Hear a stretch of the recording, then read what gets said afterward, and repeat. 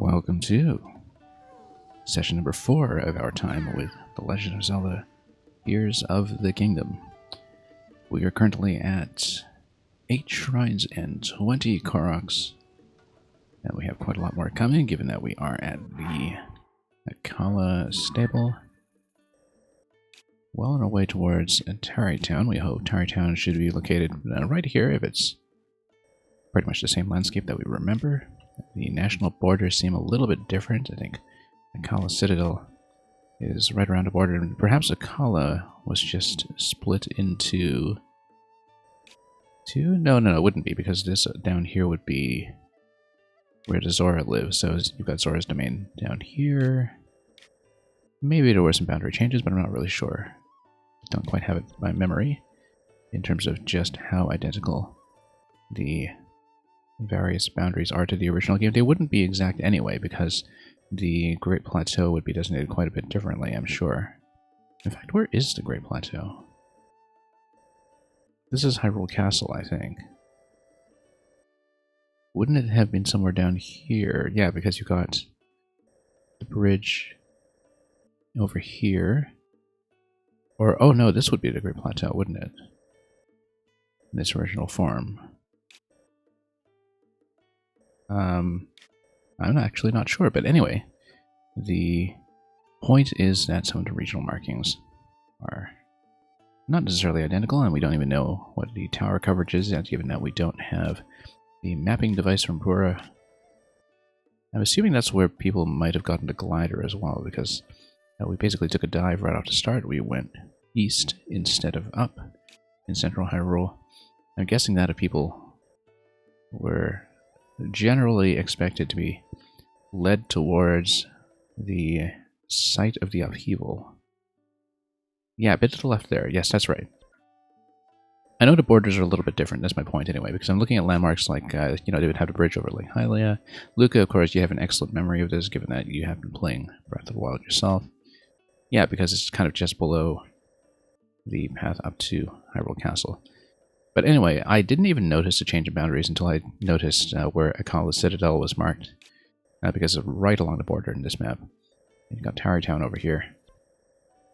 Northwest of the bridge, that's right, because one of the places you could drop off immediately in the original game, of course, was to just head down to the bridge right away and get to fighting. That's not what I did originally. Originally, I think I went to Satori Mountain, got a Royal Horse first.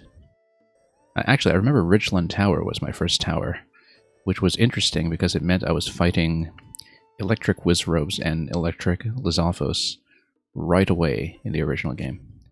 Anyway, here we are in Akala. We've got the Foothill Sable. We've got a couple of things to do. We've got a shrine over there. We've got Koroks over here.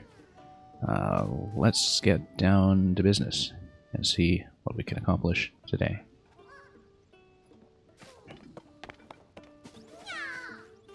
Okay, you need to reach your friend. Let's see, where's your friend?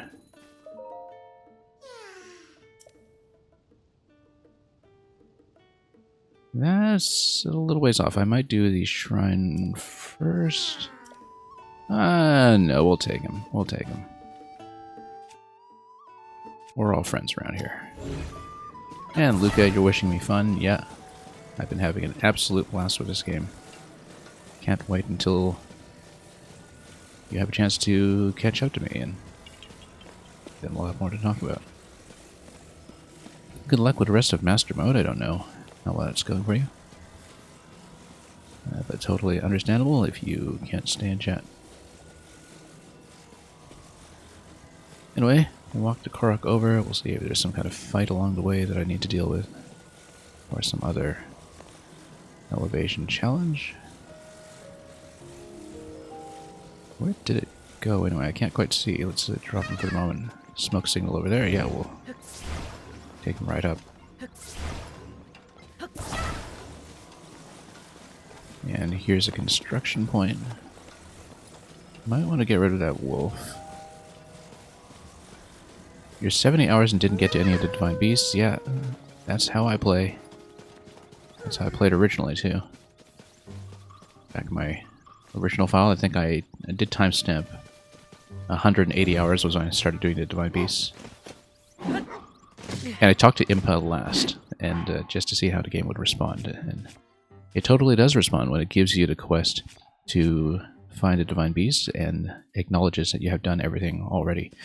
This was a bad start to this fight. First of all, we needed to cook some more food. But in the absence of that, I'm a little dependent on arrows in this game. We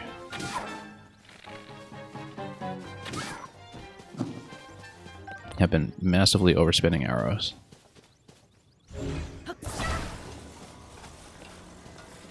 But archery is really, really good in the sequel for all kinds of reasons that I don't want to get into too much, because you can discover them for yourself. We do need to move him up somehow. Let's try to lodge him somewhere where we can pick him up afterwards. Maybe head up and pick him up first, and then... Yeah, the problem is that aiming is actually kind of difficult when you are aiming down slope. The Ultra Hand Power doesn't actually handle slopes facing down very well when it comes to line of sight, so... Anyway, we'll move you up here. That's pretty comfortable. Now, where was that smoke signal? Lodge you over here for a moment before you roll away. Up there, okay, great. That was reasonably close. Right in our neck of the woods.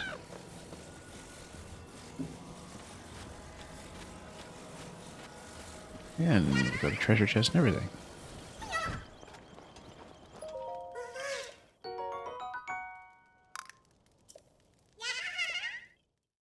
And bye-bye to you too.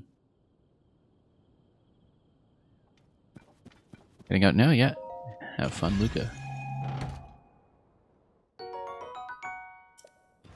Rockets, that's new. I bet you can attach those to the wings, and then you can create a rocket plane. If we have a destination to use that on later, so maybe in the sky, we should actually try that. I don't want to expend too much of that until we know where to replenish these, though, so... We'll save that for the time being.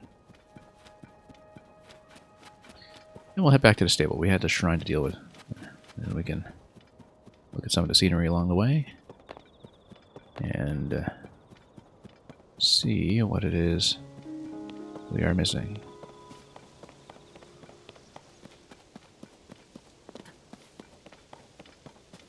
Okay, so...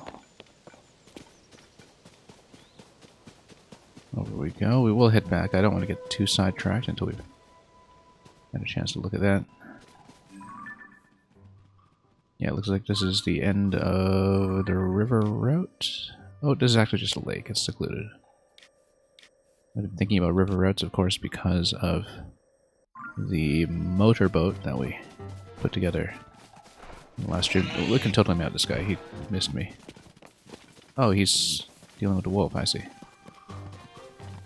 He's gonna despawn, unfortunately.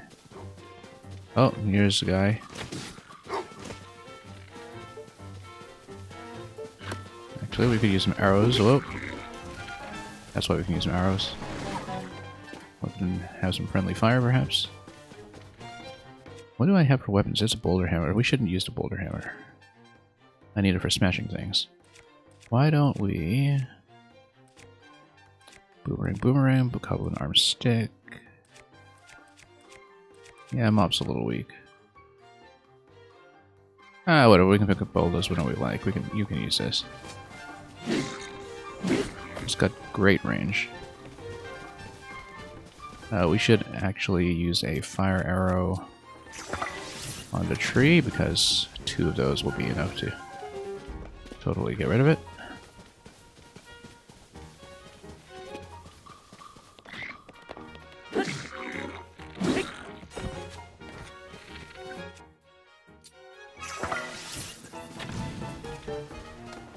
We'll burn that down.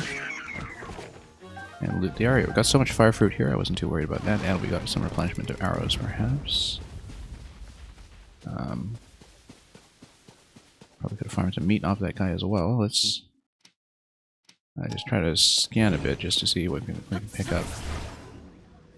Because I do want to loot some arrows if I can.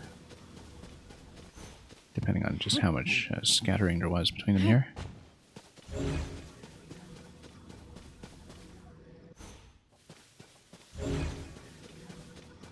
And no, just a log off the tree that we burnt down.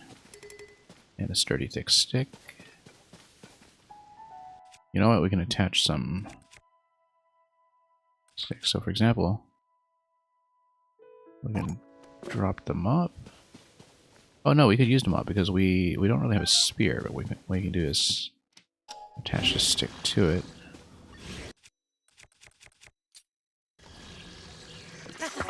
And then we'll have a much better spear with a rather clubby end to it.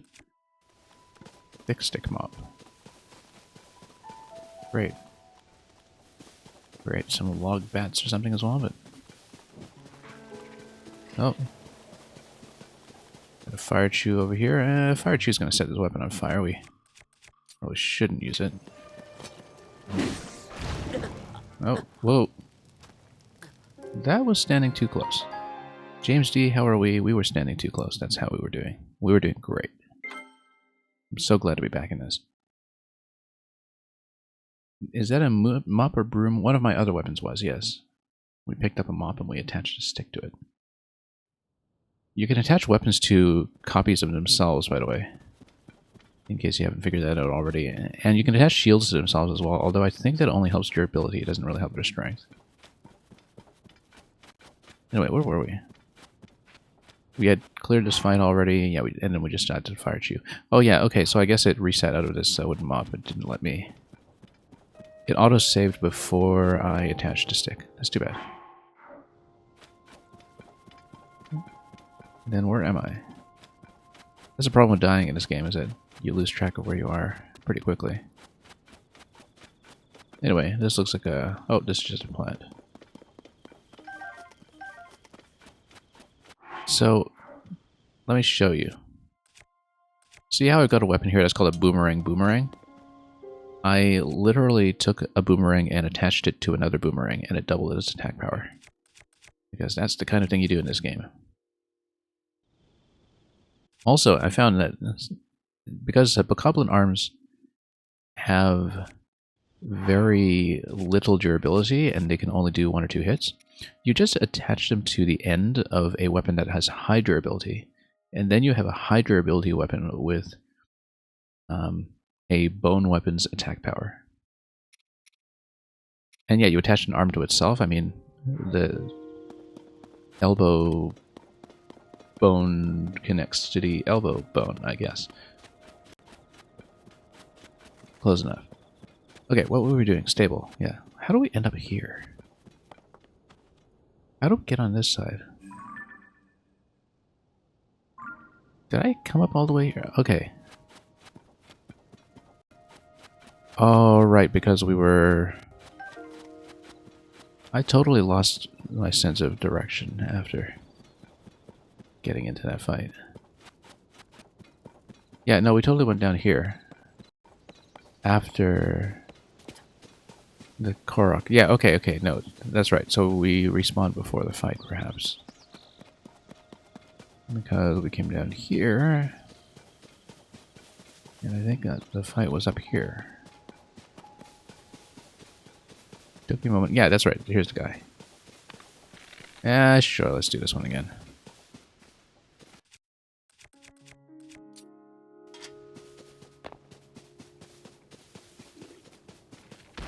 Well, then...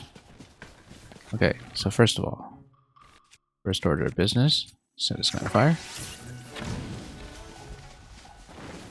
Second order of business, whack the other one.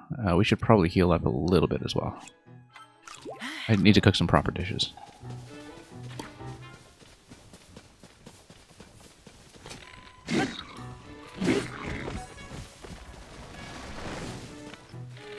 And then set him on fire again. That gets rid of him. I just died to this random fire chew by dying to my own explosion. Oh, speaking of which.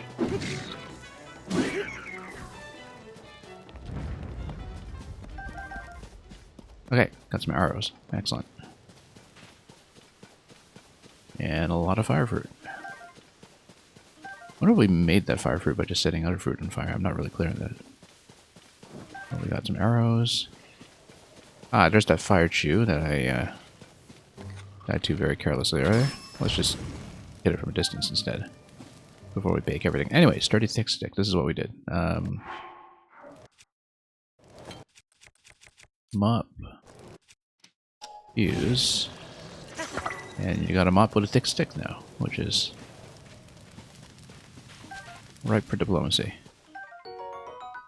And we toasted a bunch of mushrooms.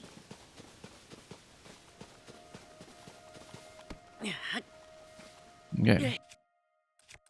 And we have a stick that's sort of still unused. We'll save it for something good. Also, you can totally fuse food to weapons as well, and I know this because there are enemies that pick up spears that have fish on them. They try to whack you with a fish.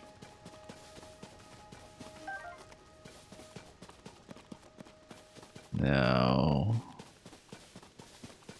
we have our sense of direction again. Let's move on. I haven't mounted a single deer in this game yet.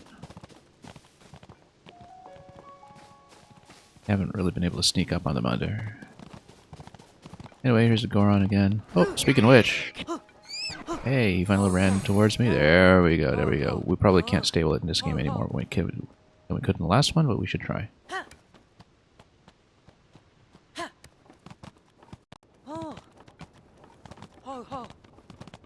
Yeah, I'm sure it works just like the last game where the stables refuse service to non-horses.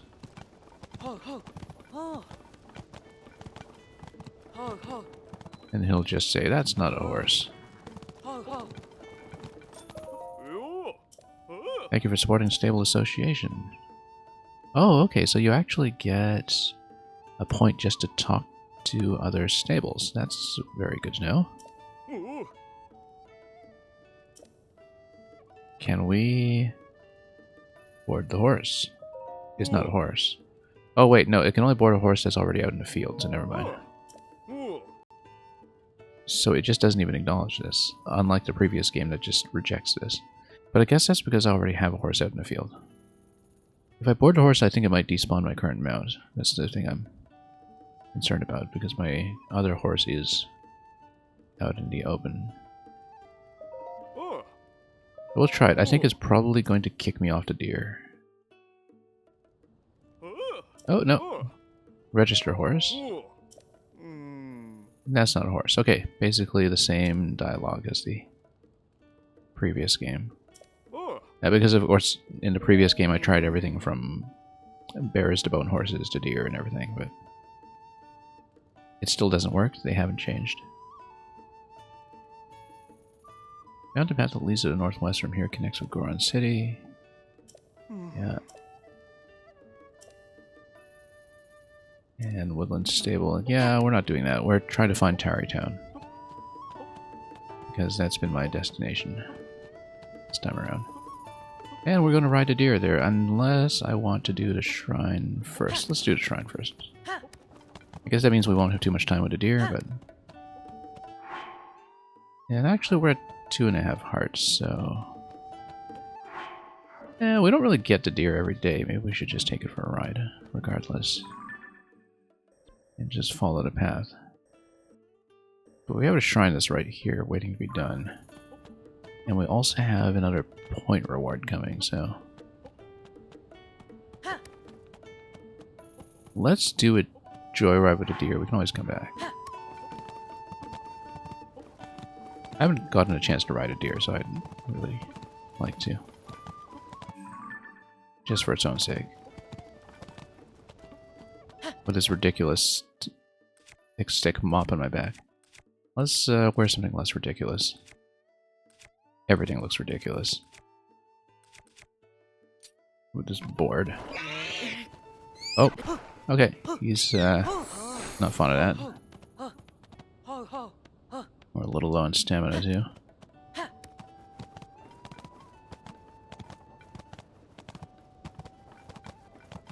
Anyway, like I was saying, we don't get to do this every day.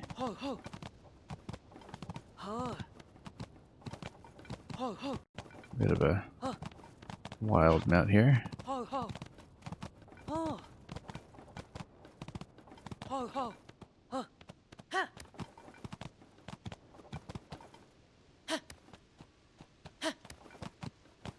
And if we change our mind about this, we'll just go back.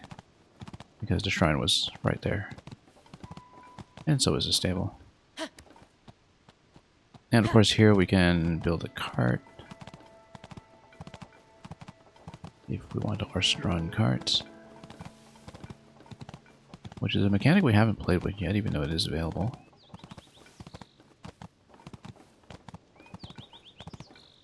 And let's see what we have over here. Can we get a bit of a visual check on Tarrytown? Oh, this guy wants to tell me that he's had his fill.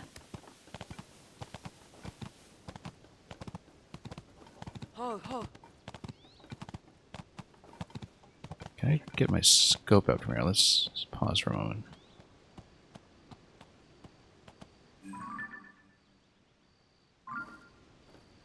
We got a lone tree over there. We'll see. I mean, Tarrytown's in a fairly conspicuous location if we manage to find it. I think we're not actually going in the right direction because Death Mountain was over there. Yeah, no, I think we're reversing. Out of Akala. Yeah, no, I'm right. We were going the wrong way. Because Death Mountain's over there, Akala Citadel would be up ahead in the other direction. In fact, this is the branch that is kind of at the head of the Akala region in the first game. That shows you the loop, basically. Oh, come on. You can do slopes, can't you? Maw, Death Mountain, and Akala. Yeah, so. Let's head into Akala. Oh, he's refusing. There we go. And what a boar. That is quite the boar, actually.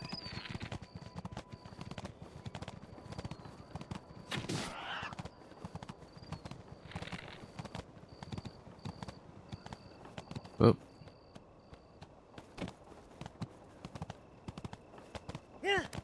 We're just going to be fancy about this. We can hunt wild game while riding other wild game. Oh, never mind.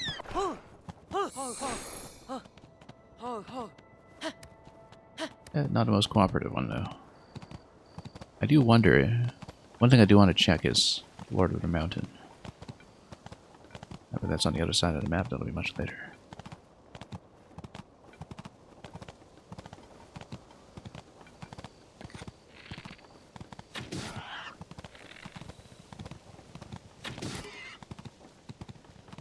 Oh, that guy's taking a lot of punishment, actually. But not that much punishment. Let's pick up some red. Oh, and he's just gonna run off. Okay. Oh, never mind. Guess you can't really let them go. Alright then, back to that shrine I was doing earlier. That was all the way over there. Wow, we covered quite a distance, in fact.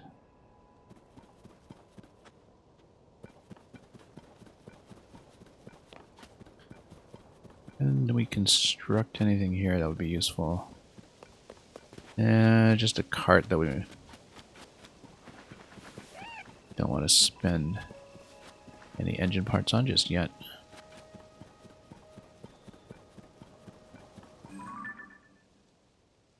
Pretty big encampment over there. I don't think they're fighting, they're just partying.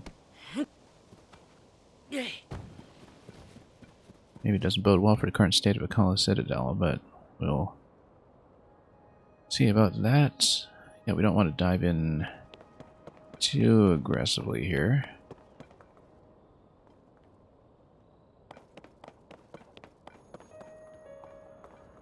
Well, let's go back to the stable and shrine since we know that is available to be done. Also, a lot of potential ascend points here, but they are pretty spread out, so...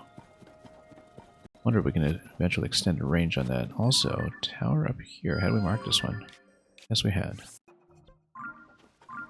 Can't activate it yet anyway.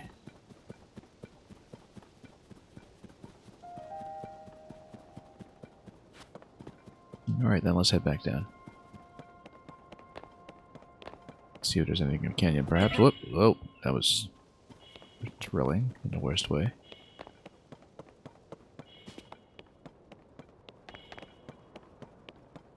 Looks just like a lot of Lizalfos.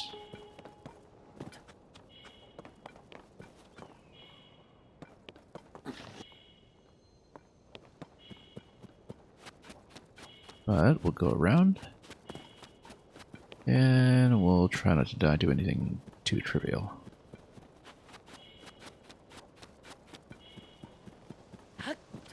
The idea will be that I'll take the Melania bed at the stable again, perhaps, and see if we can hear another message, since we know the horse god must be nearby. Also, this platform here, we never know. Could be something.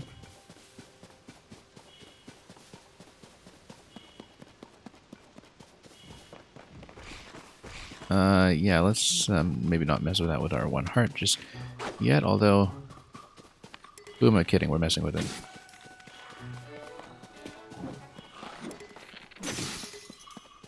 Hang on.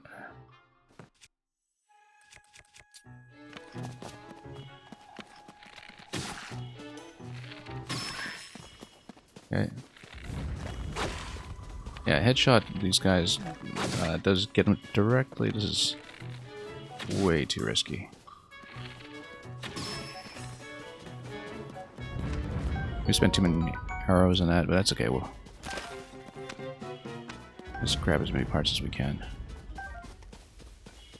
Yeah, we got some arrows back for our trouble, so it's not too bad.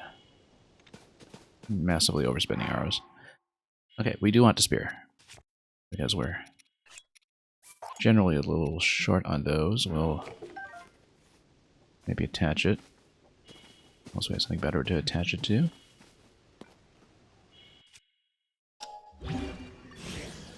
We don't really have anything better to attach it to. Let's just give it some attack power.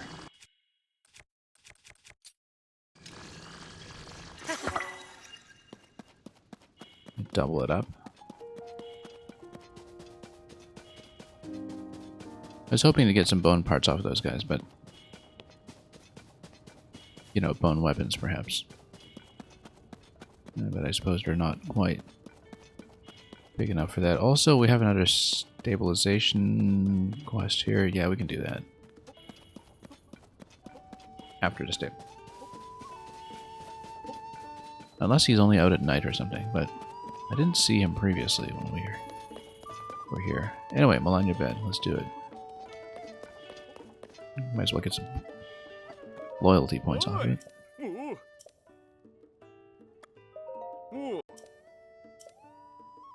I don't know if it's going to be a different message than what we had previously, but we'll stick with it.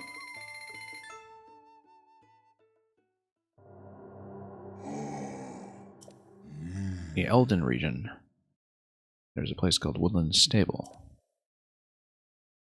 Bring the musical troupe back together to receive Great Fairy's blessings. Interesting.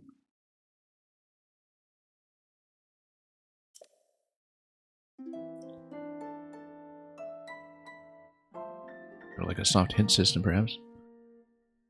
Elden region, Woodland Stable. Yeah, that's the one that's kind of at the foot of the path to the Cork Forest as well, I believe. Bring a musical troupe back together. Interesting.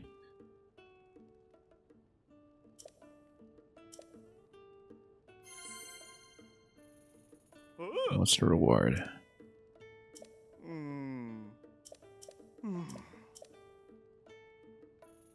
Southwest and Woodland Stable. Yeah, we'll do that eventually. What do we get this time? Register an additional horse. Oh yeah, okay, that's not too useful yet. We've got so many horses. Traveler's saddle and bridle. I like that. But we'll wait until we need to do that. I guess that's an incentive to actually talk to every stable at least once.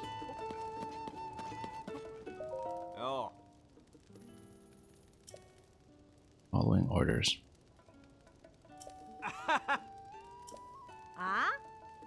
Everybody's in their Eventide Isle uniform.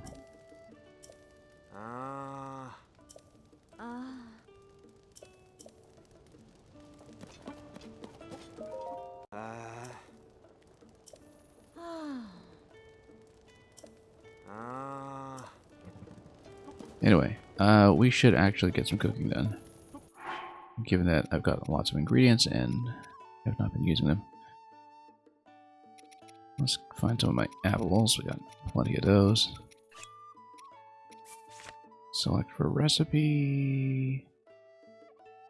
And yeah, some of these 3-heart replenishment foods are probably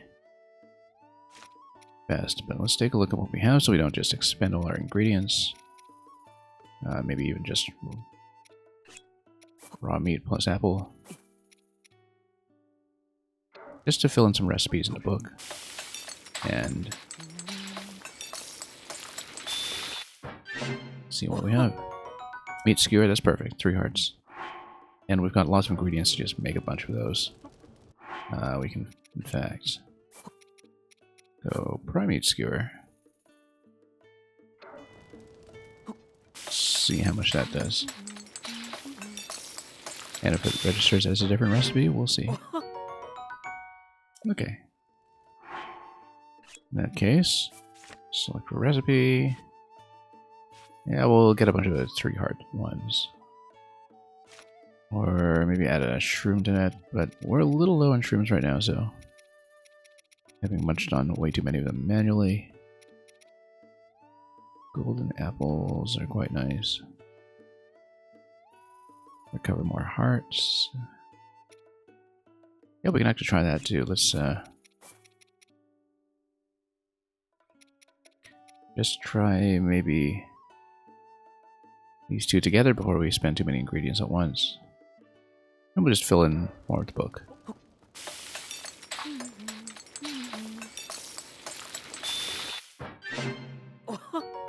Simmered fruit. Doesn't register as new, but we'll just try a couple of different combos.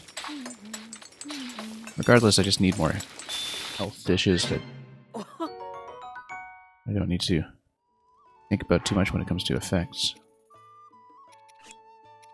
Yeah, select for recipe. And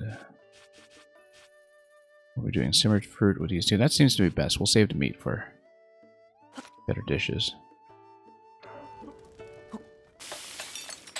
And then we'll just have a bunch of 3-heart items to keep reasonably safe.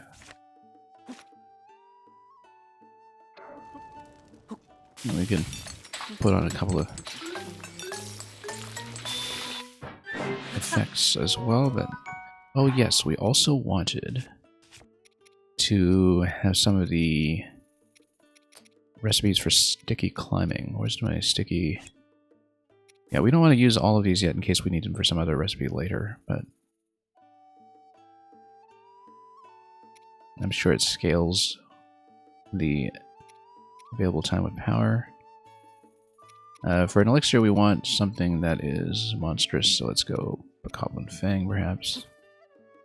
And just see what that does. Try it with a sticky frog as well. Slip resistance 350, fantastic. We actually do want plenty of that. And we'll see if the frog does anything different. One at a time is probably good, given that we can try to...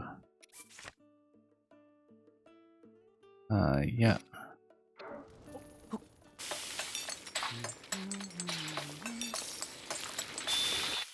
Just, you know, spend them on small patches of climbing. 3 of those is probably good for now. We'll save some of these ingredients in case we, again, need them for something. And let's get some fireproofing just in case. In case we suddenly decide to go somewhere that needs that. Probably some additional ones just so we have the ability to do the Death Mountain Death Run if it becomes necessary. We'll just load up on a bunch of this stuff. Now, what else do we want? We've had a couple of these effects now. A lot of these will probably save for attack power. This Stalnox horn is wonderful. Not going to make an elixir with that, come on. But yeah, we've got the Goblin horns, which don't do quite as much when it comes to attack power, but looks like none of these give you shock resistance. That's probably not what we need to go for, but we'll stick with that for the time being, I think. And how are we doing for healing dishes? We can probably make a few more. Just to spend down a bit. And strategy game hunter, you have news for me. And non-spoiler news, I hope.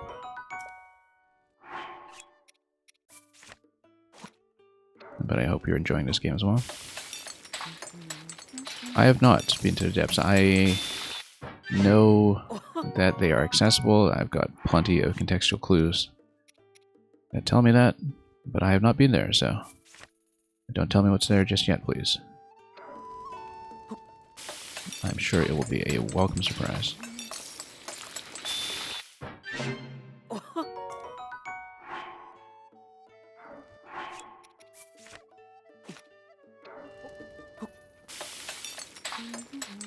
You learned of one location that you can get from there to the surface.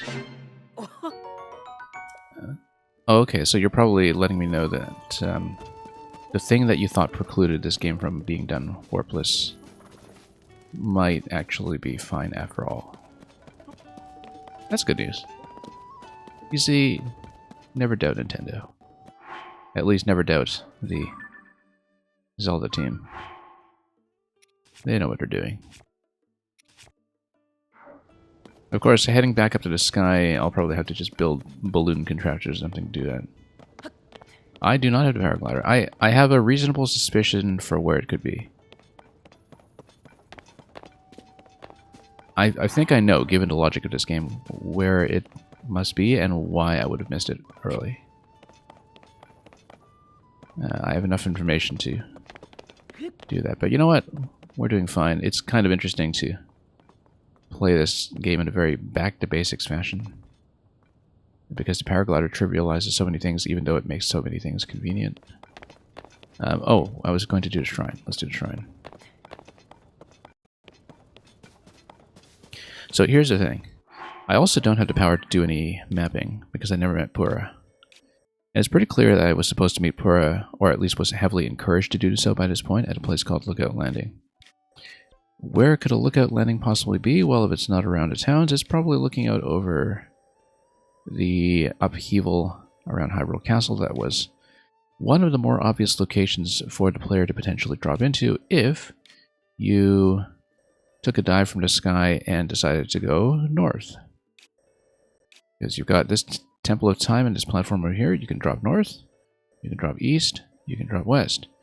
I'm sure a lot of players will be naturally inclined to drop north, and that would take you within the vicinity of satisfying your curiosity for what's going on for the castle. Likewise, a lot of the initial quest pointers kind of encourage you to go to that area as well. So, without telling me, I'm making it way too complicated. Yeah, I know. I make everything way too complicated. That's our style. That's what we do.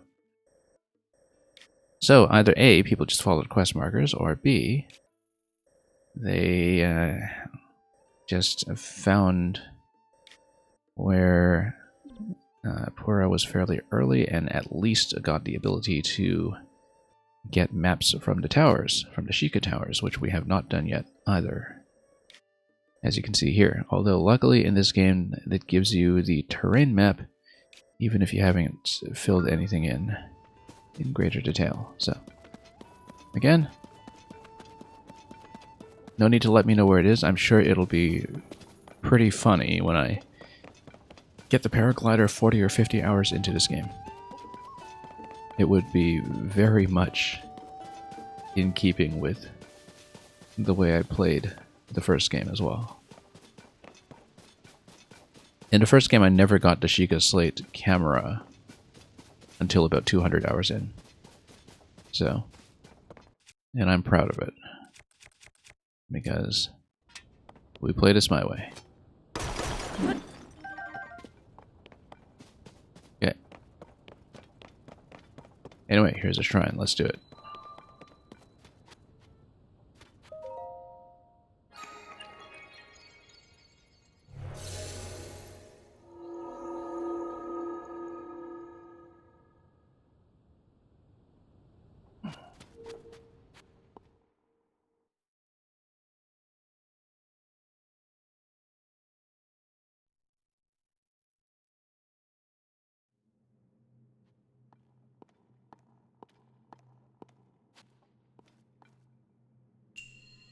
Wind power. I hope this doesn't require a glider, but it is a wind shrine, so it is entirely possible.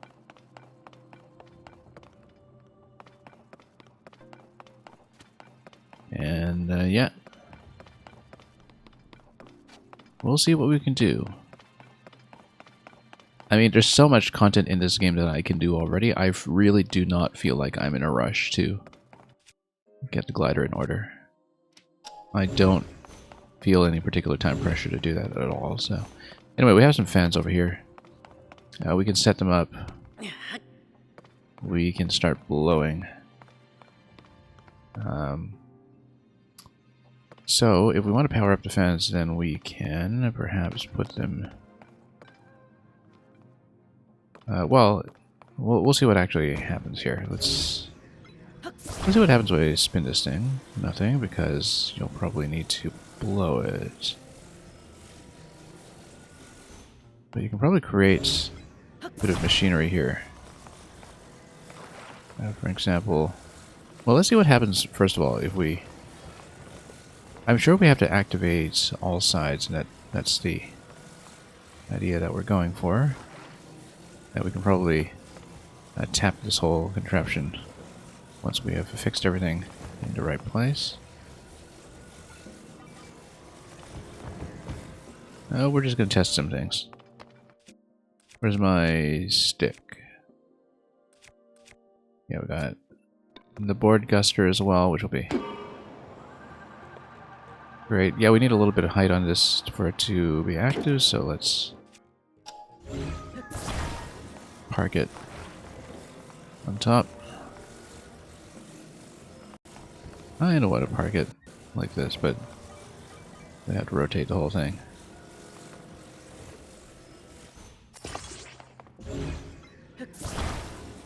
For instance, okay, you can rotate this. It is going to require a bit of force, though, so maybe that's not the best way to do it. Let's... Oh, you know what? We can just grab the fan and turn it. Okay. And then we can whack it. And then... grab this. You can just whip it all the way around, and if you put them on either side, you should then be able to activate all of them at once.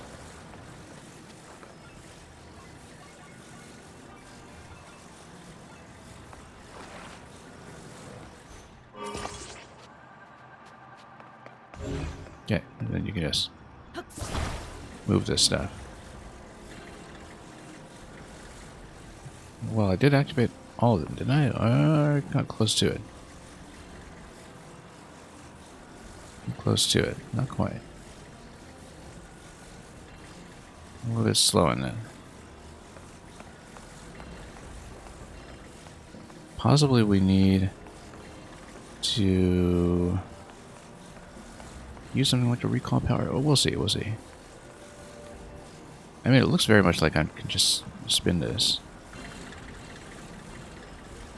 I'll spin it like this. There we go. Spin it from the inside. Okay, door's open. We don't have the chest, though. And I think the best way to get the chest is probably just project myself upwards.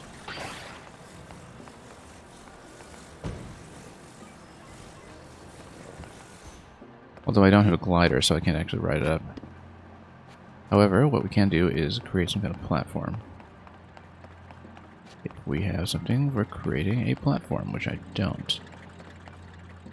What if I stack two of these together?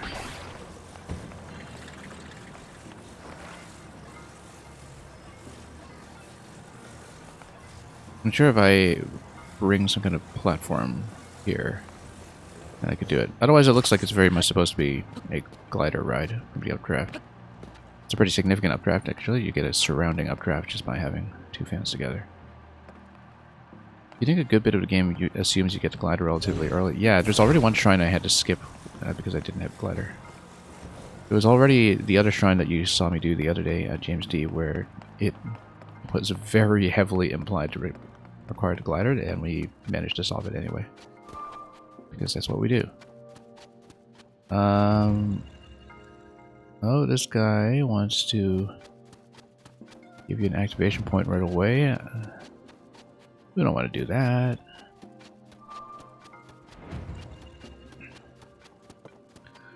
But what if I drop... Hang on, let's drop the board. Oh wait, hang on. I don't want to sort that.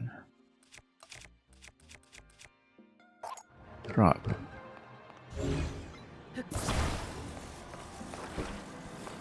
Attach.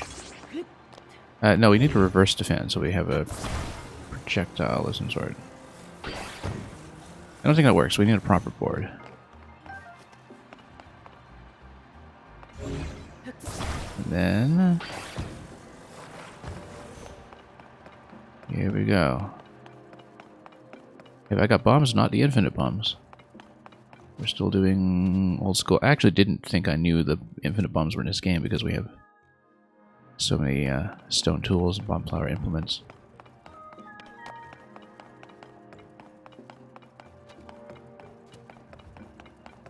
So yeah, don't assume I have anything, basically, because I play my own way.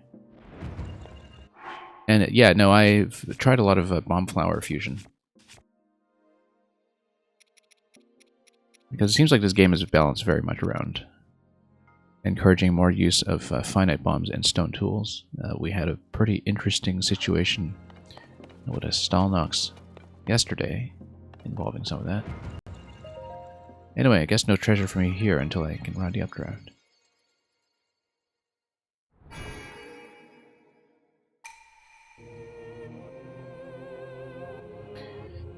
Yeah, I previously did the shield surf with the bouncing spring as well, but we have run out of that for the time being, so...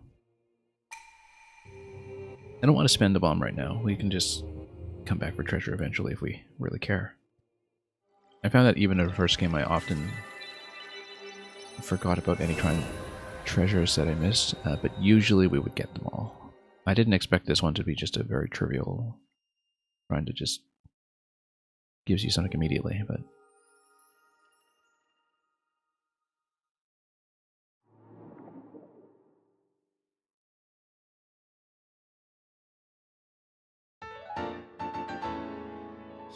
yeah, I don't think I want to blow the bomb on it, because bombs are pretty precious here. As I discovered when I very nearly ran out of ammo on the Stalnox fight that I'm talking about.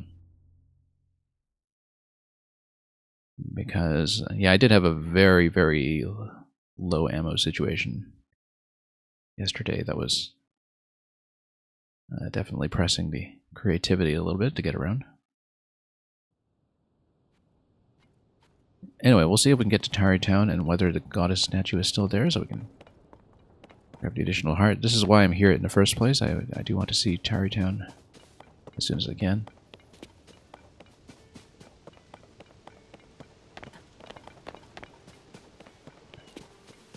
And then,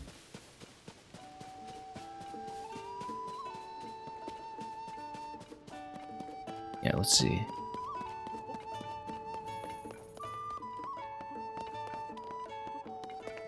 Sure, let's grab a horse. Might have been play around again in horse a little bit. Okay, so we'll just ride northward. Yeah, face in that direction, and then we'll keep going. Over to Treasure Dogs. Did we check the well? Yes, we did. That was the last thing we checked yesterday.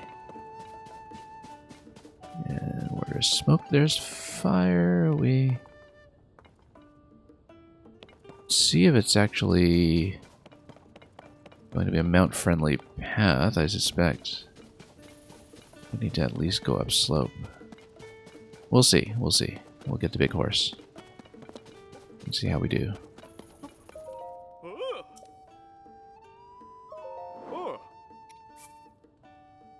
Our Ganon horse from the first game.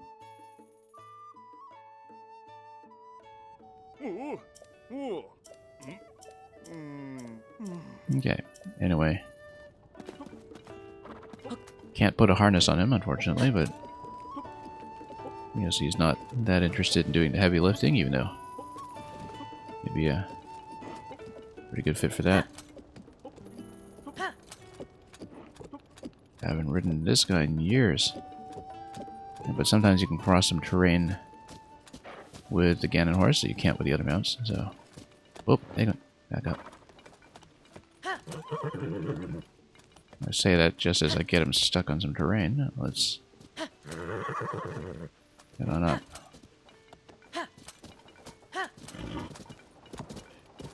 Well, he's just gonna lunge.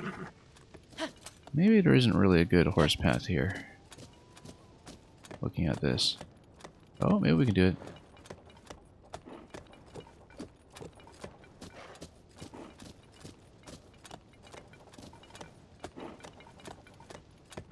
Okay. Excellent. Let's smack some of this stuff. With the boulder.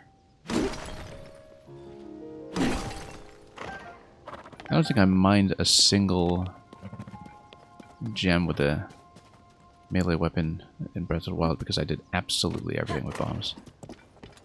Horse in real life would never ride up there. No, I know that. Suspension of disbelief here, but this is the Ganon horse. He does everything except pull harnesses, apparently. Because he needs everything to come in XXL. Okay.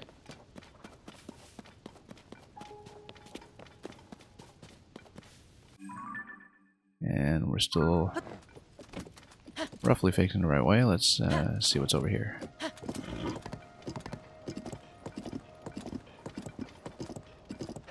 You've been working on uncovering your full map? Yeah, that was the first thing I did back in Breath of the Wild as well. Took me about 40 to 50 hours because I was basically discovering the whole map in the process. And this time around, of course, I need to find a mapping tool first from Pura. But we'll have to discover what that's going to look like. Also, yeah, no, it's just a bird. I'm sure I'm missing tons of Koroks here, but, I also want to go for a ride. Are we going to have temperature issues here? No, we shouldn't. We'll just go down and find Tarrytown. If we can. This looks like it's going to get me into some... Oops. Come on. Let's not get stuck here. Some warmer climb. So, whoa, no, he doesn't like it.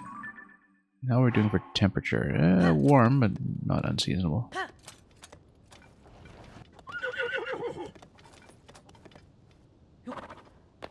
Then, yeah, I haven't seen any dungeons yet, so feel free to chat amongst yourselves, but I will not be reading too much into that. Whoops.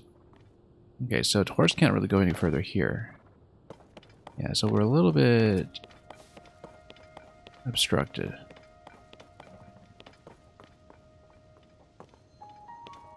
Let's see here. I guess we can go down this way. I guess we were supposed to go around in the first place. Oh, with the upper path by Kala Citadel. Yeah, you know, let's do that. Let's just... I guess we can't really take this direct path.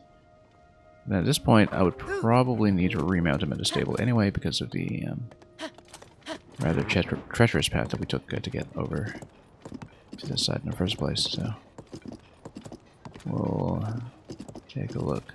Right, because this was where I came down from Death Mountain in the first place when I was getting here from the Death Mountain path.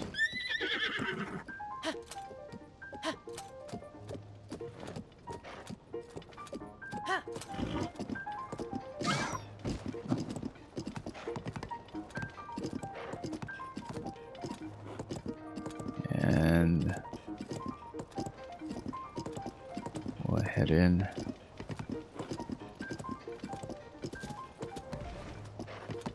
Okay, so yeah, we can actually still keep this path. The autopilot on the horse is quite good for this path, in fact. Even though, whoops, I got dismounted because the horse is too tall. This is a bad position for it. I feel like we should not potentially kill it, and... yeah, because I got dismounted because the horse was too tall, and I actually just whacked my head on the shrine just now, which I think is not supposed to happen. It's probably supposed to actually take you down this path. Okay, that's fine. We'll just get the horse back over here. And maybe whack some of this while we're at it.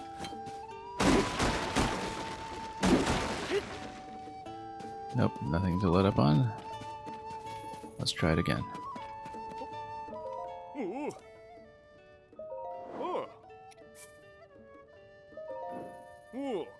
Okay. And the stables will be here.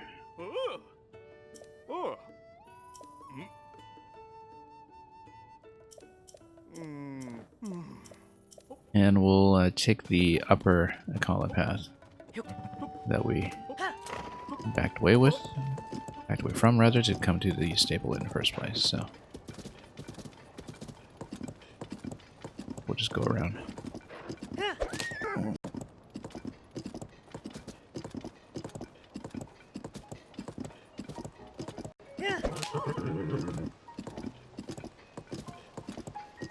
Anyway, good thing about this guy is that he's basically infinite stamina.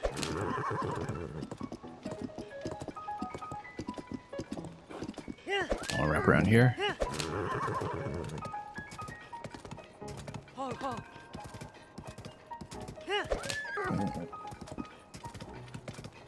And did I even look at this tent?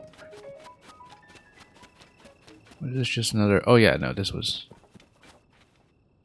nothing.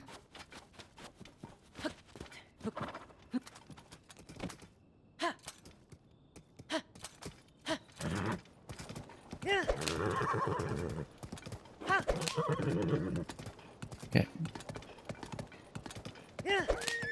Let's take a look.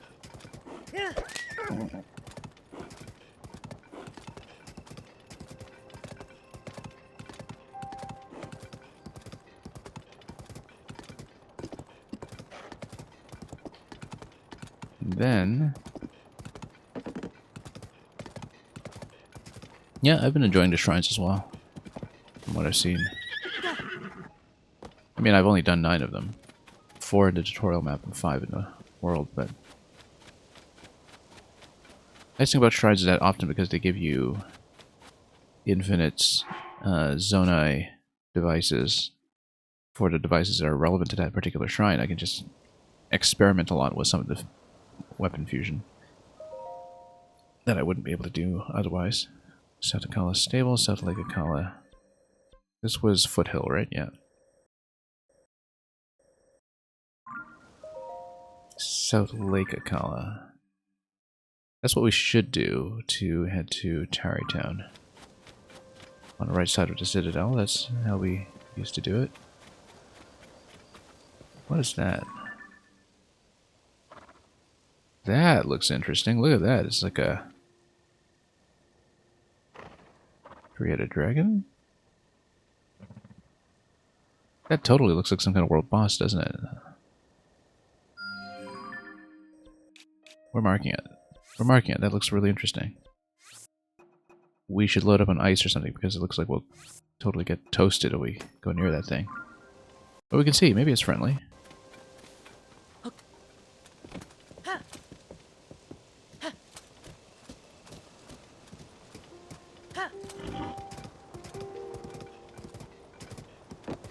And yeah, nothing really counts as cheating in this game. It gives you the tools because it wants you to use them, right? Like 100% they pick that kind of thing up during testing and they say, you know what, we'll let the player roll with it because it is fun and cool. Alright, let's not get anything handed to us here. We're just going near this for the discovery experience and to get it marked on the map. We're obviously not going down to pit yet. But can I get the discovery? Yeah. Not discovery experience, rather, but just to get the map marker.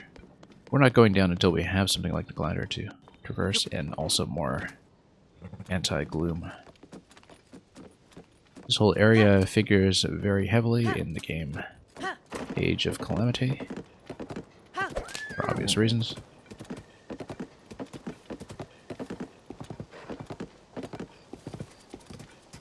And yeah, I mean, that's the whole point, right? It was true of the first game as well, that I think one of the great pleasures of the whole shrine system to begin with was that you could do so many things that you didn't necessarily care whether they were deliberately designed solutions, but if they worked, they worked. And so it kind of feels better in some ways to be breaking stuff. This guy's got the Dragon Bone Shield and Flame Weapons. I feel like these guys are going to one-shot me if I'm not careful. They're a bit strong. Let's toast them, actually. They've got... I don't want to toast our shields, necessarily. Let's figure out what we're going to use here. We've got a beam, we've got a stabilizer. I don't want to fight them head-on. This is why we've been expending so many flame weapons in this game. Let's... hang on. This is too close. We don't have enough stamina. Okay, now let's get into a stable location here. Probably just toast them. They're toasty already, so it's not like setting weapons on fire is going to be any worse here.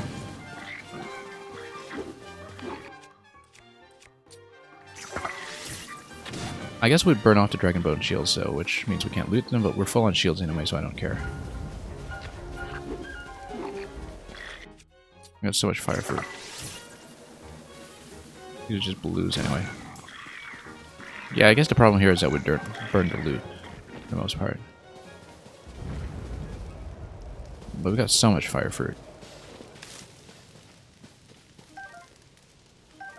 And yeah, black horns, great damage off of those guys. The Ascension ability is a shortcut.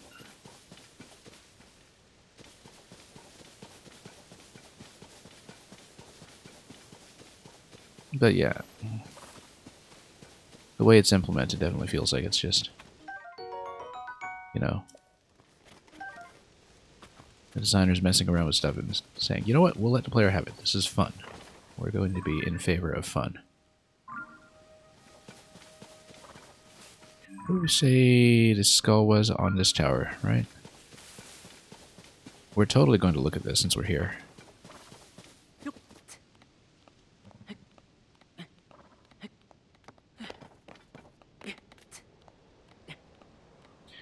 Yeah, James D, I actually went on top of the Temple of Time before I had the Ascend ability.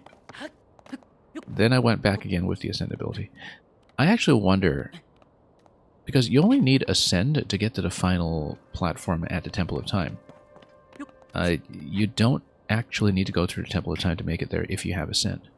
So, does the game strictly gate you off from making the initial dive into Hyrule if you have not followed the story sequence and gotten 4 shrines and gotten the recall power? I would assume it does, but I don't know how that looks, because we totally could have tried it, and I missed the opportunity to try it, and I regret that. Because that's exactly the kind of thing that I would have wanted to test.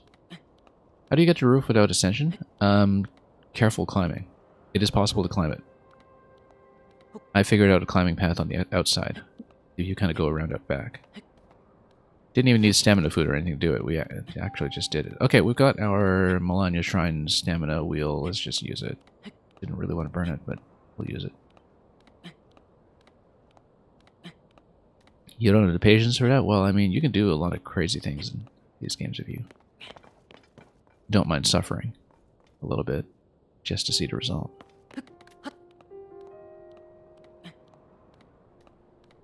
I have my limits as well. I try not to do anything too grindy, but, you know, I do like to try to get to various locations.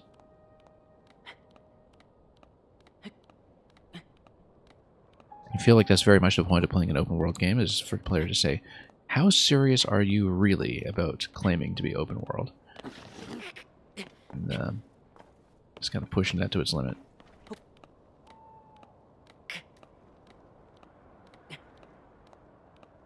Yeah, there's some other things I don't have the patience for, but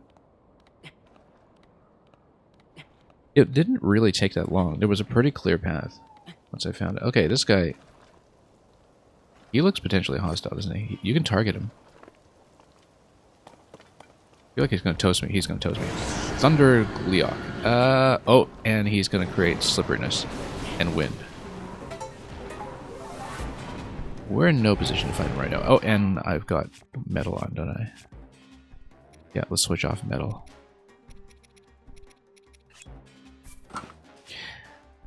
I feel like we can't actually fight him yet, but we'll... We've got 7 hearts. We can try. What do you think he's vulnerable to? Let's see our bow here. Okay, all our bows are safe, which is great. We don't have that much to work with, though. He's a lightning guy. He's probably invulnerable to lightning. We can't use fire because there's rain. Ice, maybe, but... We'll think about this for a moment. And, yeah, it's kind of like the...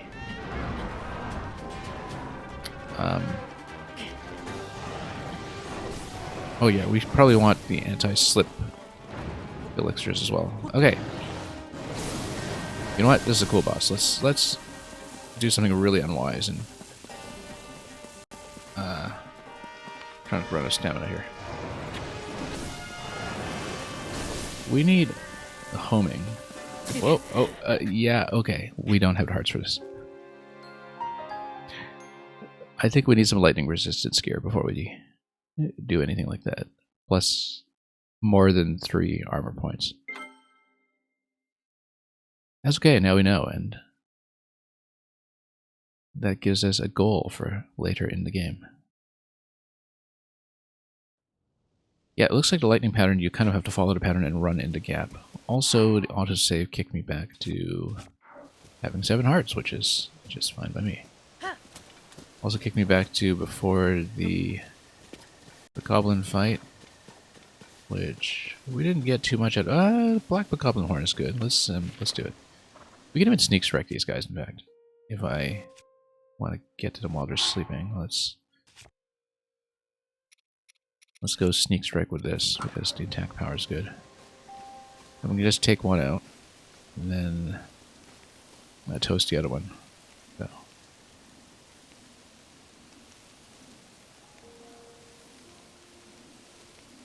Yeah, we'll see. Thunder Gleok, that gives me a goal for later, and that's the important thing.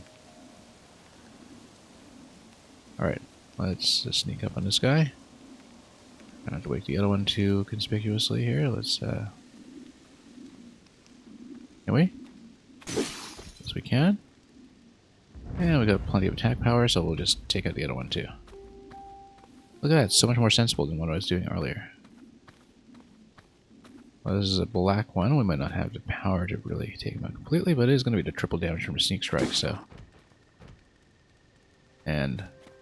Oh, okay. He's going to wake up, and then we'll just make sure he doesn't shield up.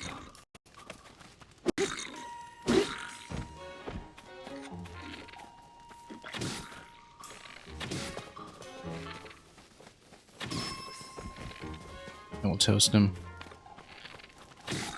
And then now he's got fire on his weapon, so let's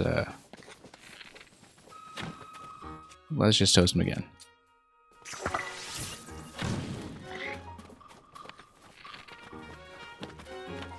Whoop, okay. That was slipped there.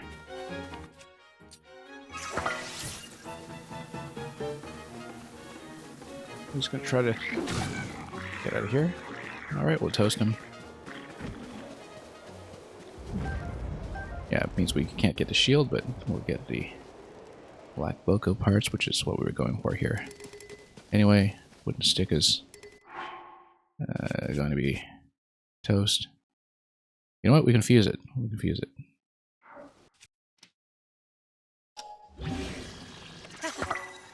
There we go. Probably not even the best one here.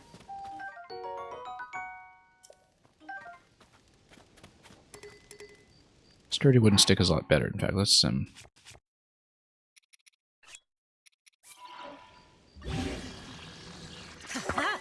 Oh no, actually no, that's the same thing. Sturdy wooden and sturdy thick. That's right. We didn't read that properly. Seems violent for a Nintendo game, yeah.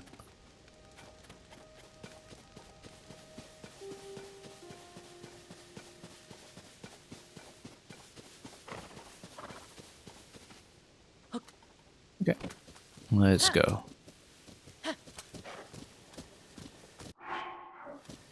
Oh look, there's our first sight of the red dragon in this game. Same place that he was in for part of his flight pattern in the first game. So we haven't seen the green dragon yet because we haven't been down to Farron region, but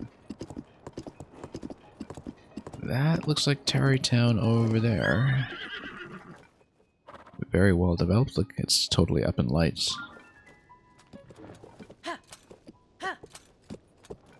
I'll just get down from the citadel. And there used to be a fairy fountain up here as well, but I'm sure it's gone like all the other ones. So this is an ascension point, pretty obviously.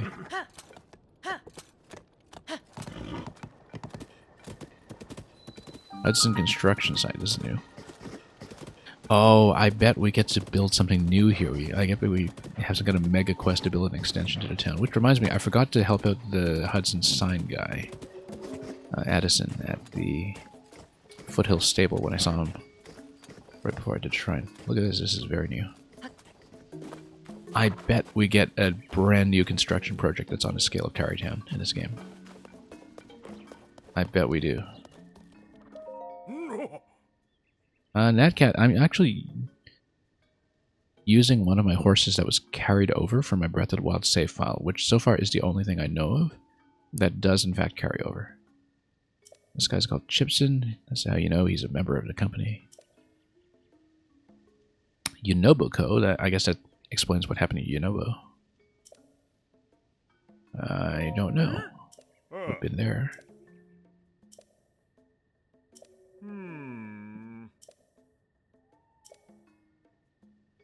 Okay, so we'll eventually figure out what's going on with the Gorons. So yeah, Natcat, I'll show you my horse in just a moment, but... yeah, so President Yunobo, we know him from the first game. I had very little interaction with him because, you know, he was just there for the Divine Beast, and that's just a blip in the whole experience. Blue uniform with a pickaxe, I see. Zonai devices.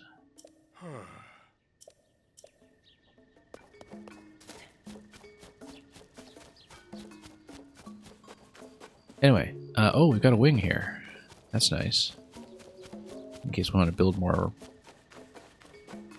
Flying machines. Whoa! Okay.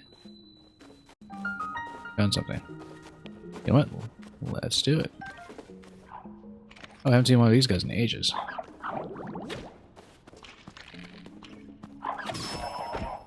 Okay.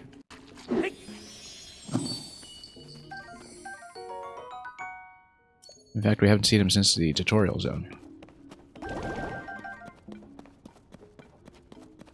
Okay, looks like we have devices that are all secreted away back here, which means that we need to find some path to get to them. Let's take a look.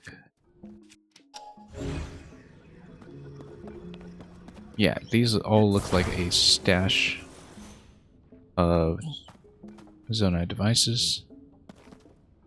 This is just a clue for what to look for, and we'll need to find some access point elsewhere. Oh, look at that. Sticky lizards that all dispersed. Okay, fine. So we need to find some way in.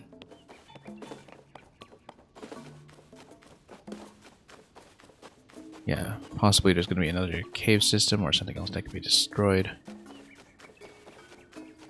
Got more wings, and here's another part of the cave, perhaps. There we go.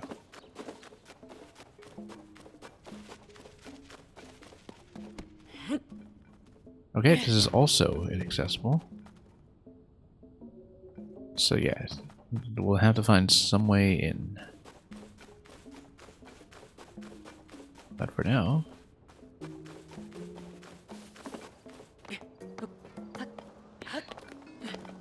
So yeah, like I was saying, Netcat, you have access to your horses from the first game, including the ones from the special horse quests. So the Royal White Stallion and, of course, the Ganon horse, which I just named Ganondorf. Because, you know, it's not like that name was taken. Here's a well. We'll go down a well. That actually should be pretty obviously the way down. And the thing you were supposed to look for.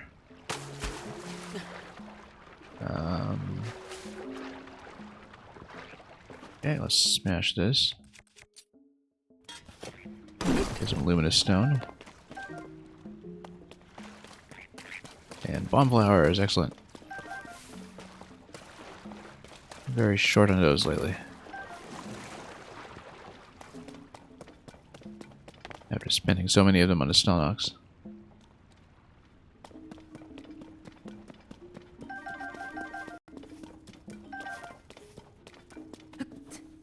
Okay, bright bloom seeds galore. This looks destructible. I think we just need to do a bomb arrow on it or something. I'd like to have a solution that's not going to be that expensive, but I think we have to do it with the bomb arrow.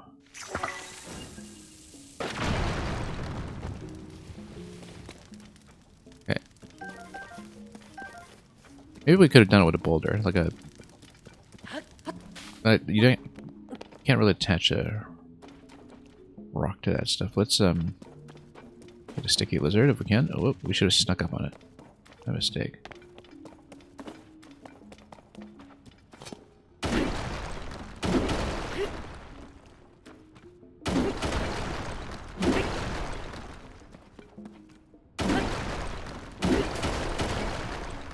And here we are. Here's the stash. We can get a claymore if we have room. We don't have room. But it might give me a fairly significant boost in attack power, so perhaps we... And... do something... like sturdy thick stick, and then, yeah, it gives you a pretty heavy bonus. Let's switch back out of that, though. Anyway, small wheel.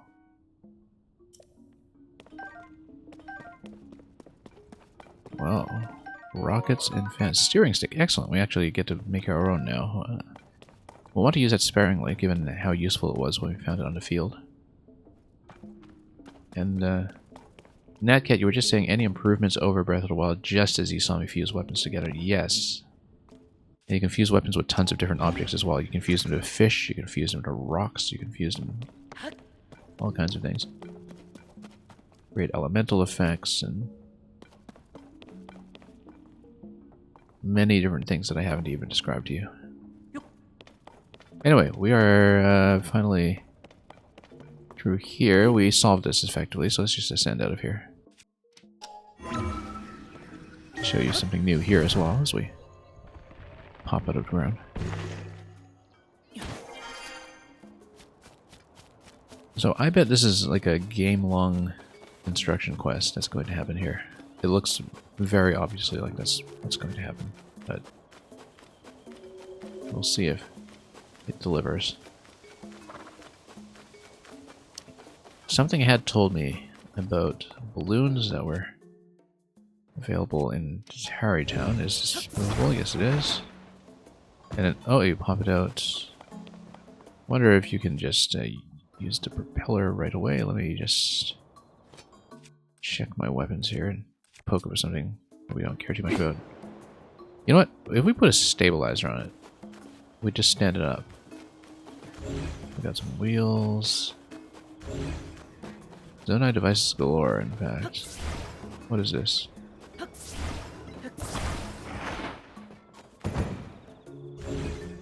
Oh, that's a flamethrower, or is it? No, or is that one of the small wheels we were talking about? I think it's a small wheel. Okay. In fact, we can read the item description once again. Let's find it. Small wheel. Spins quickly and is best suited for flat. Yeah. Oh, you know what? And we'll pop in some batteries over here just to see what it spits out. After taking a quest. We know what it does. Oh.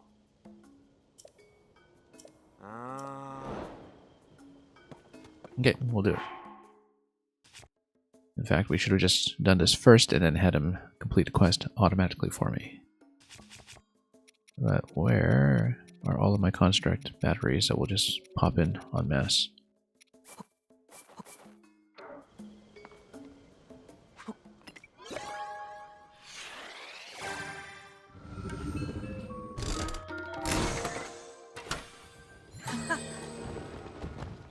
Let's see what we get from this one. That's what those things are. Yes, they are. I hope it doesn't despawn anything here. Okay, good. You never know when there's a character cutscene. Kakariko Village, yeah, we have one. Dig Dog Bridge. That's his new name. I don't remember something called a Dig Dog Bridge. Oh, no, I think I know what that is.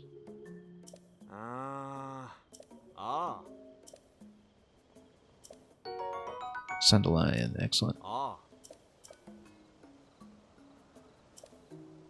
And we already did the Sunderland quest over there, so this guy's basically a pointer to Kakariko if you somehow missed it on your way to Tarrytown, which was always meant to be one of my first places here anyway. Excellent, we've got lots of devices here, which we'll eventually use. Yeah, stabilizer to get the balloon to stand upright, and then probably a fan to put some air into it. We can build all kinds of things.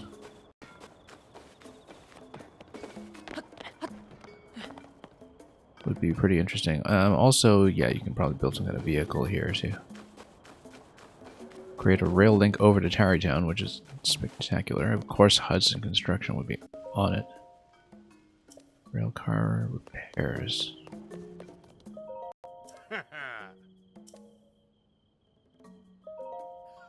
Disbanded cart, yeah. I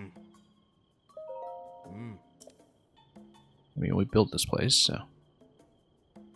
I mean, they built this place, we just put the team together. Handle assembly of Lookout Landing and the Skyview Towers. We still haven't been to Lookout Landing.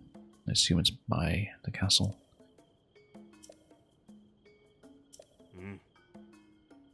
Fixing decorations to weapons and shields, yeah.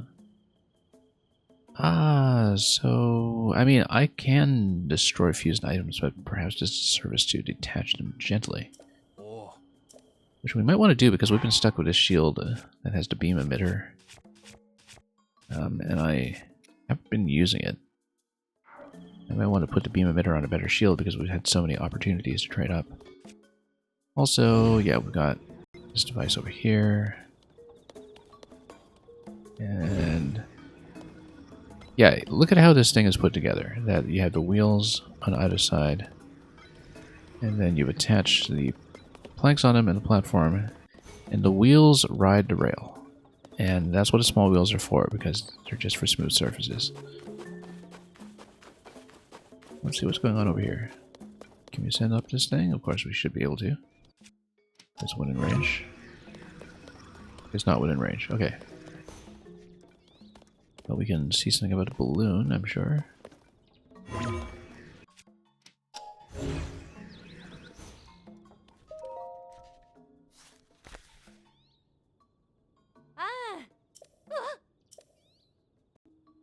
Goal work that can't be done anywhere else.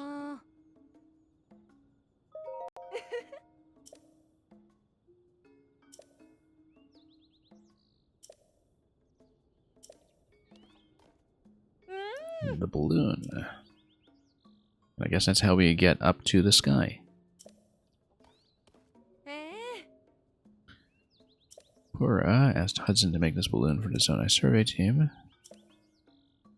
And I guess this shows you how to potentially build one yourself. No civilians allowed. Already asked about this, right? Or not? Oh yeah, no, we asked about Hudson construction. How convenient that Tarrytown has done this for you. And yeah, no, we now know the location of the last one, which is going to be at the entrance to Gerudo.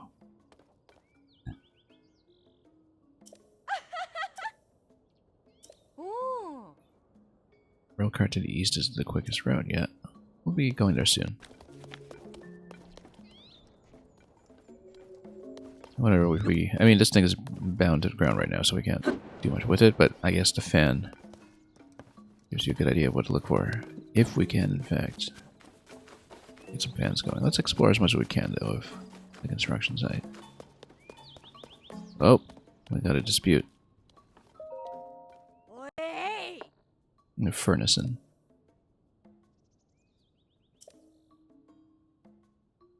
Yeah, I guess we'll have to fix up the vehicle.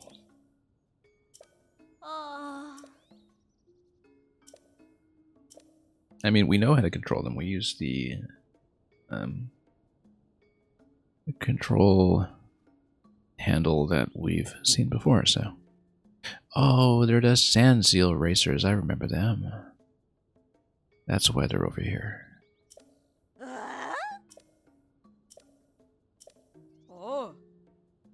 Yeah, we've found something that works.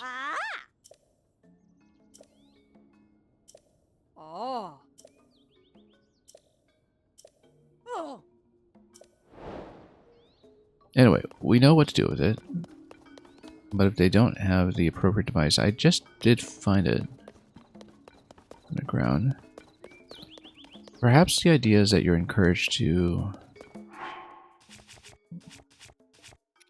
Let's see, because we've got... How many of them? Oh, we actually do have a second steering stick. So we'll just take the steering stick and we'll pop it on, because apparently they can't find one for themselves.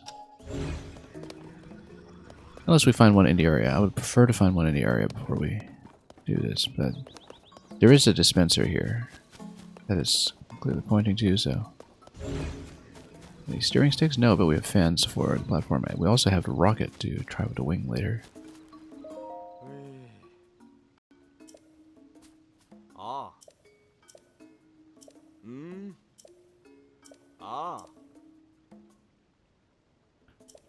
They still be in production, yes, we know that.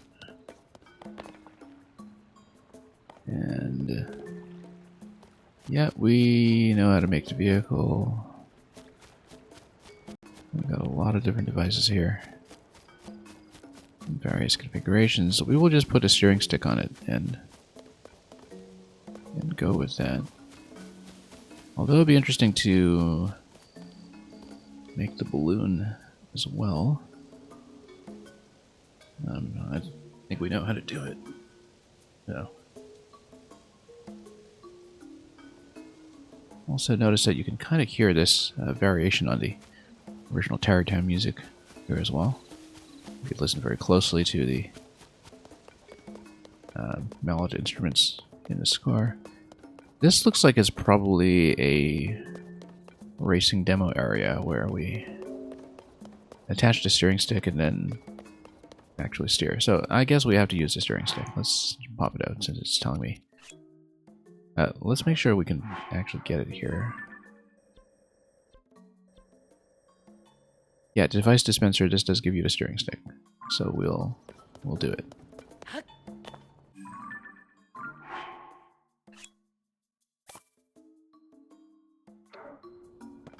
And then we'll move it slightly.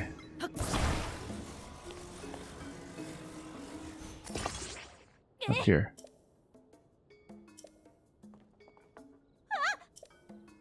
Yeah, it's perfect.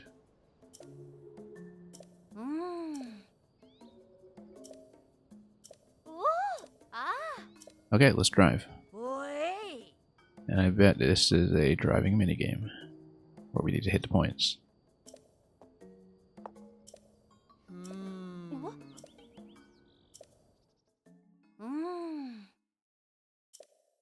Alright, let's ride. Hit the points, I guess.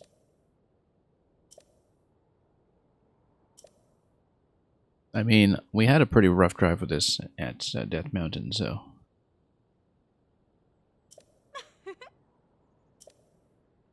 Don't let go of the steering device or go too far, of course, yeah. I'll do it. We know how to do it, and we have a raid from B Minutes. I was wondering why we heard the Zelda success chime all of a sudden, right as we were completing something. But B Minutes hope Fire Emblem was going well with you today, and that you managed to clear some additional maps. And we'll give you the new built-in Twitch shoutout as well. We'll do it both ways.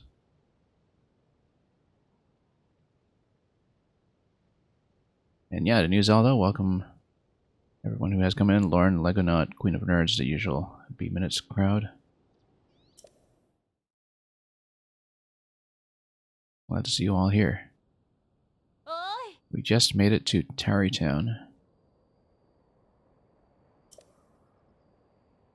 Just touch all of the lights and return to the starting point. Yeah, let's do that.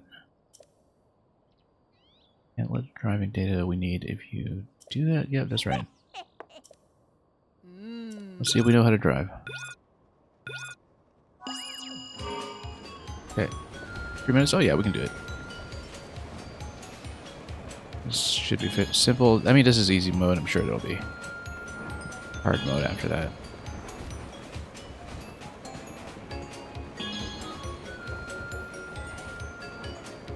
Might be a very generous timer until we are actually given some kind of challenge. Eventually we'll need to get rocket propulsion on this or something.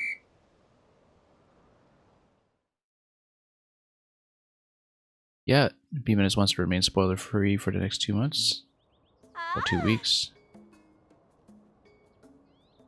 I mean, I know nothing of the plot because the way I play, we haven't really even done the first quest.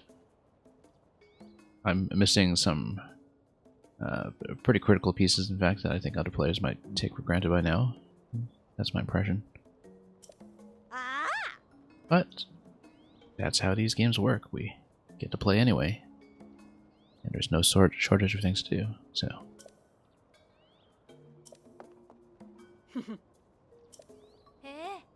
Okay, so... I bet we have to fix some additional devices here to this rig to improve the car and sleepover ticket. Oh, interesting. It's a reward for collecting pony points, but then we can spend it to probably obtain more pony points, perhaps? I don't know. We'll see.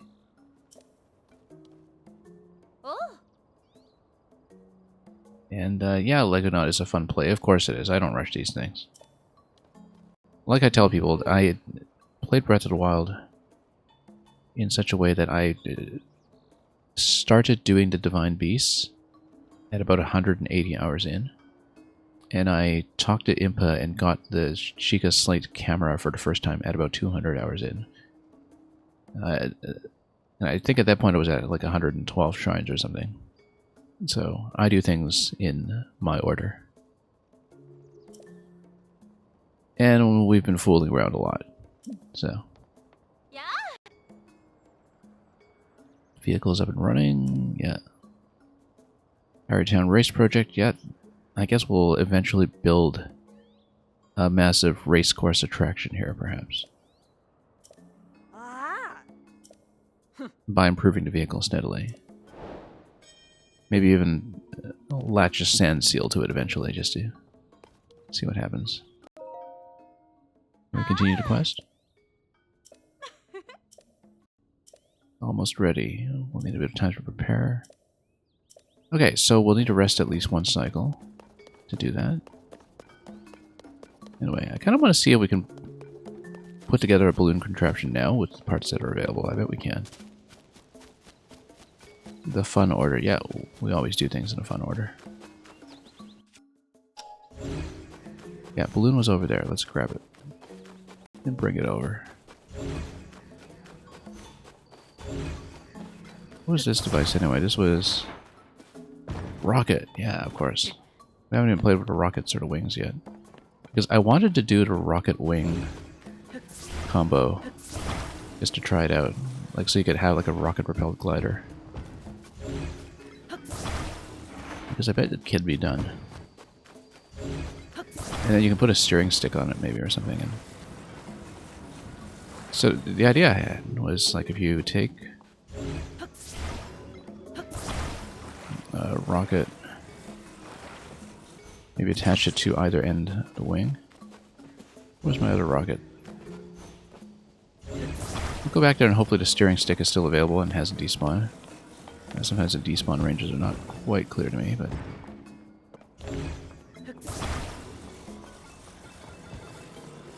So let's say we attach the rockets to either wing. It's not quite evenly spaced. Let's fix it up when we get a chance.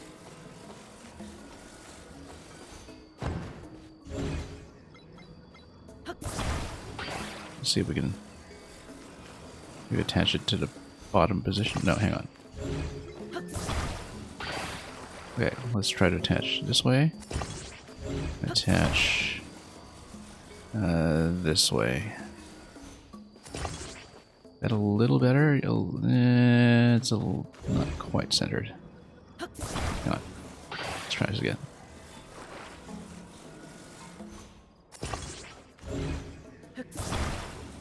We do want the machine to be balanced. It's a little better. Now let's put a steering stick on it. And also an activation point that we can do. It's late for you, Legonaut. Yeah. Get ready for bed. Have a good night. And, I really want to see how this works. Alright, so let's go... I wonder if they let me disassemble the vehicle, or if once assembled, they're going to lock me into place. We're sabotaging the racing project.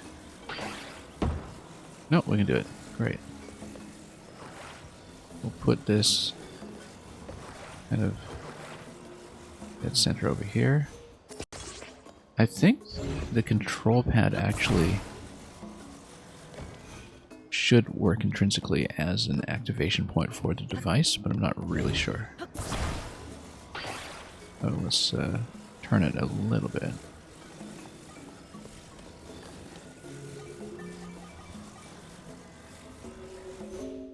And we'll try it. If it doesn't work, then we'll get the control pad as well.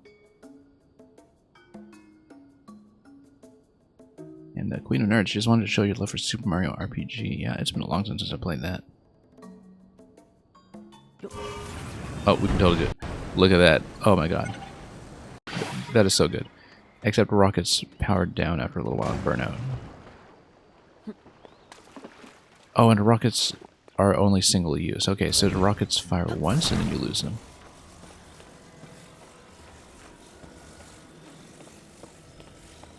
I bet eventually you have to build rocket boosters on the vehicle to do the race, and then, you know, the idea would be that you would have to tap a switch or something to do the rocket boost.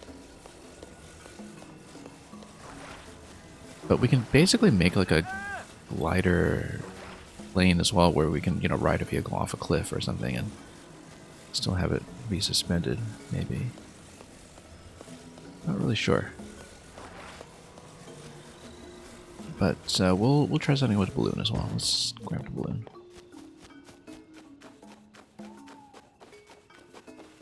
This is fun. We should just spend the rest of the stream here experimenting. Except we're out of rockets. But yeah, I was very curious about the rocket plus wing idea. And I guess because I couldn't actually steer it while I was riding it. Since steering would mostly affect objects like wheels. That there was no functional difference between using just the tap to activate mechanism and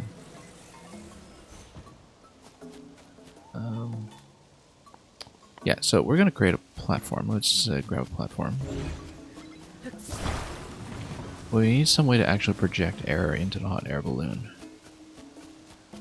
And we want to do it without sending it off into the middle of nowhere, so we can basically create a fan. I wonder if it's okay to put the fan directly underneath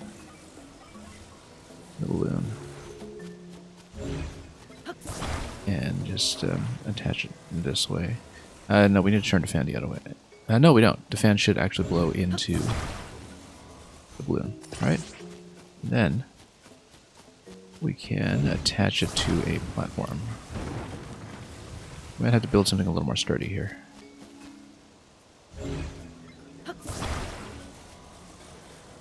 Last week of school before the summer would be, yeah. Good luck with that. Now we don't want to topple off this thing and lose balance, so we should build maybe some additional reinforcement points or something, and you know, some side panels. And, we need to stabilize it somehow, actually. You know what? We'll do it this way. Hold it on the ground and we'll turn it up. Like this.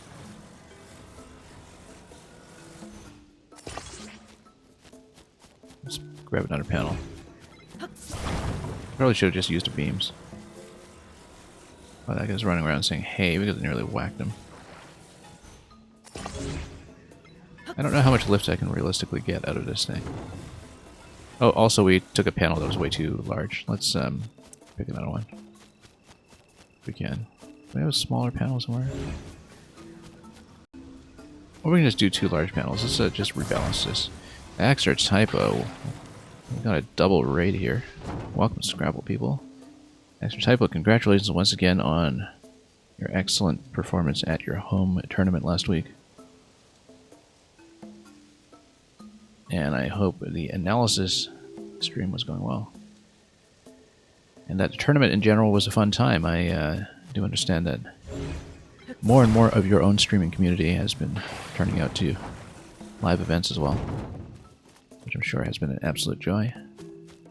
Okay, so let's do a small panel on either side, and then we'll try to see. I don't know if I need to have the hot air balloon actually, you know, take in some air, but we'll try it this way. And maybe just brace the platform so we have something to stand against. We're doing a little engineering project here, as you can see. Oops. This way. Maybe. Yeah, create a bit of a wall around. I don't know, that's a good idea. Let's do it this way. Then we need to rotate this thing. Hang on. We totally missed. Rotate and rotate. There we go. Let's get rid of this one here. I'm enjoying this brand new game very much so. It's been a bit of my obsession over the past few days. Been doing a bit more streaming than usual, in fact, just to fit it in. And yeah, extra typo, I couldn't come to Montreal because I had just the biggest personal conflict imaginable. I'll have to tell you about it separately because it was scheduled quite a ways in advance, and there was absolutely no way I could get out of it. So, okay, let's tap this and see how the balloon works. Can we fly? We're receiving no lift whatsoever. That's not how it works. Okay.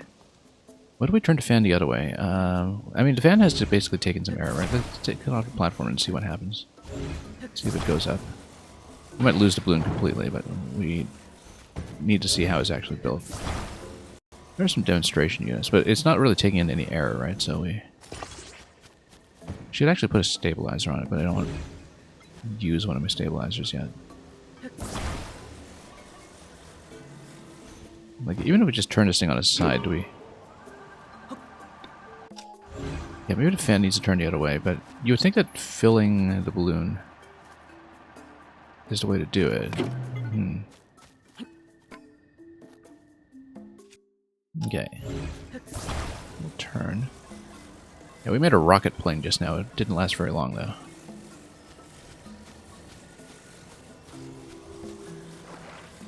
Yeah, we don't actually know how the balloons are meant to be put together yet, and I have to look at the demo unit, I think, to get a better sense. Because it kind of shows you that the balloons... I mean, these are chained down right now, but I guess we would need some kind of heat source for it, because it's hot air. I don't know what we can use as a heat source, except... Wait, we can just make our own fire. What am I talking about? We'll... maybe create a little pot or something and light a fire under a stabilizer, but we can't really do that with what we have currently. Oh, we have a little four-wheeler vehicle as well. More rockets, more wheels.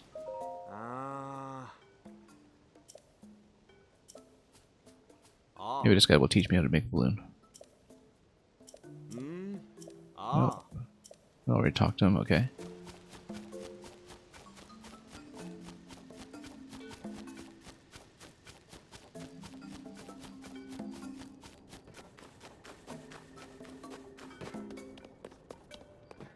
Alright, let's just head on up here then. I think maybe we need a control pad to actually have something to tap. I bet this is what it is. I'll just pop the control device here. And whack it. There we go.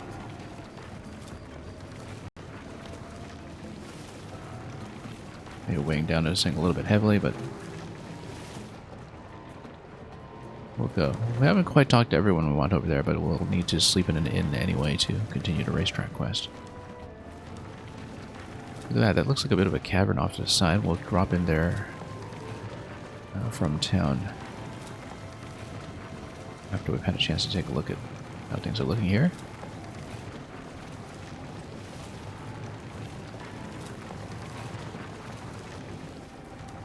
And we'll just ride it all the way up.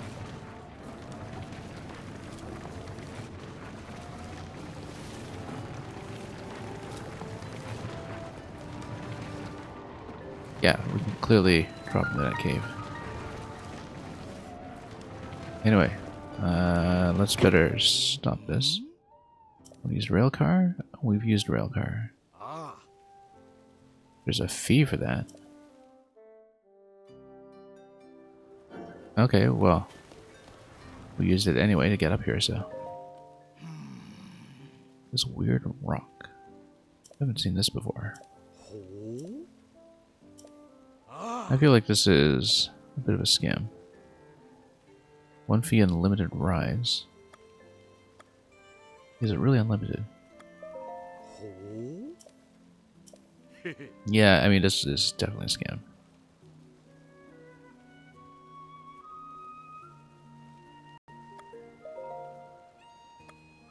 Lower.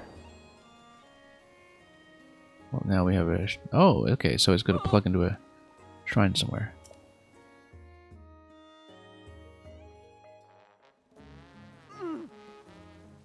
And yeah, I knew we could have just bargained him down.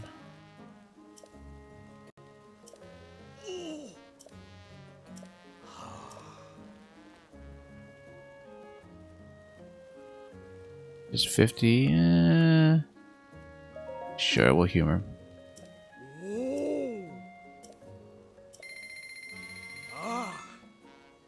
Place it in the back. Okay, can we just pick it up the standard way? Yes, we can, but we don't know where it plugs into yet, so we'll think about that later. Okay, here's Hudson, the man himself.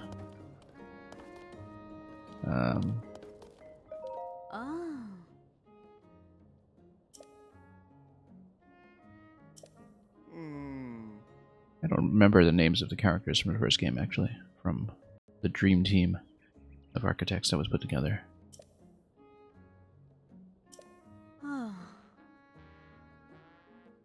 But yes, the whole idea in the first game was to build up to the wedding here, right? So I seem to recall that.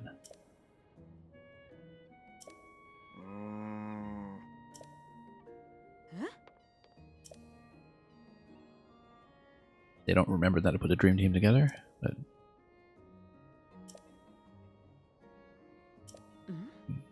Oh, okay, they do know who I am. I wonder if this is also something that acknowledges your Breath of the Wild save file, or if it interacts with you differently if you had not done the original Tarrytown quest, because, like I was saying, we already have evidence from the stables that it does read your previous adventure. I'm sure that Tarrytown is just kind of here anyway in this game, but that perhaps you get unique dialogue for having built it yourself.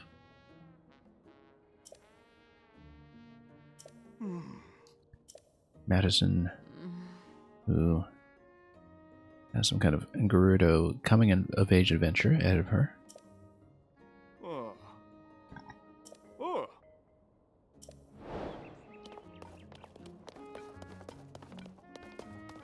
Okay.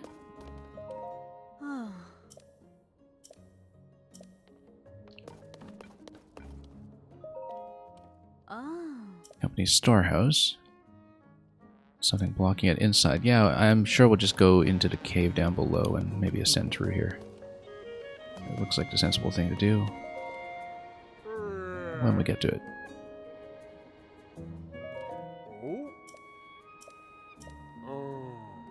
Clear out the Zonai devices, but okay, he's going to sleep.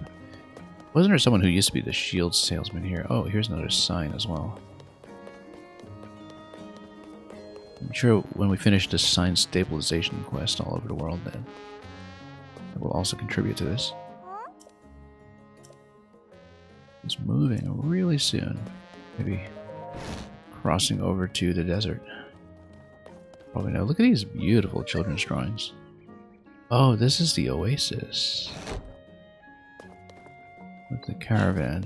Oh, yeah. There's a little kid. She's gonna run away from her home invasion. So now we can read her diary where she talks about the Gorons and all that. Yeah, she's dreaming of her mother's hometown. No doubt. Say to Gerudo greetings clearly, smoothly, and easily. So yeah, she's going to try to reintegrate with her mother's culture. Sabata, not Sabata. Vo and not Bo.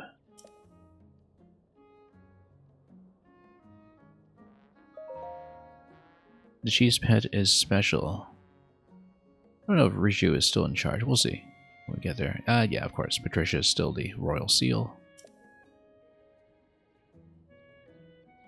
You can read people's fortunes. Probably means fortunes.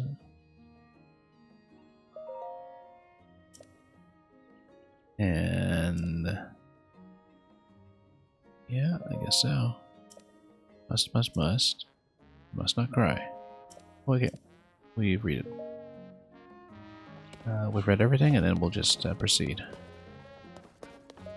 Starting to practice not talking to the boys anymore. We'll climb out a house, of course we can. We haven't really seen a Korokal stream, apart from the ones at the very beginning. Anyway, their little girl ran away.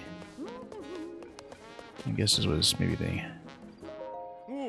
daytime state transition. Look at him standing right in front of the advertising board of himself. That is rather picturesque in its own way. It's sun and done.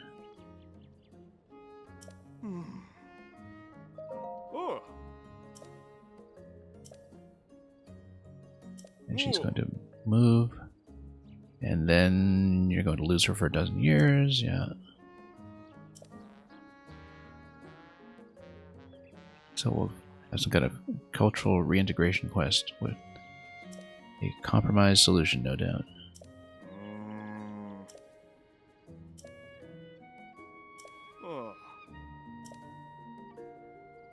So yeah, we basically do the work for him to free him up to take care of his daughter, and then that will be the big personal quest to match the wedding quest in the first game. Or we do the opposite and just babysit, which I guess we'll do. Chase her around the town. Wonder if she's back in the house. Anyway, we will definitely be ascending from the cave to try to see if we can unblock the storage room. But before we do that, let's see if we can get a hold of her. There we can. She's practicing. Nope, we're not taking you away. Although I wonder what happens if you get a Gerudo costume and then approach her about this. I'm sure there is some kind of reaction.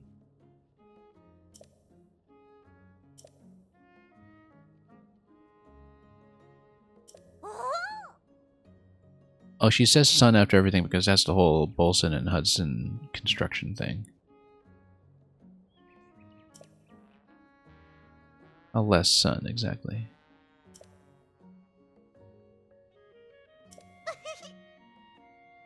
And you'll have a quiz. And that's fine because we've read her guide.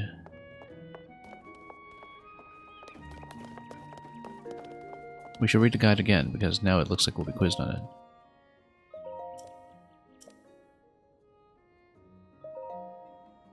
Okay, just making sure.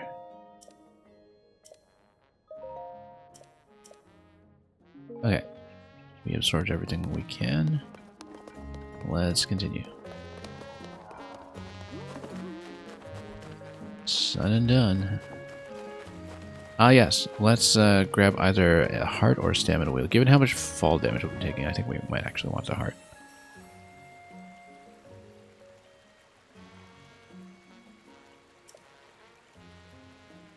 Yeah, usually I go straight for stamina, but we've been having fall damage issues and also being one shot, so we're going hearts this time. I'm sure we can eventually find the reconfiguration point anyway. If we go down to Hatino Village.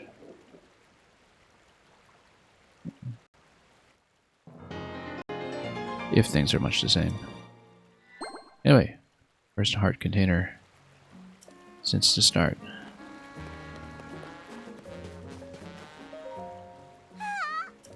Okay, so she's going to give Granny a language class.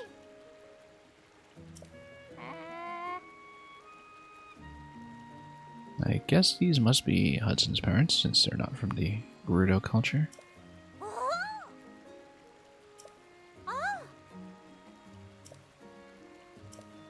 Baba.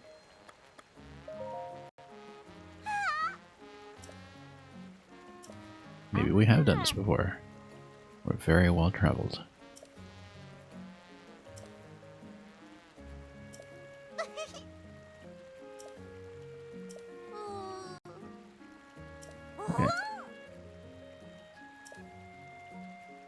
Ride a rail car. Hopefully we don't need to pay a fee from the guy who's trying to extort us.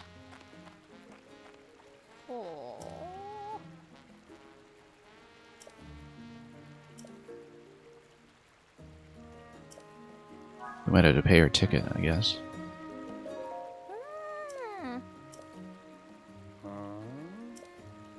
Charging everyone. Of course we'll buy her a ride. There's no question of that. Of course we will. Here's some money. We can just beat him up or something. Take his lunch money. Or you can do that by stealth. Cover his eyes, okay. Or we can just pay you for your ticket, can we? I guess it would just keep exploiting everybody if it's going to be the case. You know what? We can just put a plank in front of him or something. Maybe.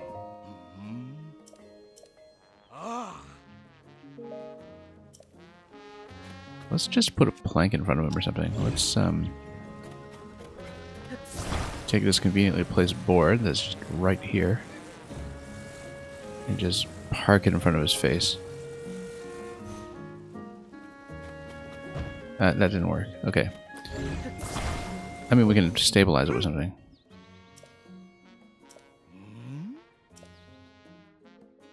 Okay, so we came a little too close, but I'm sure we can build some kind of obstruction to blind him.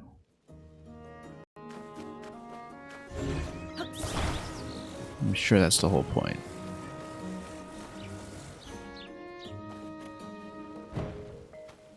We'll just stand it up somehow. Maybe using this crystal.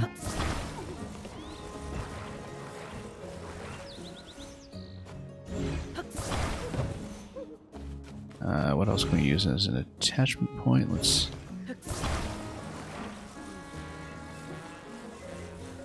maybe stand this up, alright? First. Oh, it's gonna fall over, but we can maybe attach it and then prop it up.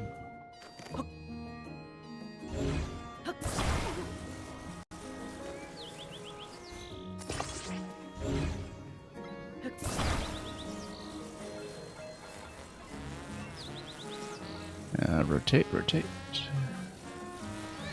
And just block them this way. Now it's going to fall over forward. Let's... I guess it's a little too heavy. We can brace it with something else. We need some additional boards. That's what we need, just to create a triangle or something to obstruct them. Let's, oh, we can use these. Except... construction companies using it? No. A few others you can use in a storehouse. Yeah, we should do that, actually. Then we'll just block them with as many objects as possible. We don't really have anything else to construct. Notice that we can ring the bell.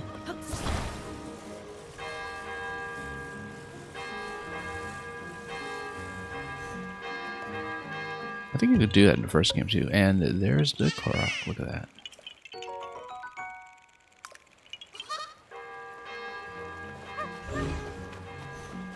Here's a cave as well, maybe way down. Oh, sale pending for Mr. Kilton. So if we find a fang and bone in this game, we can maybe create a ballooner landing.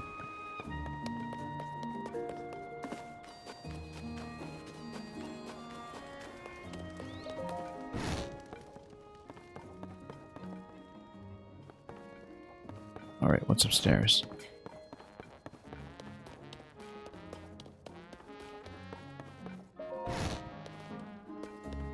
More modular construction. It was in one of these houses, I think, that a shield salesman. Or rather, the rare goods salesman. Was placed in the first game. I should call him shield salesman because that was one of the only points that you could use to recover the Hylian shield, I believe. We can run around some more and then we'll try to Did a whole thing with I'm busting into the storeroom.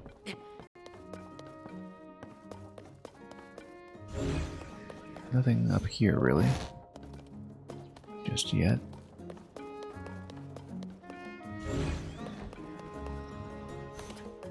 I'm sure there will be once we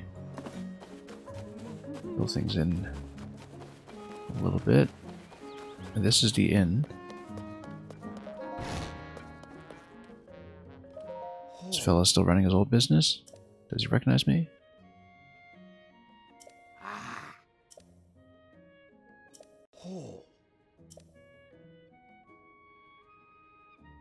A waterbed. Okay, so it doesn't give me additional dialogue or anything like the Alanya bed. Looks like it is going to be a stamina boost, though, as would also be the case.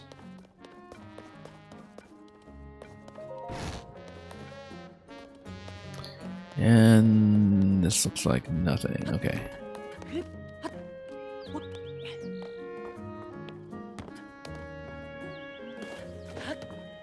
Alright, so I think we've seen everything here.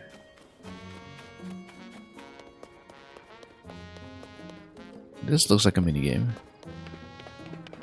We crack some boxes open, perhaps.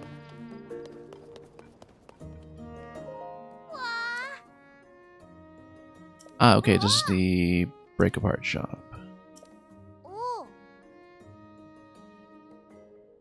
You know what? Wait, let's try it.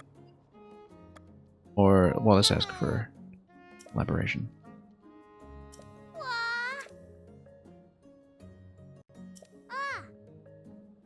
Yeah, because then we will have benefit of some things like the beam emitter or stabilizer, and in fact, we take out the beam emitters. I think I'd like to do that because they're a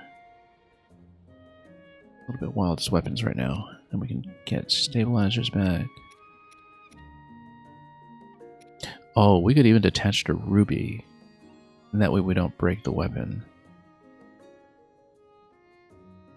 And we can always put it back on if we want. But it would be an interesting way to trade up to a ruby, actually, because that sells for 110. I like this idea, even though we haven't really used this fire weapon.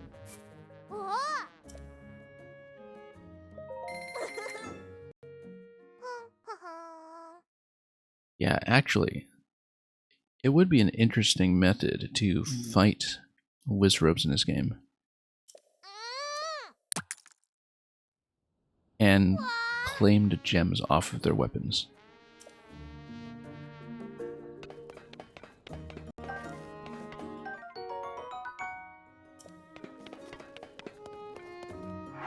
We can do this with a whole bunch of things.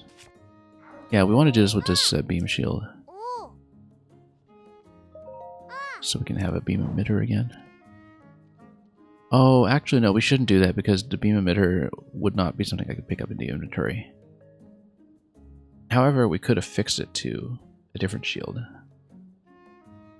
And then we can get rid of the weak little zonite shield. Actually, no, we should keep it because the whole point was to use the zonite shield to lower the energy consumption.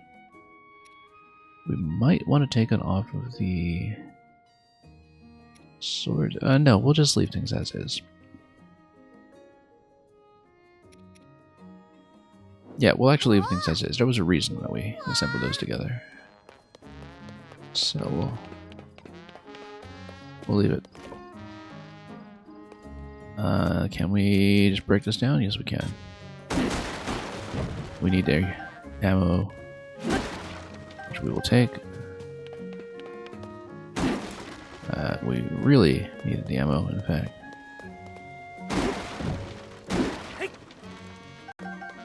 Perfect. More planks. I bet we can use this to build that obstruction that we were talking about earlier. Like if we...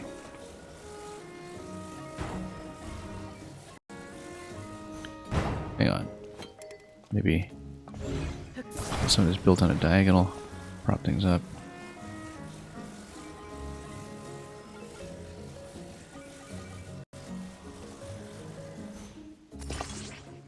Basically.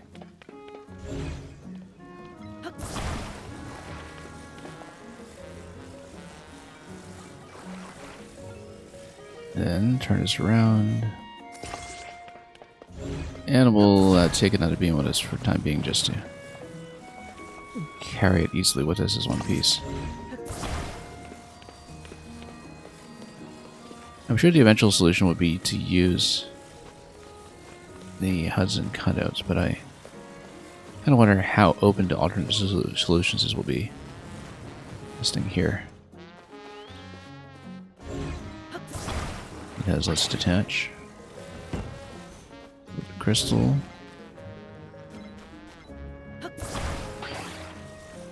With this thing.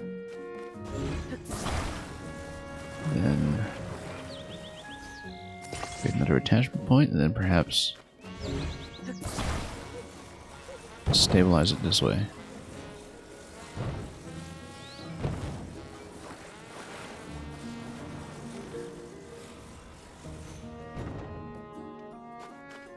Okay, now can you sneak?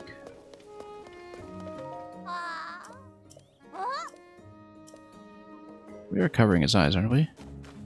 Oh, maybe we just need to drape something on top of him, like hook a panel on top and... Yeah, maybe we need to do that. Cover his eyes, though.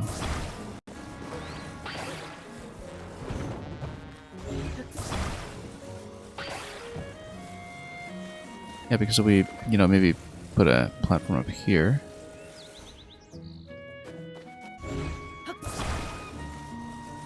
Or maybe put the small one up there and then drape this down.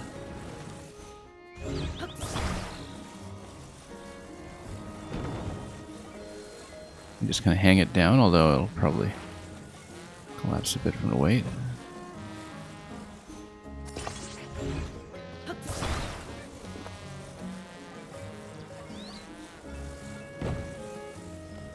Yeah, it's going to collapse from the weight, but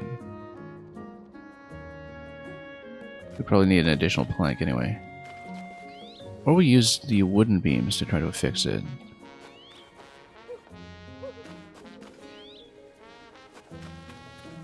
Unless this works. Oh, no, we can tell her we can go now. Because the dialogue tells me that you can't see.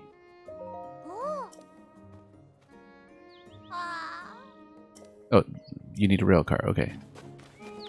That's fine, we can get it. We'll have to dive down and hope this remains in place. Perhaps.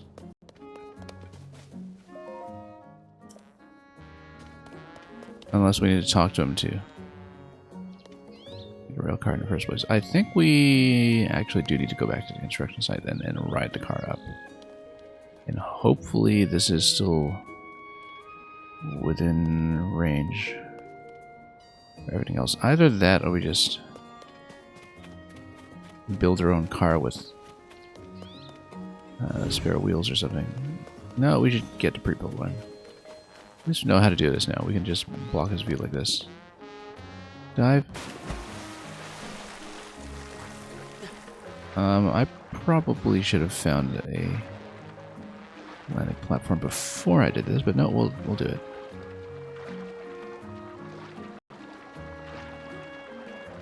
And we'll ride this out.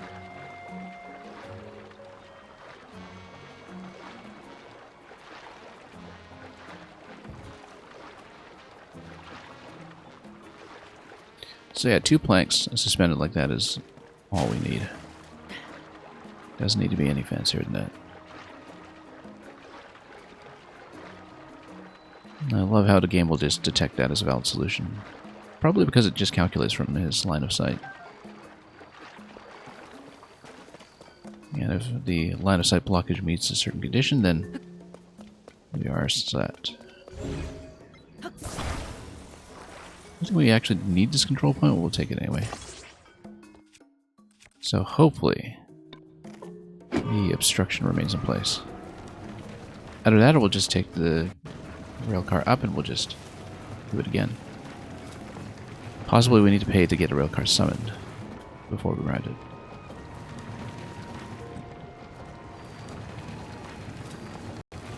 But then that's equivalent to just buying the kid a ticket, right? Why don't we just do that?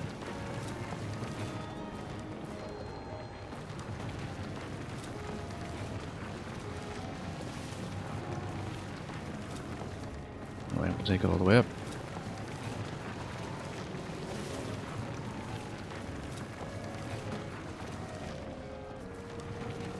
Incredible how dynamic some of these systems are.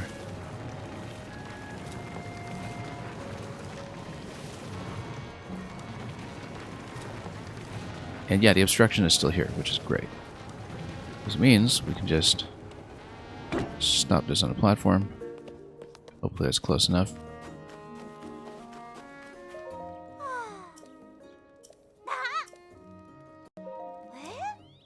Okay. Do you detect the rail car? Yes.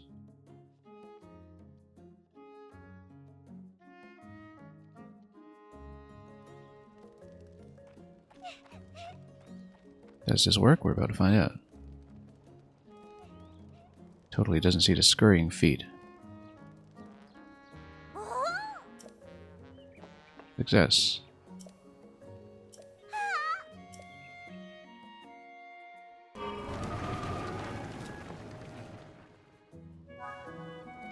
Alright, great.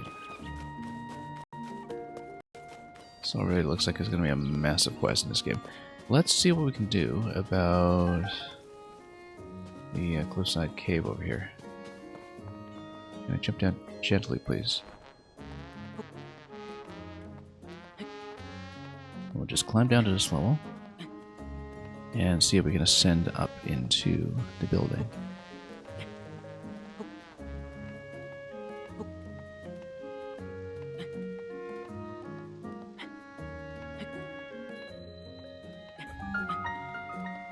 Tarrytown Tunnel. Very good. And we even see a mining point here. We'll eventually need to get a new mining weapon going since the boulder is about to shatter. Quite badly damaged, in fact. So we'll need another rock somewhere if we want to. Blow that up. Oh, we can smack this guy.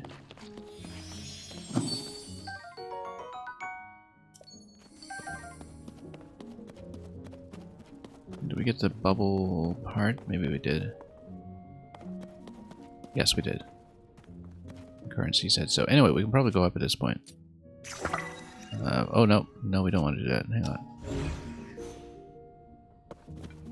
Do I still have my bomb, or did that get consumed? That would. Oh, that's really unfortunate. We consumed the bomb flower. No, we got it back. We got it back. Okay, that's good. Let's hit the wrong button there. We'll try to create a new breaker weapon of some sort. I bet we can attach a Hudson sign to a weapon as well. That would probably just be a standard board weapon, though. I don't imagine it would be much more interesting than that. Whoops, fusion, please. President Hudson cutout, yeah. President Hudson Guster. Oh, it gives you a +6 to damage. So it acts as a board because it's a Guster. But the damage is pretty significant. We can in fact just create another one. It's a strict upgrade. We can even put it on a shield or something.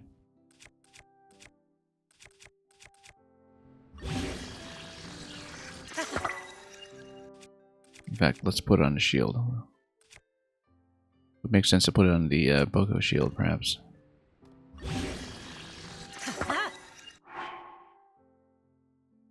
And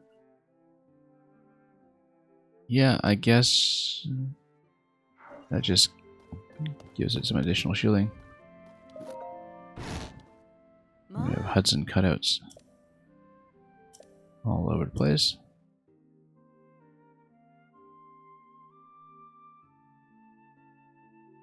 Which we can use as damage boards. Oh. We're welcome to them as well, yeah. We will help ourselves. Very copiously. Okay. Well, that was fun. I guess that's it for what we can do on this layer of Tarry Town, but I guess we can continue back down to the construction base and see if we can do anything else with the Madison's Independence quest, as well as the Racer quest, which may or may not require me to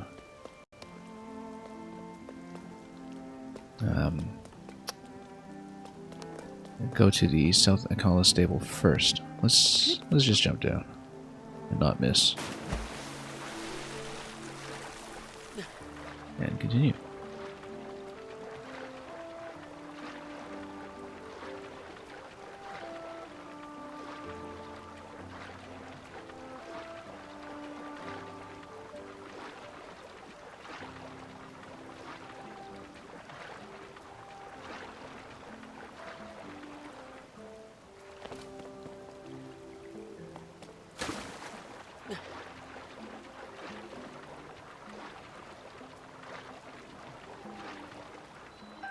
Okay. We'll continue. Now that we have Hudson boards for smacking our enemies around. So here's the construction site by night. We still don't know where the green orb up above goes. It clearly plugs into somewhere to make a shrine or complete a shrine, but we hadn't figured that out yet, so.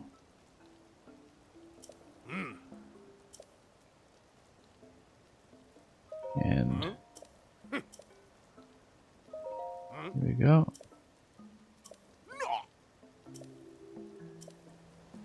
This guy's not going to be particularly forthcoming, but we have all the information we need. Whether he wants me to have it or not. Did we ever go to the upper level of the racing outfit? I don't think we did. Well, let's do it then. I'm sure that eventually this will be this massive racetrack hub. Once we build it up properly. Oh, maybe we did come here. But I've been up to the rooftop. Let's see.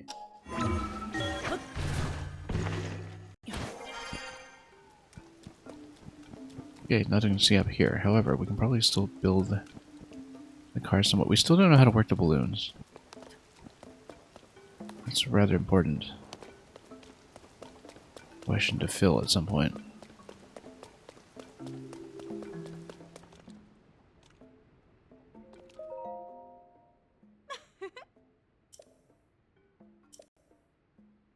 So, I guess you are quest required to rest at a stable first.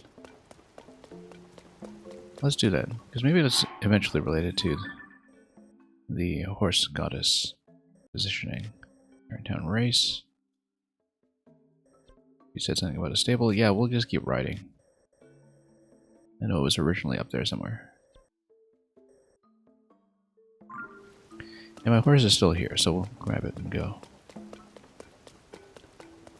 Or we can even drive a vehicle if we truly wanted to, but make it a fast vehicle with a fan, even. Except we would need the steering wheel for that, and we might not have it any longer. Let's see. Oh yes, we do have it. Okay. Very important that we do.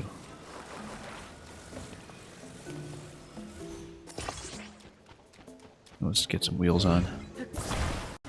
Also get a fan on as a propeller, perhaps.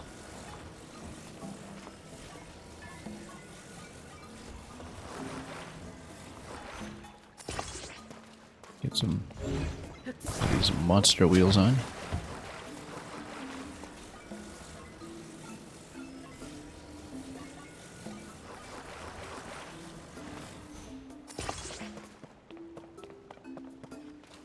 And a couple more.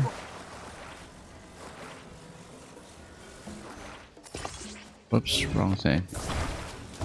Move this.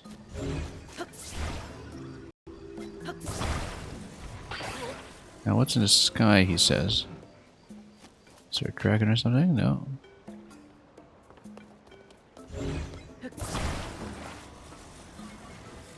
Yeah, the front wheel is maybe not in the best position. We'll fix that up somewhat. Also, yeah, the rear wheel isn't attached properly at all. Let's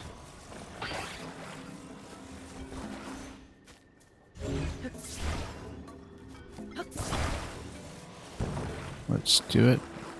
Let's do it right. Depth perception here is not the best.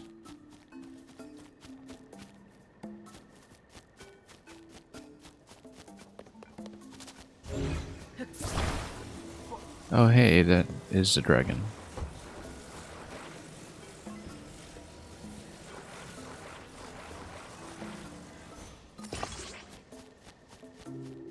Okay, this is mostly lined up. Yeah, we can... this is backwards. Hang on. I didn't know the orientation mattered. Oh yeah, I guess... Yeah, the orientation does matter. The wheel's rotational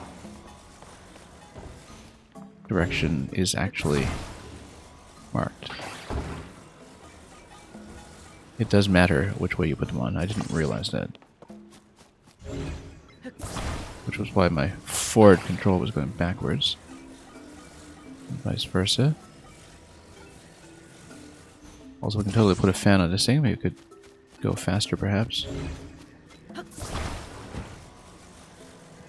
Maybe put a rocket booster on it, too. Some glider wings.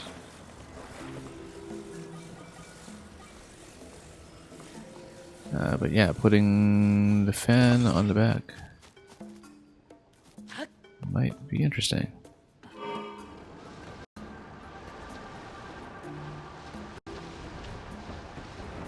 Leads power pretty quickly, though.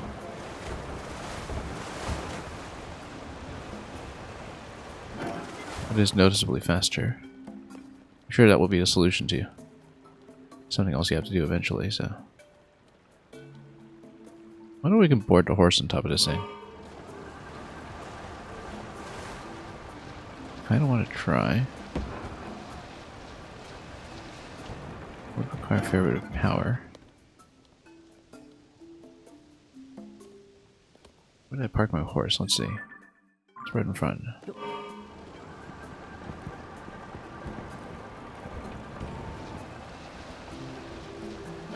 Yeah, we're running out of battery pretty quickly on this.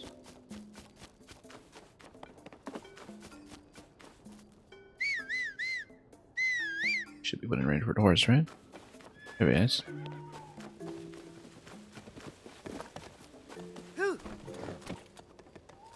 So here's the thing. Can we put the horse on a cart?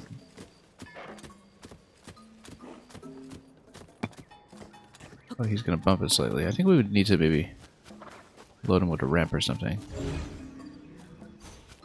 Which we can do.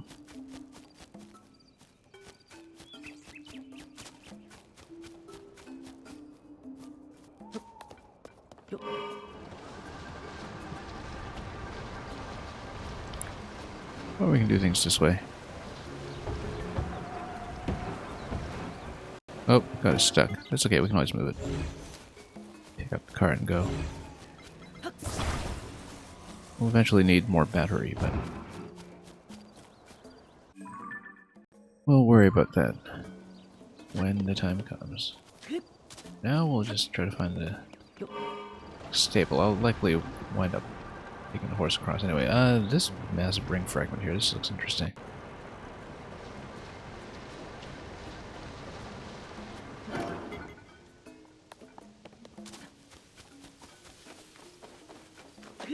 Yeah, you kind of don't need all four wheels, though, to be powered. You can have basically like a two-wheel drive vehicle if you decided a little differently. I think maybe that would affect its power consumption.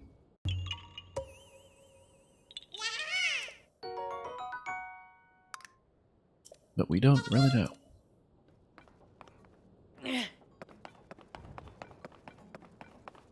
Anyway, if we are required to take a stable, I think the most efficient thing to do, obviously, would be to take the horse. But, however, if we want to keep the steering wheel, we can fuse it to a weapon.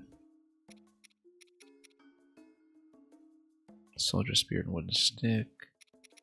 We have a weapon slot available. Because that's one way to conserve devices, potentially, is that you use the break-apart service. Because if budgetarily you're really short on devices that you want to use, you just attach it to a stick or something and then break it down afterwards. But no, because then you would have to use it just kind of within range of the breakdown. Goron in town, so it might not be too useful.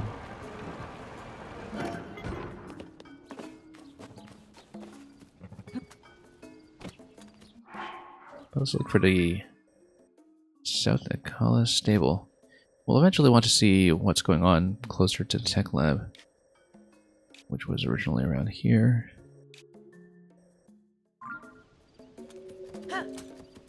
Whether that still exists.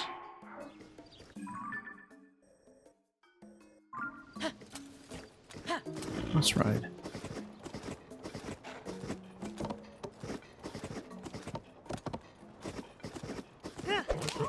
Yeah, as usual, nice to just not worry about stamina management on this wildest of horses.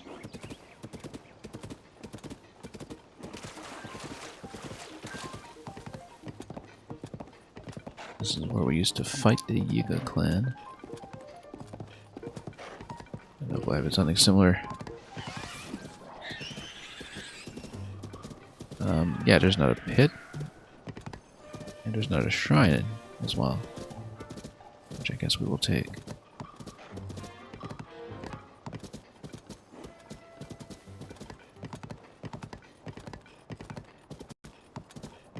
We'll grab the discovery marker off of this one just to... Do we already have it? No, we don't. Do you want the entrance to be designated? If we can.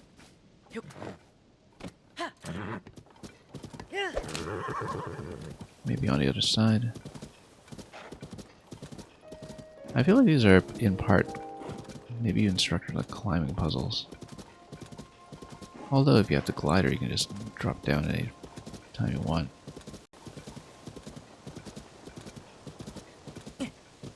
Okay. Can we get discovery? Yes, we can. East Akala Chasm. Let's take the shrine.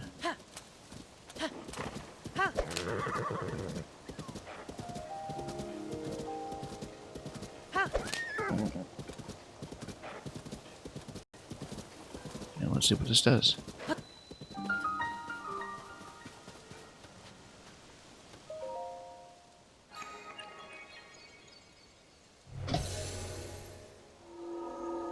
Yeah, here we go.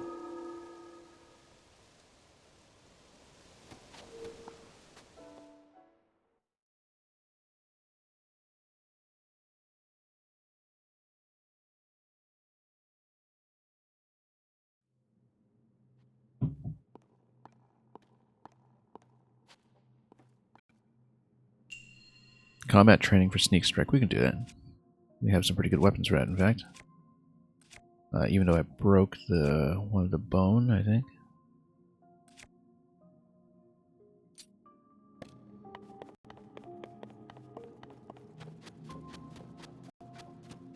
Well, I guess we just need to sneak around and hit this thing.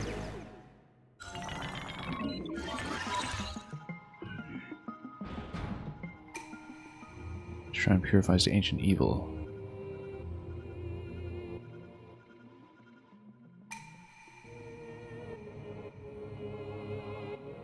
Okay. Sneak strike only.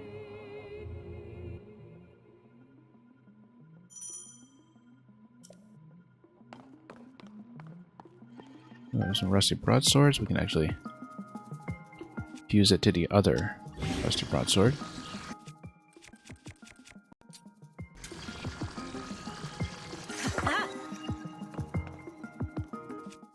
But regardless, we're going to probably use the rusty claymore stick. Just maximize the damage that we will likely be... I want to say tripling, but it's some kind of multiplier.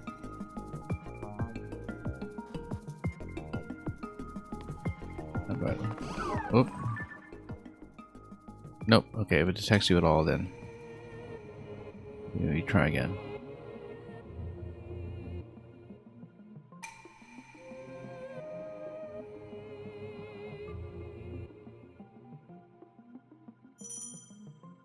I guess we stay crouched.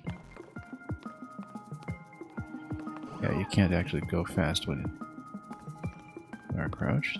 It's going to scan in this direction.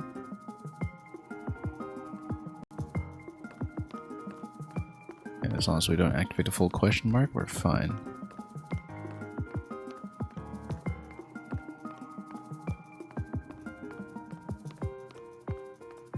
Now, does this turn at any point? I guess it does.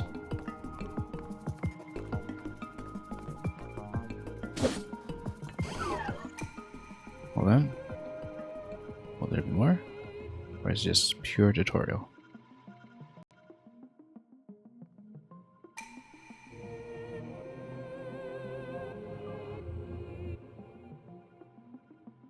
Yeah, let's use the rusty weapon then.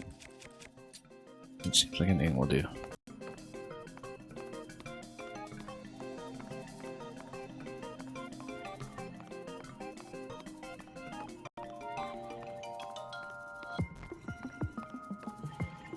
It's going to patrol in this fashion.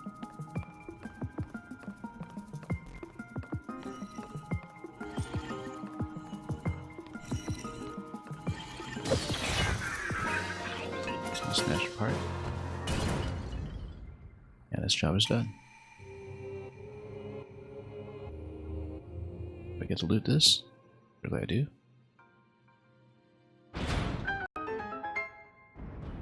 Perhaps there's going to be some kind of bonus.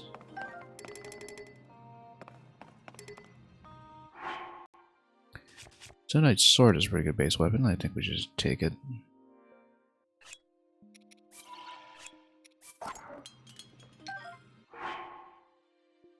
And yeah, there's an incentive to put it with devices. But we'll put it with a stick for the time being.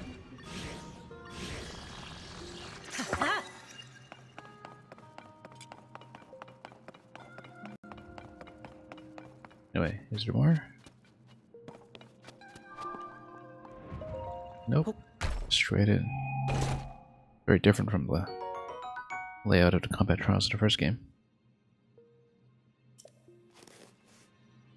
Very appropriate loot for this as well.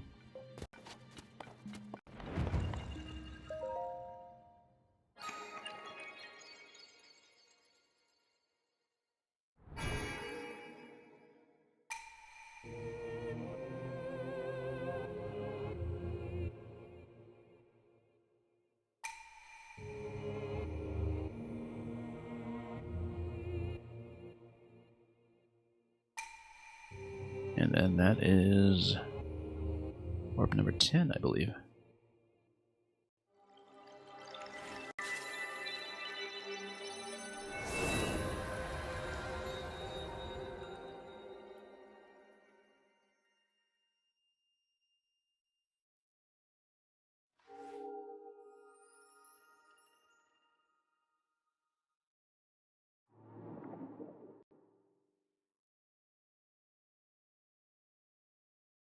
It's actually a bit of a long scene. Might skip it from now on.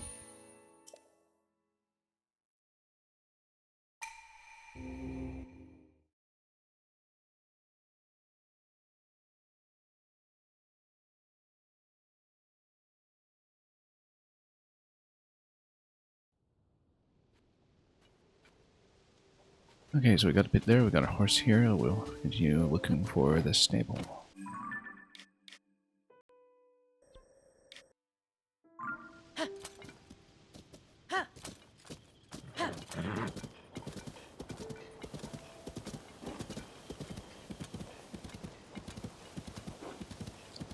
I mean, camping over there, I actually kind of wonder about the Spiral Peninsula,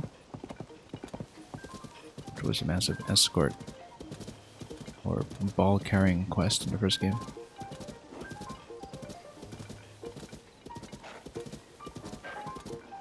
Yeah, we know about the pit. There's a shrine there too, in fact, we can just go there. Yeah, one wishes. We have the car here for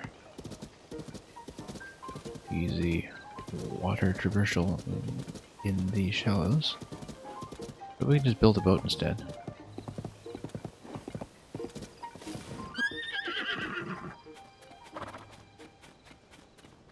Yep, sailboat here.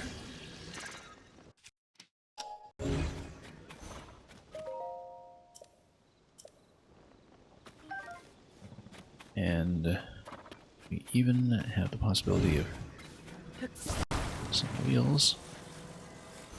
What's over there? That's some additional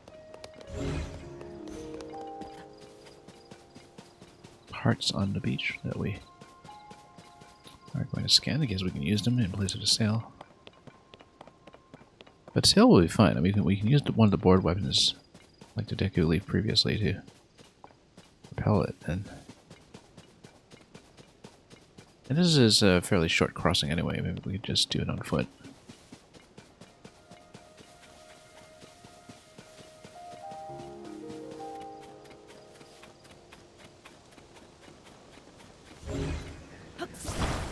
Yeah.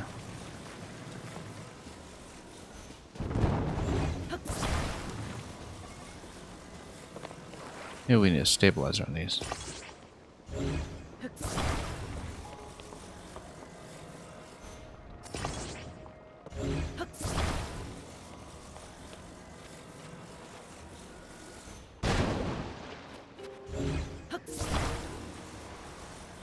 I'm gonna try to rotate it in such fashion that we can actually ride it over.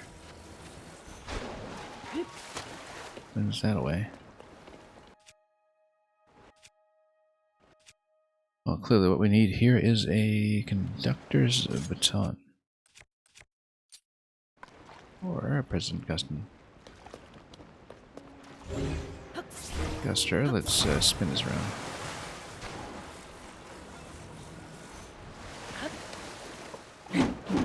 There we go. The Guster weapon. That's a trick. Which while we're also given so many boards here.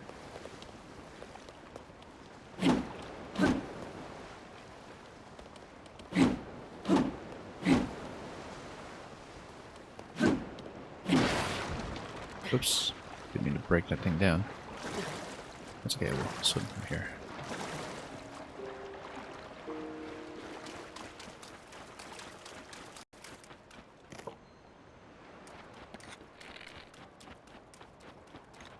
You know what? We can sneak strike this guy. He's walking in totally the wrong direction.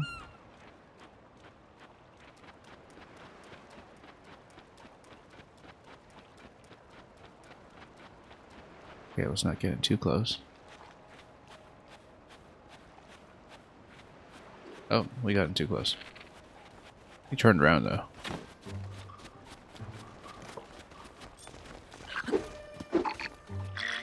He's actually very heavily armed. But with stone. Stabilizer hammer. Let's do it. Haven't really used this.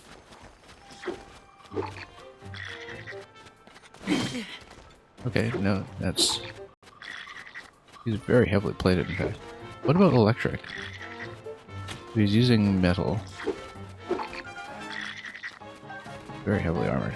I don't know if that's stone or electric or metal that he's wearing, so. We have electric shoe jelly. Oh, he's immune. Yeah, that's stone alright. It's very much grounded. Well, we need something that'll smash stone weapons if we can. Oh, takes quite a few. Let's do the flurry rush. Okay, so he's got an external armor, like an extra life bar.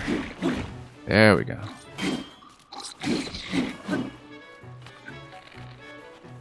Now he should be vulnerable to electricity. Oh, whoops. Got myself there. Okay, let's not do that. Standing too close in the water zone. I was hoping to only do a small shock to him since we were not actually in the water directly, but it was too close.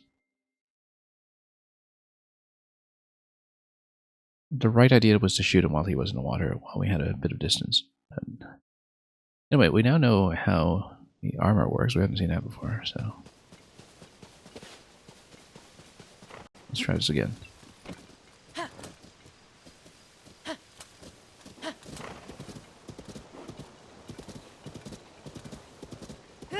Make a little raft.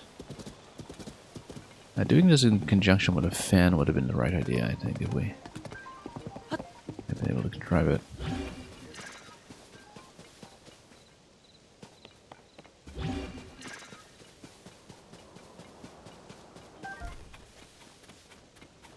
Anyway, let's make the boat. I don't know if the wheel would really be of much use in conjunction with the boat, but I suppose if we have a boat that has wheels on it, then we can make something modular that will work on both land and sea. In fact, I'm kind of tempted to try that now.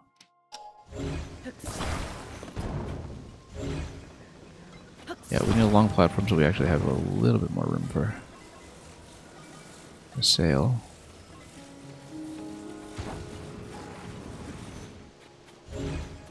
We can get a sail facing forward.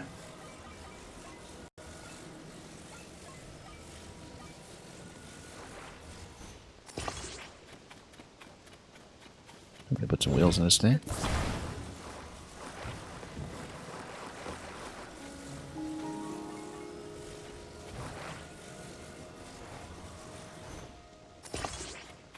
No, we need to go a bit lower.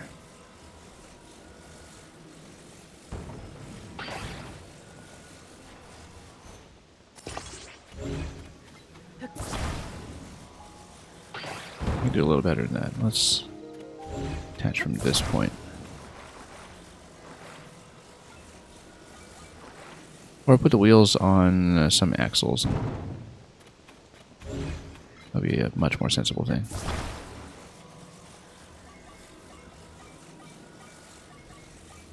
Instead of trying to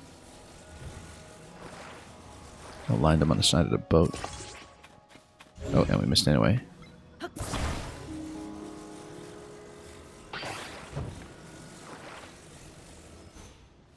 Much better. Now let's do the other one.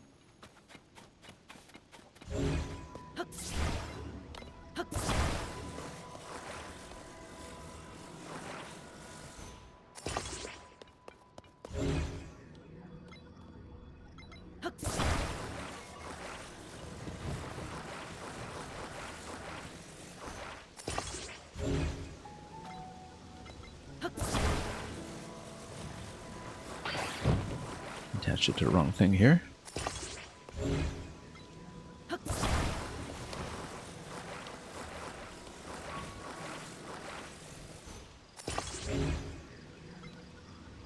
Now,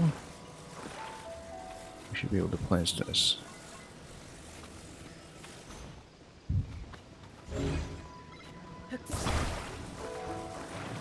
And spin it.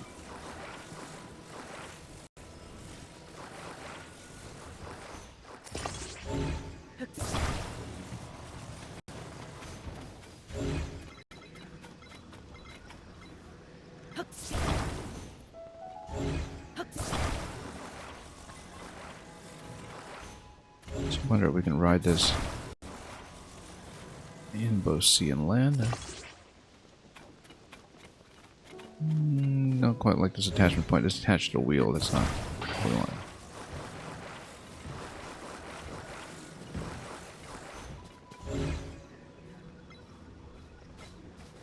Roll it all, actually.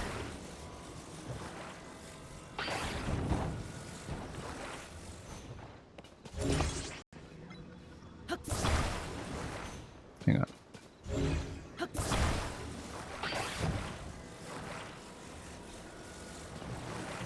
Let's try this again.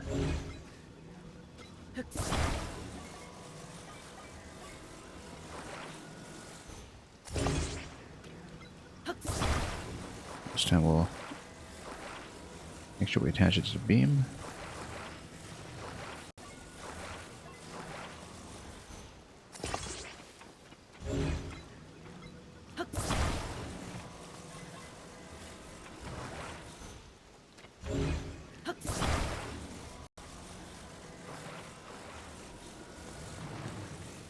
Now it does keep trying to go over the wheel as the attachment point. We just go soft like this and try to slip it under or something. Or just attach up front. Or attach the beam first maybe and worry about the wheel second.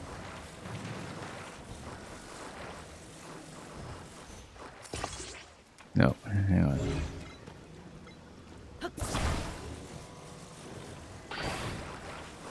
It's not the way.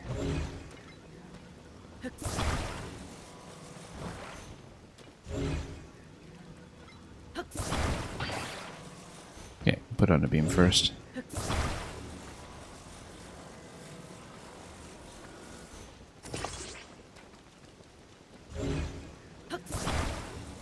Totally off here. Let's try this again.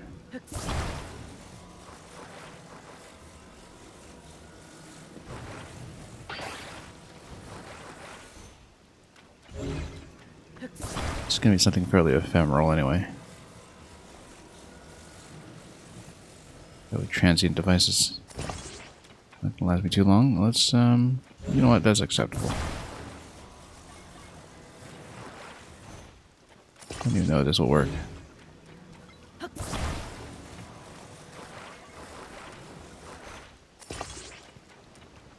Hang on.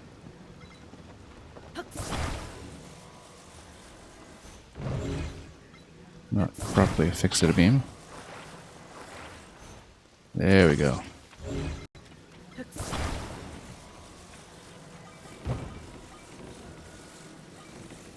This wheel does not look properly stuck either, actually. So this beam was also incorrect. We'll fix both. Yeah, so the build order does kind of matter when it comes to finding clean attachment points. If looks like they're at all likely to conflict.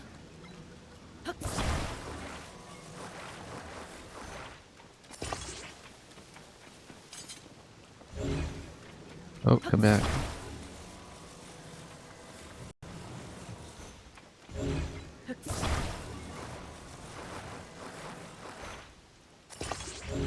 Okay, we're done.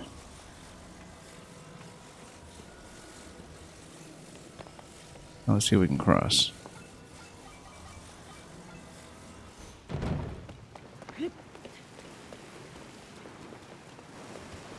The wind direction is actually going to cooperate pretty well. And the question is it too heavy to proceed from here? Well, let's take a guster and see. No, we can do it. Except we... Yeah, we don't want to swipe with it, we want to use the throw mechanic, just like we did with Korok Leaves, so we don't break our own boat with impact.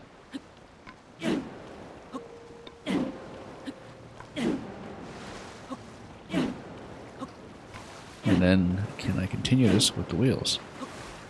Yes, I can. We might want to fight the armor guy anyway. And in fact, we could just take this over. Oh, that's also valid. Those stones over there, but let's go with it.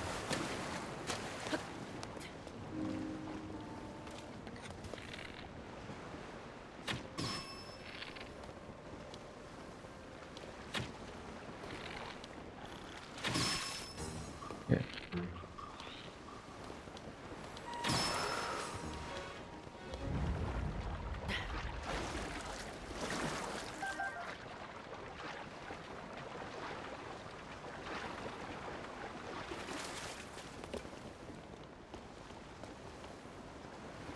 Then, yeah, pulling it like this is best. Doesn't consume durability, and you guarantee a hit. You don't break the boat.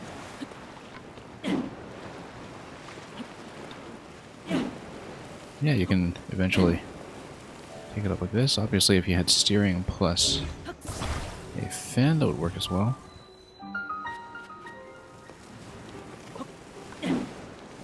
The wind's going to not cooperate too much with me here, but we'll take the shrine anyway. When we come out, that'll likely despawn. Also, another one up here. In a location we may as well have guessed.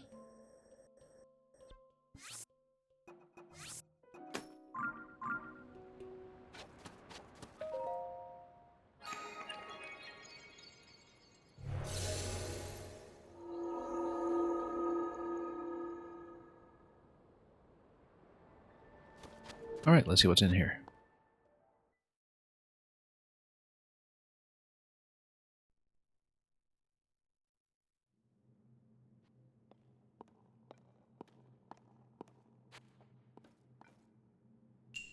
Turbine power, okay. I hope, once again, that we can do this without the sailcloth.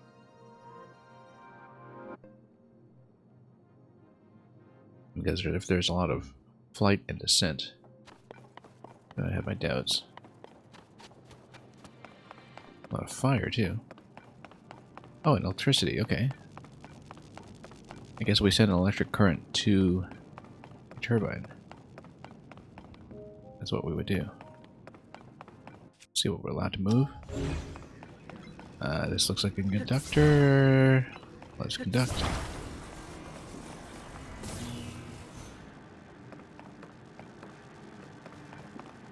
And we would need to place some kind of object here for turning purposes. Like a propeller. Like a very conspicuous propeller. Oops.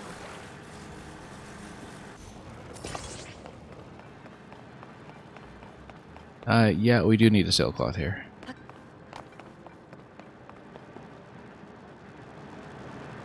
Because otherwise we have no way to ride this. So, we may need to bail on this one for now as well.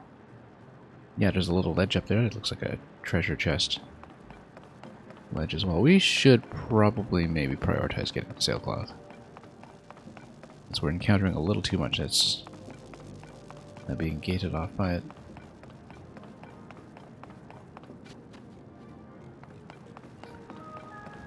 We shall see. Whoop, oh, didn't want to run into that. However, we've got this massive metal plate, which would be good. Also, we have a propeller that we can totally use for something. What is this? Conduit.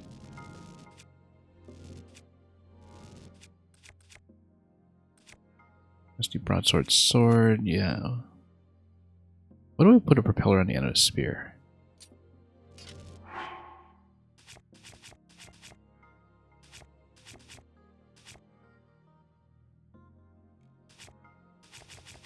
Here are weapons. Yeah, this one's pretty easy to place somehow.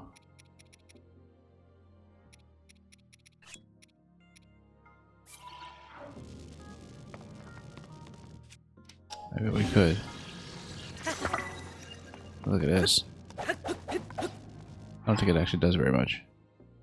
1 damage. Yeah, okay, maybe not.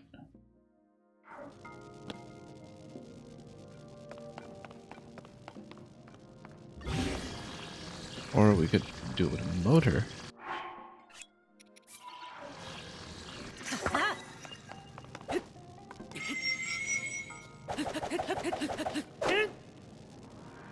Nope, without attaching anything to it.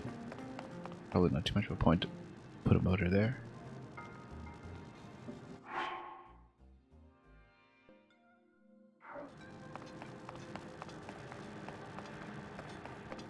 Anyway, neither of those are going to help here without a sailcloth, so I think we'll just leave.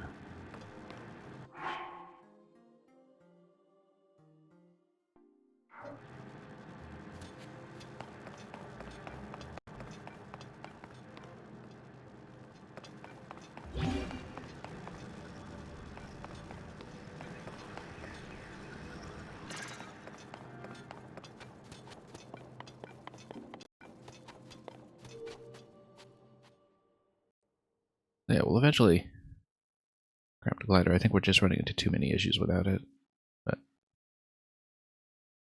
we'll see.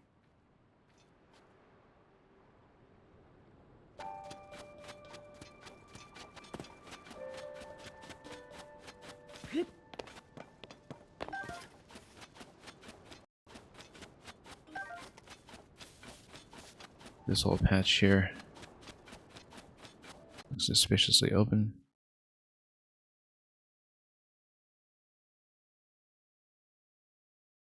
But we need to get back out. Probably towards the horse.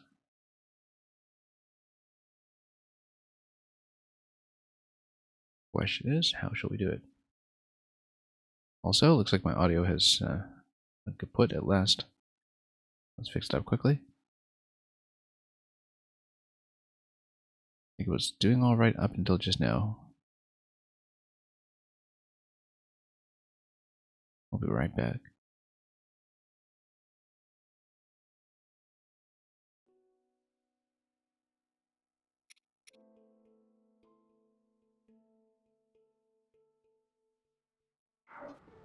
Okay. Let's get back to the horse, I guess. Now that we no longer have something to sail on. Or we can just walk the spiral out.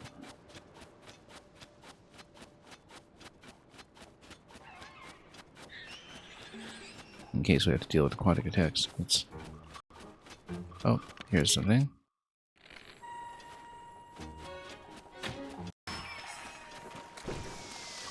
Whoops.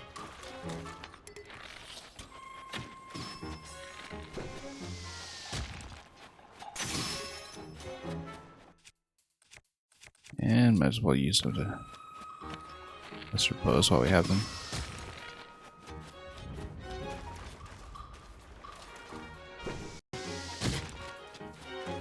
Okay, maybe that's not the best idea.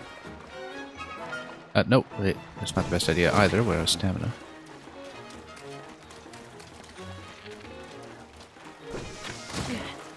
Hang on. There we go, got him.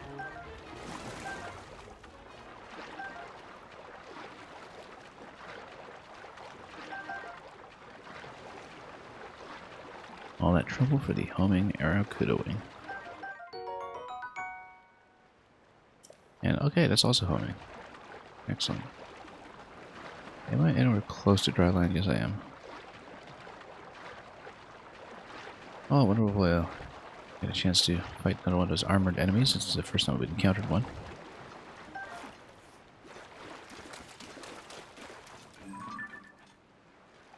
There he is, actually.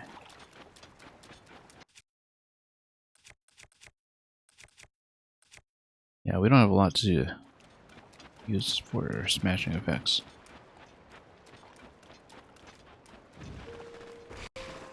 However, Oh, whoops. Okay, there's a lot of stuff.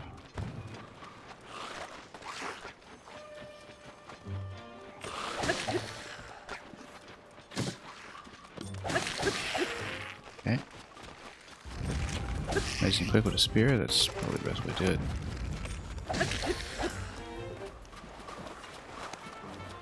Oh, now this guy's gonna fight.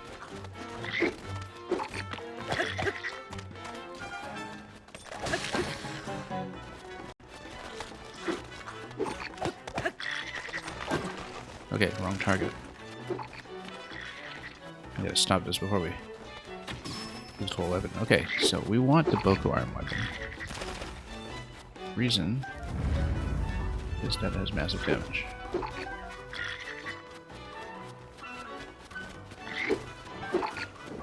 Oh, these guys are maybe a bit more to deal with than I was hoping for. But given that it's sunlight out, I don't know. I have to go for weapon after all. Also, I'm out of stamina.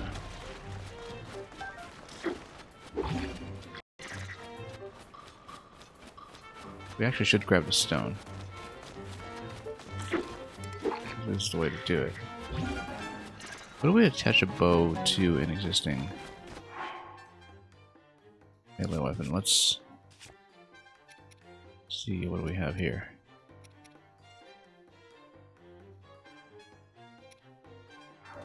Let's play this one first, and also just... Oh, no, that's gonna be not nearly strong enough. Gotta explode these next to him.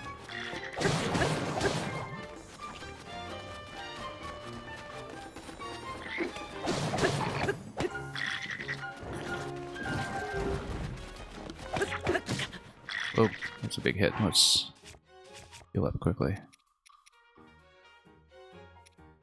Skewer? No, let's go some fruit.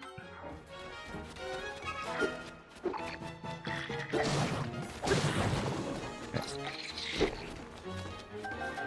Now we can fuse with a rock, that'd be great. Out of that, we'll just go with the stabilizer hammer.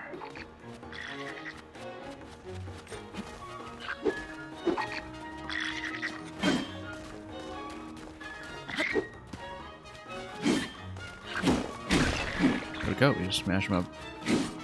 We don't just take a lightning shot to the face this time.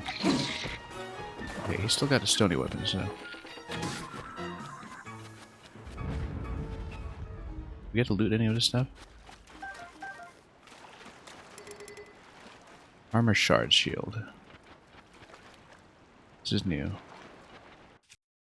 I mean, it's not as good as the dragon bone, but it's probably better than what I have outside of that.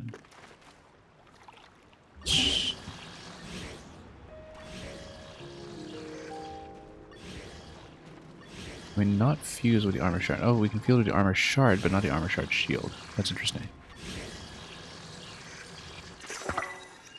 That's a +5. Ah, no, with the armor shard we would need to... Yeah, that's already fused, I guess. That's... why... It's not letting me fuse something to it. It is already a fused weapon in its own right.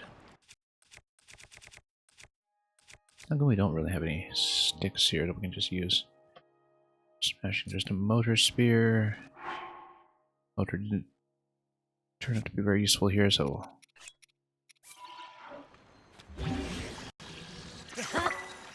put a rock on it instead.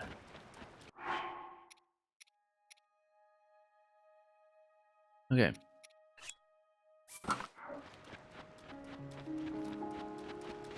Yeah, I guess maybe the armor shard might give you a bit of extra durability. I'm not really sure though.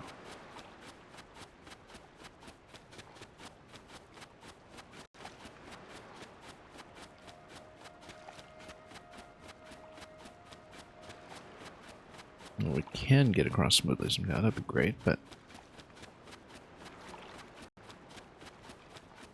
yeah, we might have enough stamina to swim.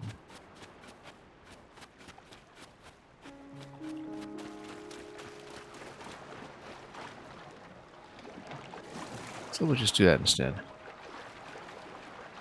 And not looking to look at the stamina wheel here, actually. Let's rethink this.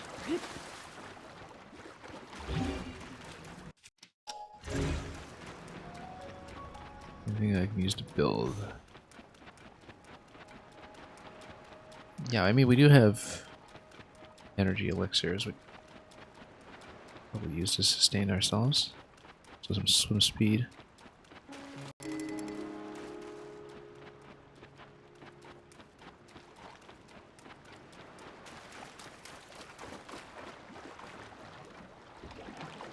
And we can find a good point here for entering, yeah.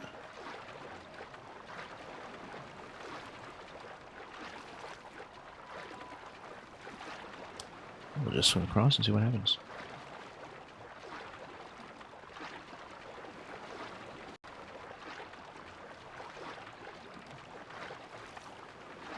Yeah, no idea what the armor shard effect is yet, but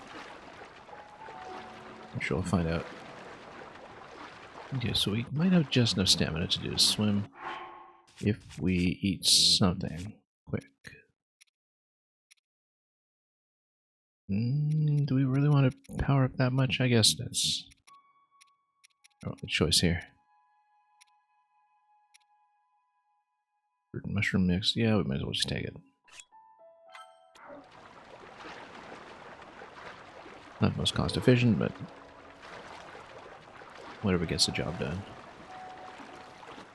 Just need a little boost in the mirror. On the meter, rather. And we'll take the horse again. Smoke signals up there. I mean, we should take a look at what the former tech lab was, and also whether that's a stable up there.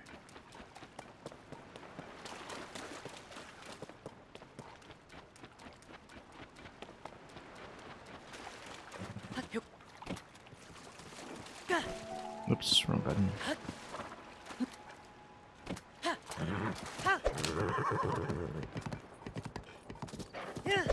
Yeah, let's go up the hill.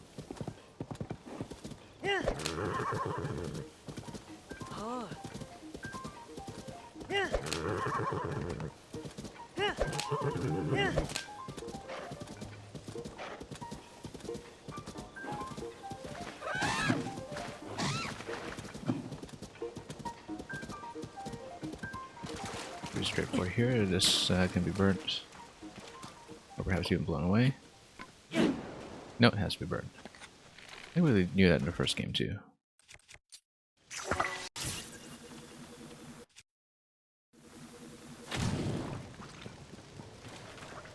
Well, we can... let's not let this guy jump into the fire. He'll actually just cause problems.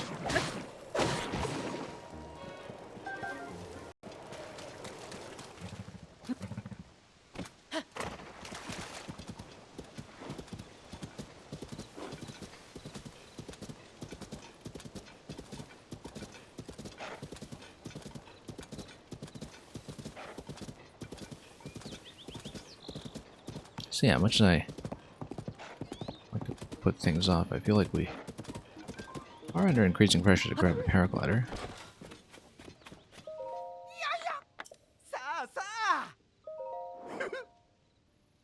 And arrows are always good. Swift carrots are also fairly difficult to come by, but let's just stock up a bit.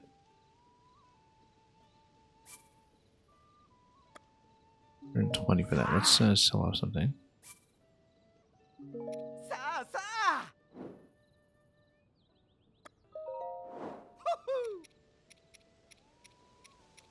Don't need too much cash, just enough to get us to replenish ammunition at any given point. Might even start with the amber.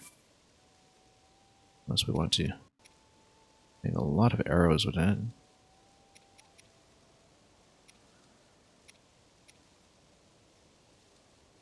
Yeah, let's sell 9.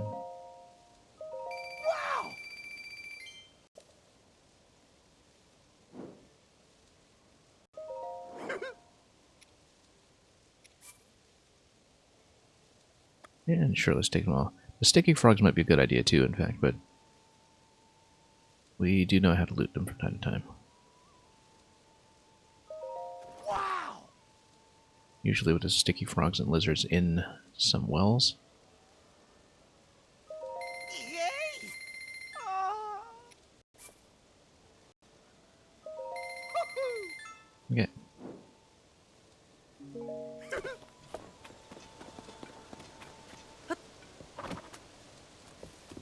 Anyway, here's the stable. Right in front of me. Also another shrine, which might be a stable adjacent tutorial shrine. This is the east stable, though.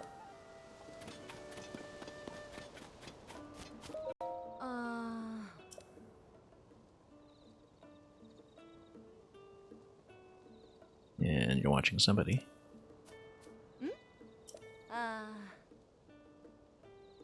The North Beach. Guess we should clear them.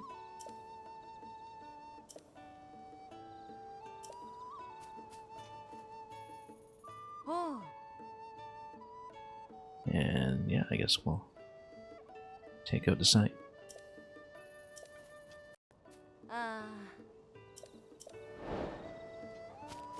Oh yeah, the whole pirate base. That's right. Might be a longer fight, but we'll get ready for it. And Korok quest over there, and yeah, we'll take care of it. Oh. Stomping ground of a horse god. Interesting. So we found it.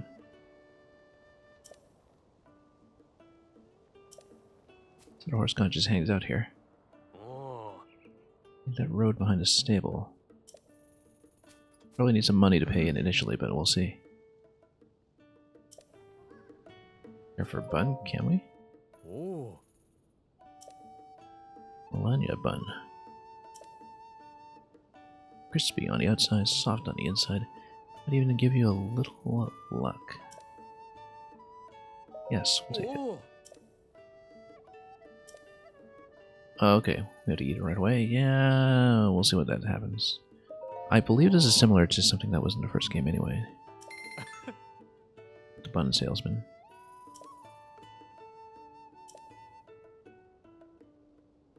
Imagine the god of horses standing in front of you. Open wide and stuff it in. And, wow, this is quite a ritual.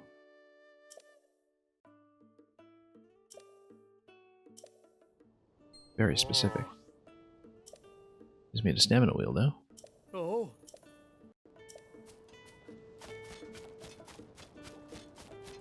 We'll deal with the Korok as well, along with the shrine, but I think we'll maybe talk to this guy first.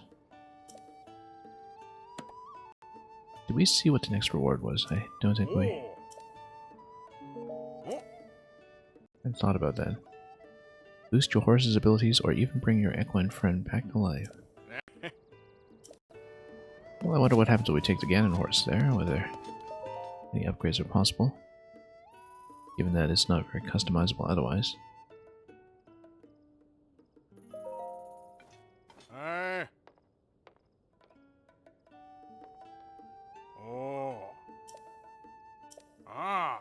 Ah, yes, that's right. 2 more points for this stuff.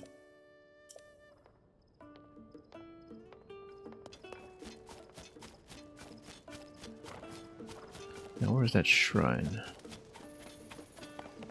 Right up there. Let's do that first. Then we got the Korok after that, and the horse stable. The horse god, rather. After that. Also, let's switch over to the boulder from the rock.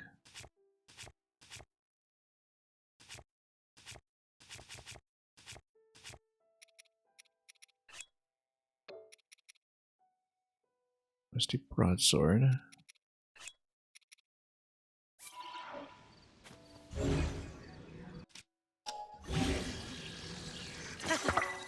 Okay, there we go. +3, not great, but we can use it to destroy things. Stay back. Okay, so we're not allowed. Oh, yes, we are. At least it's not enforced yet. Oh. A journey through time. Ah. I mean, it is an ancient lab. This looks like maybe the Yiga clan took it over. Just a remnants of it that were and was swinging their wind cleavers in this area. Huh? I like ancient things.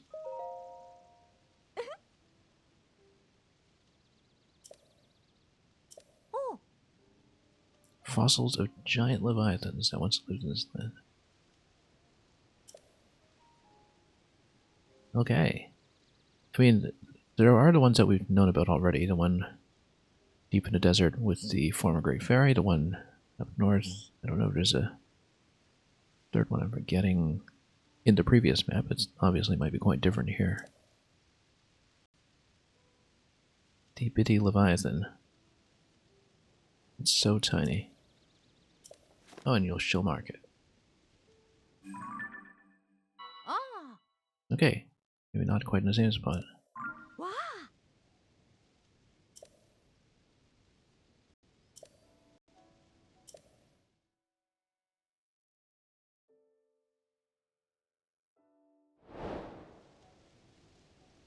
The itty bitty colossal fossil.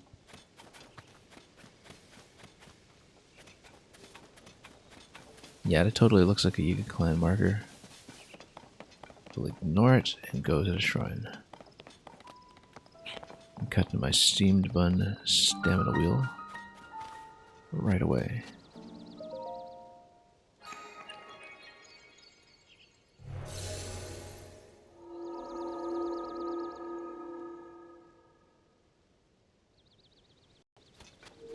So there's a couple of shrines already that we've been blocked from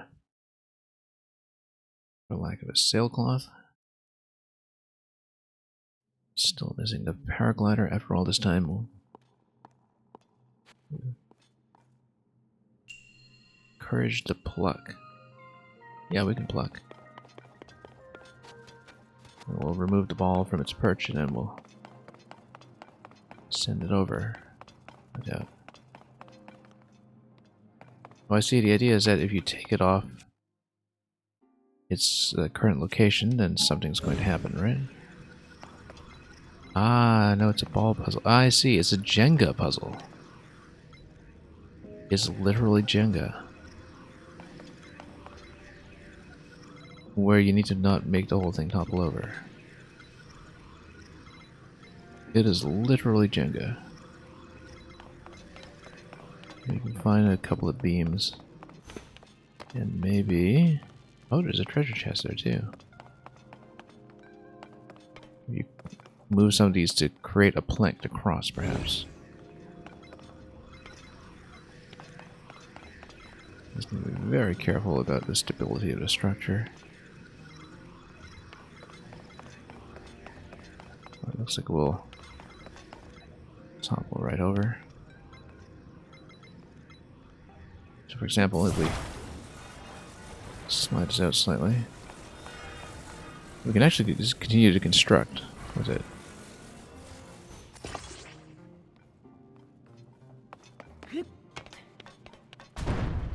Nope. Not very stable. I guess it toppled over when we weighed it down.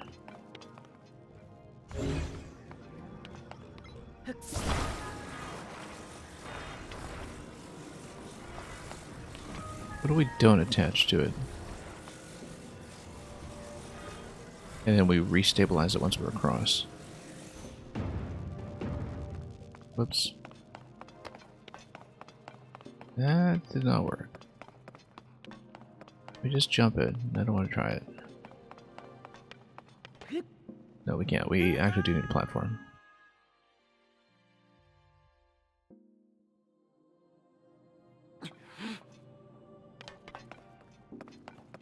And unfortunately, it doesn't restore that piece either. Because we do need to make the whole thing fall over if we want to do that. But we can, you know, lighten up the weight a little bit.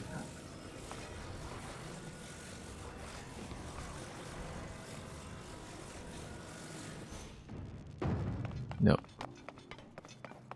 It's come apart.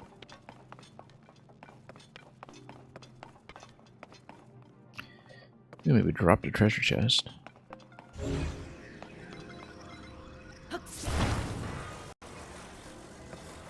Oh yeah, the whole thing's gonna start sinking at this point.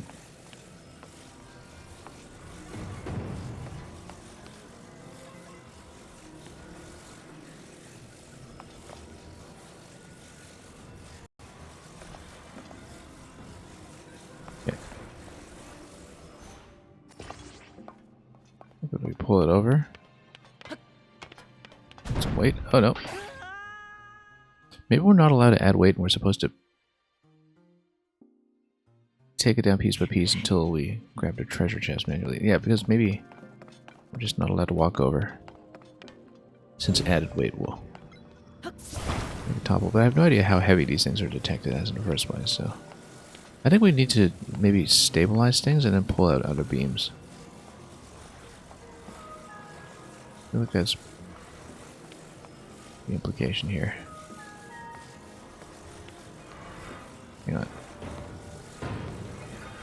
You know, just kind of insert them piece by piece.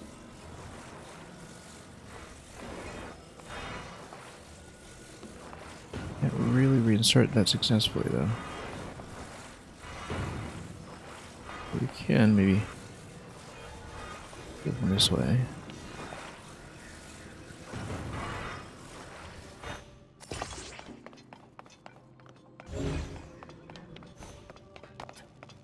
Gradually push things in.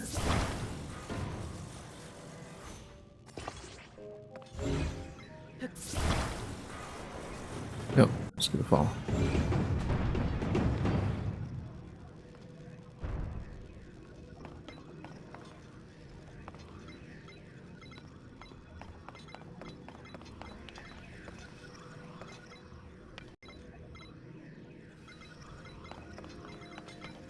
Yeah, like if you slide out the middle column, it doesn't really have much of an impact. But the thing about other columns is that you can also... Oh, interestingly enough, there is an electrical conduit that we should have considered using in the first place. But when you place it, it's an additional one, you get a lift.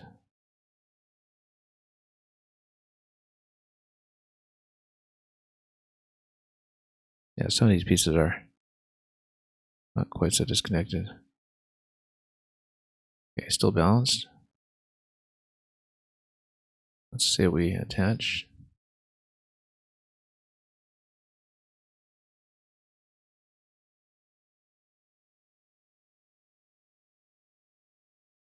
Hang on. There we go.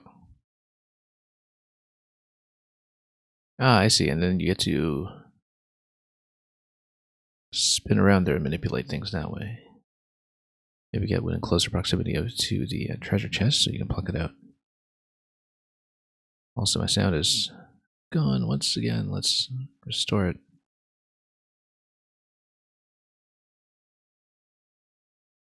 We were doing fine earlier. It's okay, it's a quick fix.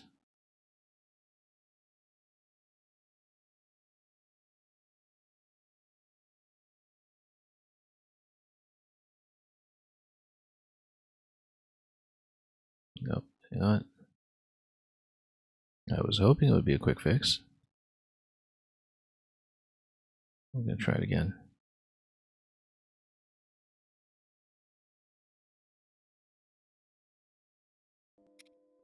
There we go.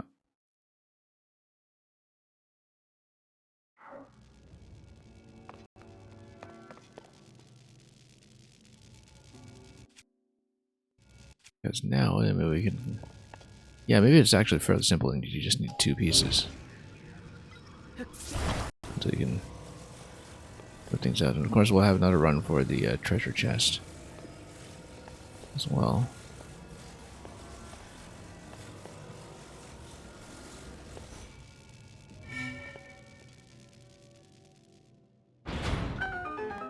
once we get within range of picking it up. Possibly we need to lift the beam that's... Oh, are we within range?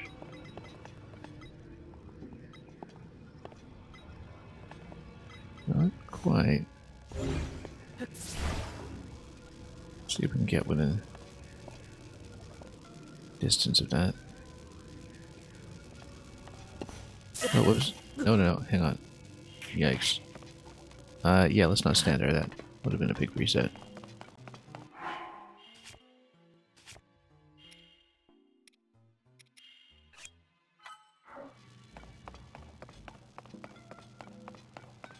Wait for that to come back.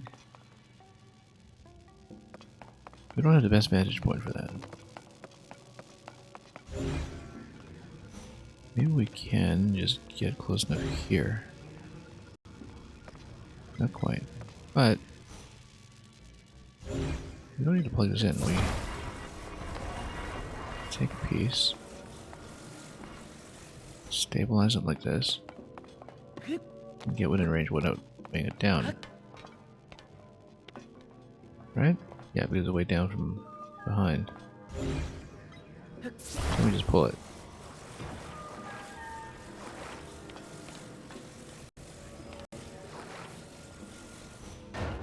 Much better.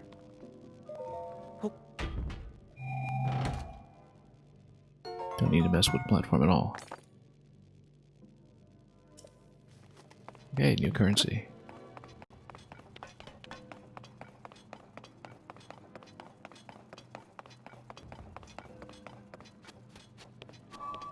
Anyway, that was pretty straightforward. As you would expect from one of the shrines by the stables, they're typically going to act as tutorials anyway, given the precedent of the first game.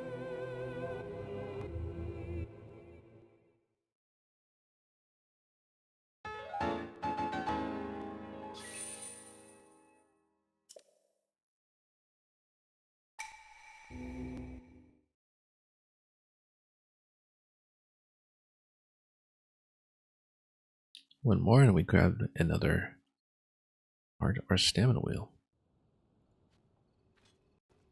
Yeah, unusual for me to be picking hearts first, but that seems to be a bigger limiting factor until we get the paraglider in order.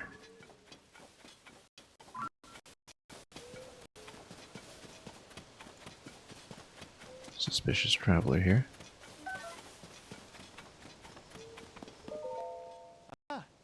This guy's totally a Yiga clan. Oh no. Maybe an actual traveler. I'm familiar. You must be one of them. Of course you are. Of course you are. I even recognize you. Oh yeah. Not a full wind cleaver, I hope.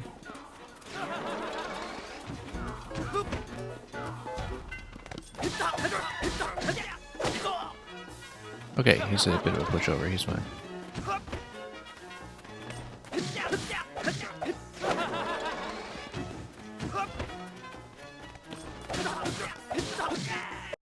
Easy. Now let's stay away from that mob window. Loot his money and his bananas.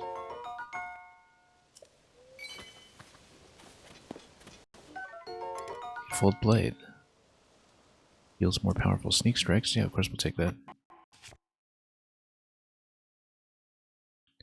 And actually disassemble some of this stuff.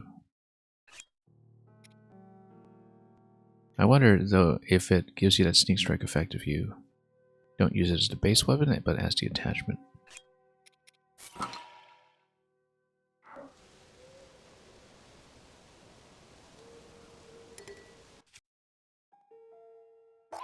Let's just take it for a moment. Improve sneak strike. Yeah, I think it's only for the base.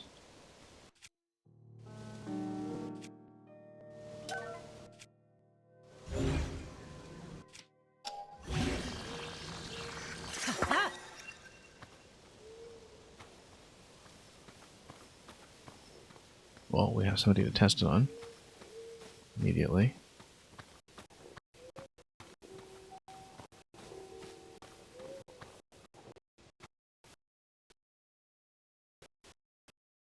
Unless we don't get caught in this patrol route.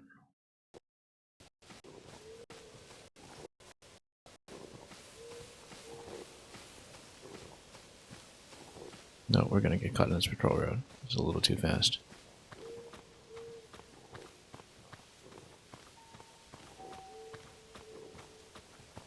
Luckily, not very good vision or senses.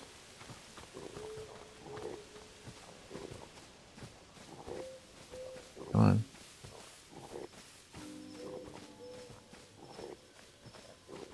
Terrible senses, in fact. However, yeah, let's just maybe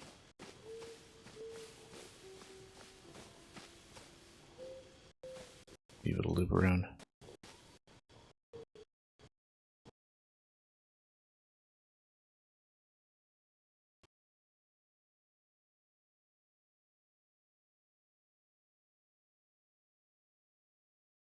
Come on, let's just get within range. Within range, I'm so slow. So slow. Also, yeah, okay. I was concerned about sound for a moment, but I got it. This guy. Just a little too fast for me. Try to cut him off. Okay.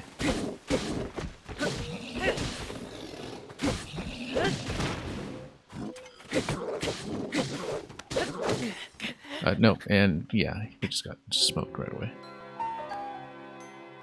Try pressing jump while crouching. Yeah, I should remember that from the first game, actually. He's just gonna one-shot me anyway, but we will get back in there. So, okay, so we got reset from the shrine. Oh, and we don't have the E8 flow blade. We need to fight the Yika clan guy again. That's okay. We'll fight him again. I want the blade. I just wanted to see what kind of sneak track power we got out of that, which wasn't really much, but let's fight him.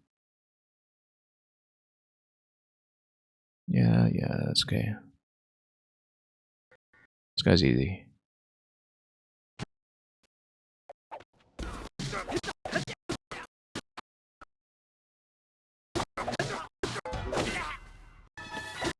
I just stun lock him out of there. He's done.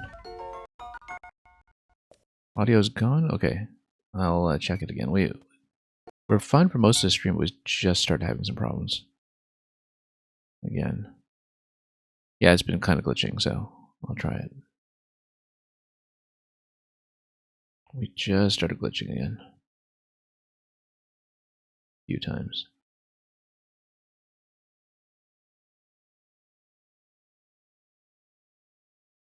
Yeah, we'll try to fix that.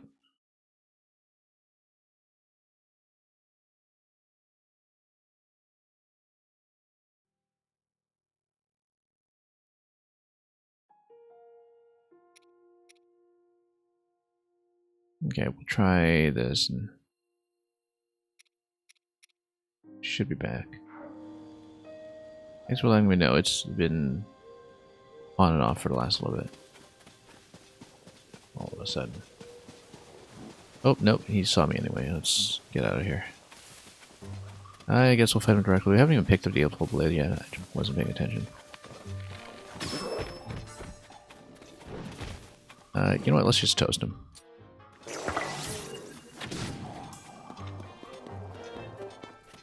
But we do want to loot him. We don't want to toast everything.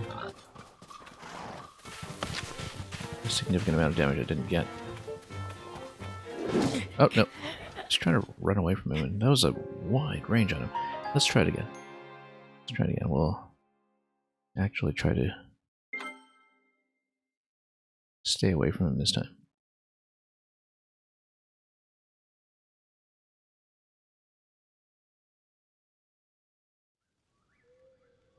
Fireheart's gone just like that. We need better gear at some point, but... Oh, and this is... I guess it now saved after I took out the clansman. But without having looted the sword because I forgot to pick up the sword. Okay, is that is a little bit unfortunate. At least I think so. Let's I mean, it doesn't leave loot on the ground when you respawn from death, I think, so.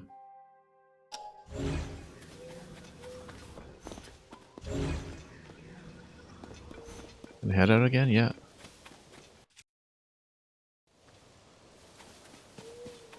Having great fun over here, so. Let's go stabilize your hammer. We need some firepower.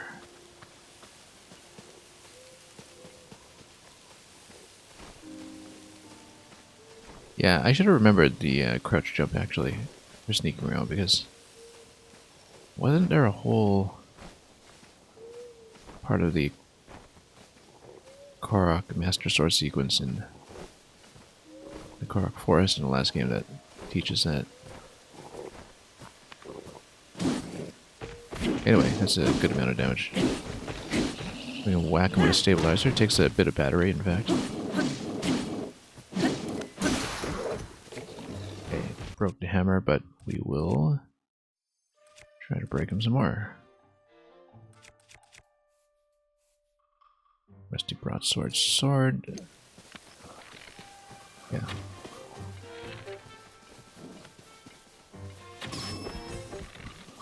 We just try to shoot him from here.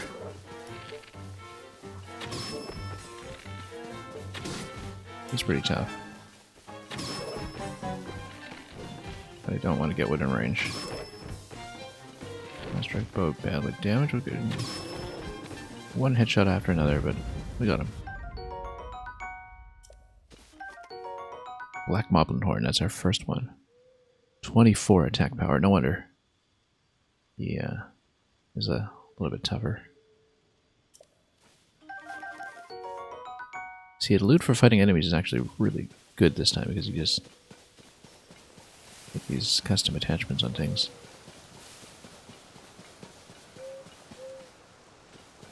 But we haven't even used it fullest yet. But yeah, probably a lot of bananas to be had around here. So he was sneaking around up here. Oh. Lots of explosive barrels. We shouldn't have woken everybody up. That was a bad idea.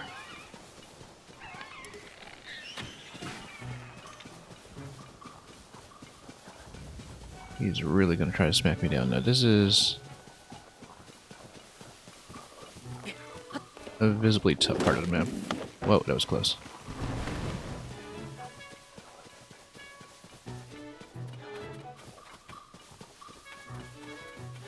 Probably need to start attaching good weapons to things.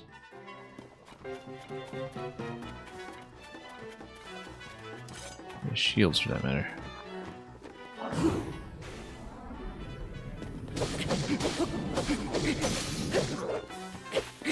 Pretty generous timing on the flurry rush, though.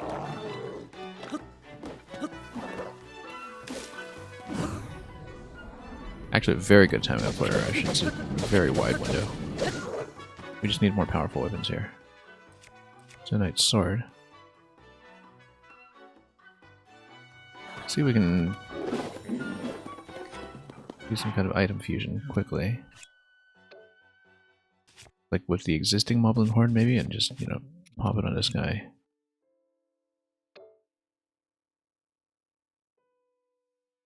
We need to drop the material first to fuse it, I think. Or do I need to? Yeah, we need to drop it first to fuse it. But... oh, he's gonna go back. Hang on. In that case... yeah, we should be using the weakest weapon here. Let's actually put some materials on it. The Black Moblin Horn's almost as good as a diamond, which is a little crazy.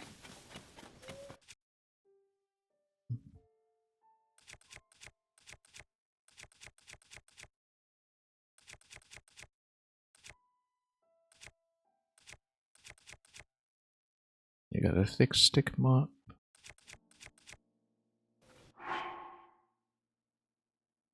We pop a good weapon on this.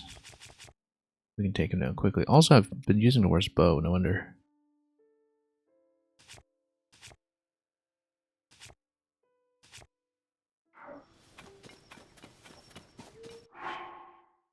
Well, let's see if we have some super high attack monster material. Maybe not one of the black ones. We don't want to use everything so aggressively yet, but Lizalfo's tail is not a bad idea. Lizalfo's talon, we've got plenty of those.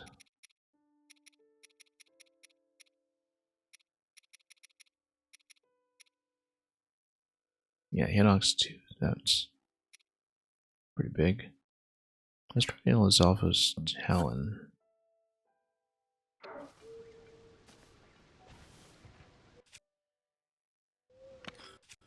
Then we go fuse.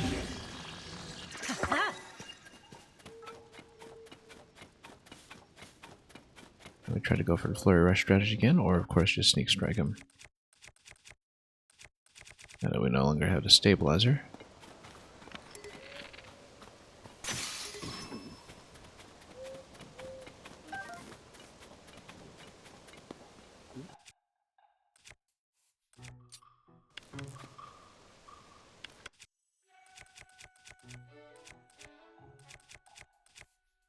No, we'll just go standard arrow.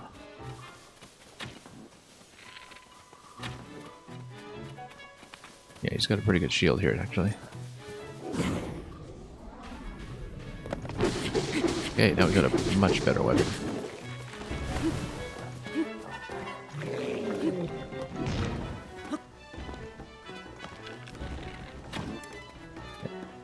His little bow is already shattering. It's very low durability. I was trying to jump backwards. I jumped the wrong way. Okay.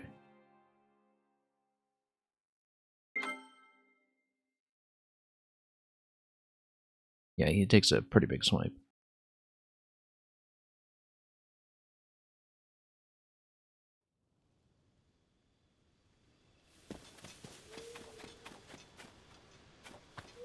To make it up to the lab, that would be nice, but we've reset quite a ways since we still have the stabilizer hammer, which I wonder why it uses battery, because I don't know exactly what a stabilizer is doing for me there when we whack things with it. Barracuda is sleeping like a bat. That's interesting. Looks really neat. Yeah, we'll just try to sneak strike as much as we can and then take him out somewhat quickly.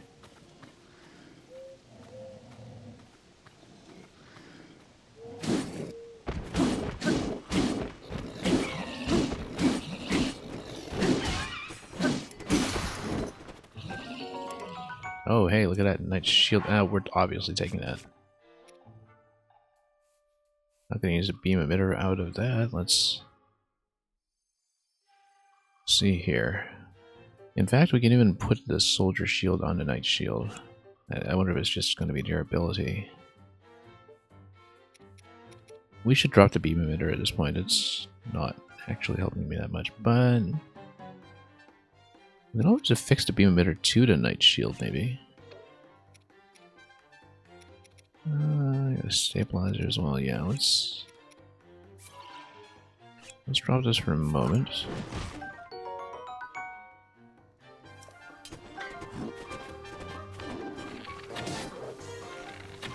Oh, here's the other guy. Yeah, at least we have a shield now. We'll actually have some durability. How are we doing for weapons? Broadsword, we need to attach something to it.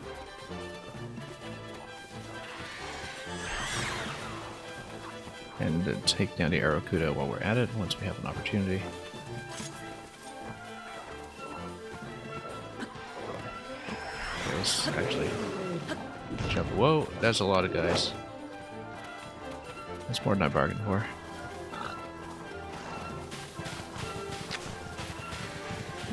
Oop. Yeah, the thing is we don't have enough running speed here. Or stamina.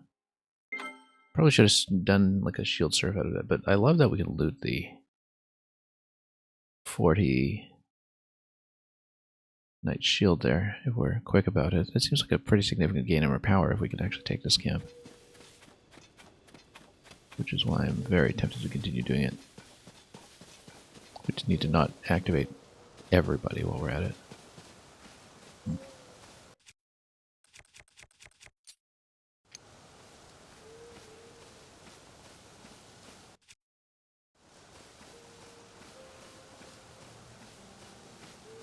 Of course, we had explosive barrels as well. That can be pretty helpful here.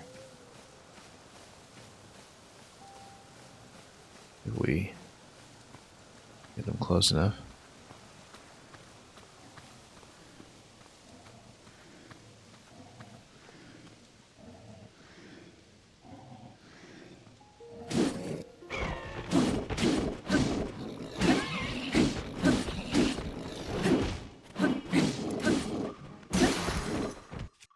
Okay, we need to pick up his shield.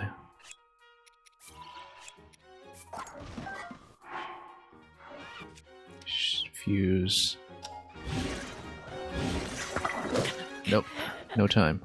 No time. This guy's so quick.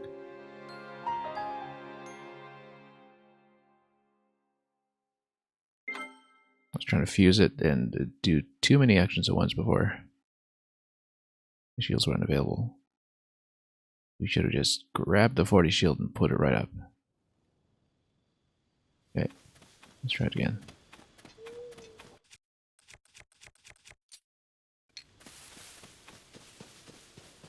I'm entirely too motivated for this. Of course, we all have all the explosives here that we can drop on top of the second guy as well, before he runs over.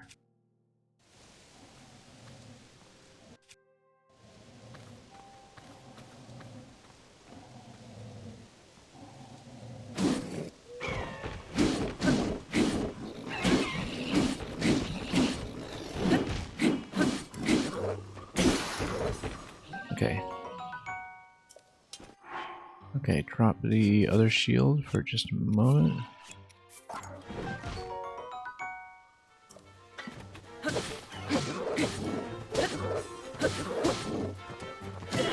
Oh, wow, he's gonna kick me in the face. Stamina's good, heat resistance is good. We need to get some run speed food.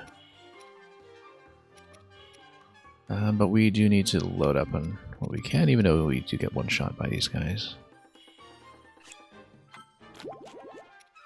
Using for 2 hearts. Just the iron shroom, yeah, that's good. Okay, one down. The Aracuda up and running? Up and flying? It is. We need to take it out. Also, what do I have for weapons? Broadsword. Beam emitter club. That may be fun. Got a ranged attack going on this guy. Whoa. Running into everything in sight.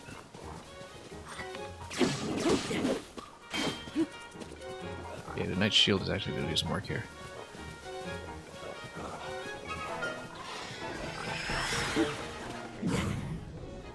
We do Flurry Rush or Beam Emitter? What happens if we do that? It breaks. And it also shoots down the Aracuda as the beam goes so wild.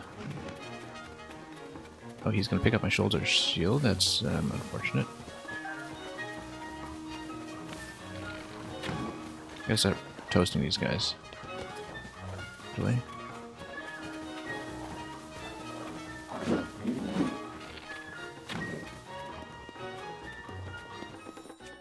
Electric shock actually would be a good idea. We need more damage. Let's switch bows first of all. And then get him to drop his stuff.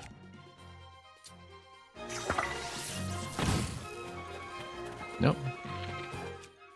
Surprisingly not effective. Okay.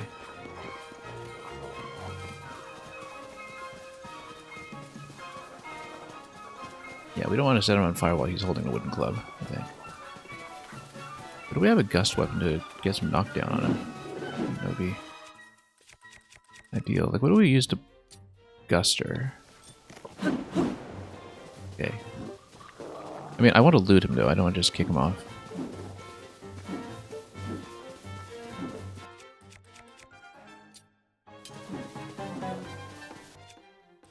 What do we have? We do have the rusty claymore stick. It's not a one-hander, but it'd be a bit sluggish. Yeah, we can get some kind of good fusion weapon going with broadsword. That'd be great. Like we have a log or something.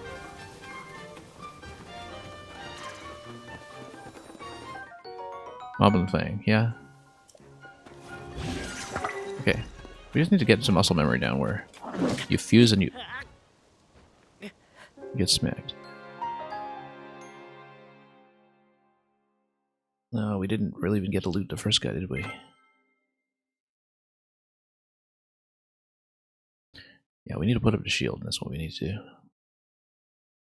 Fighting 2 or 3 of these guys at once. When we're so severely underpowered. Okay, no, we're back here. That's fine, that's fine. We'll try it again. Self-imposed challenges like this are really the best part.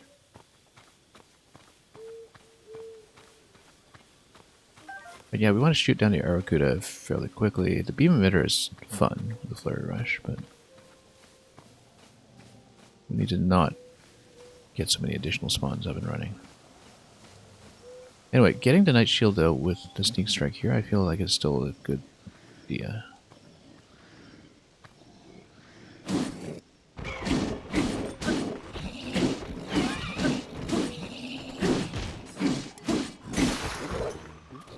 Okay. You know what? Let's continue smoking him. One down quickly. And then... oh, he's gonna come for me. Let's...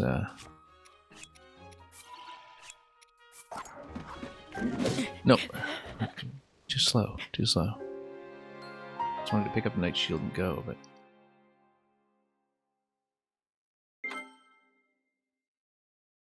we should probably change up our tactics a little bit for the second guy. You know, set up an explosive or something early since we know what's coming. Still like the opener, though. Just take one down quickly. The fact that we kind of closed in to take a few extra shots so to take him down did cost me when it came to picking up the shield.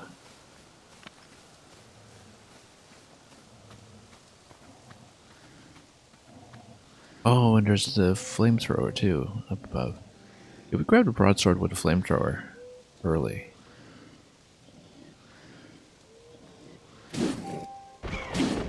It's directly above where I am.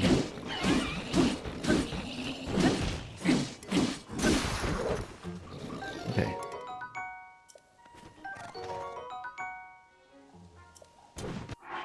We need to drop this now. Okay. If I can escape this guy and go for flamethrower, my god, that range. I always underestimate that. The depth perception here could definitely serve me better. No, we'll get it. We'll get it. We're so committed to this fight at this point. Yeah. What are we going to kind of sneakily place the flame emitter so I can get the broadsword up and running right away without waking anybody up? No, we woke everybody up. Okay, that didn't work. Did they detect me though? No, they just woke up. No, we got some detection. Right? Okay, so we're in much worse shape than we were before because we don't have the advantage of surprise.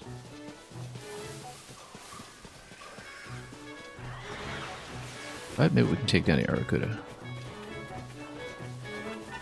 Oh, now we got all three. Yeah, we're not fighting that.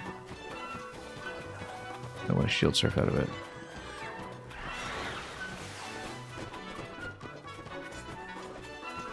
No, we're out of leash range? That's okay, then we can fight the first one.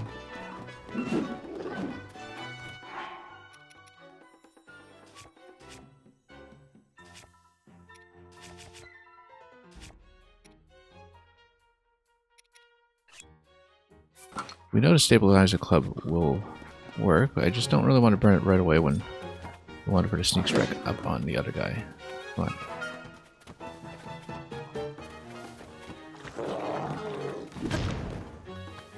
Alright. Backward jump would be great.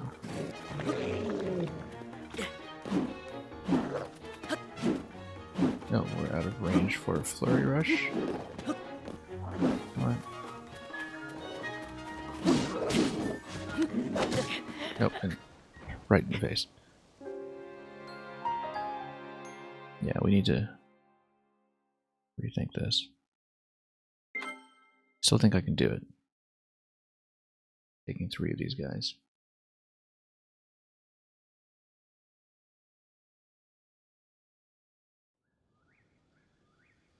But yeah, we don't lift the flamethrower right away because it wakes everybody up. As we should have surmised. Let's get Fuse ready right away, in fact, just in case we can.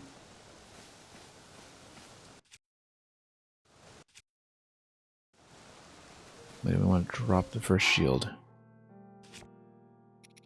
So we can pick up the new one.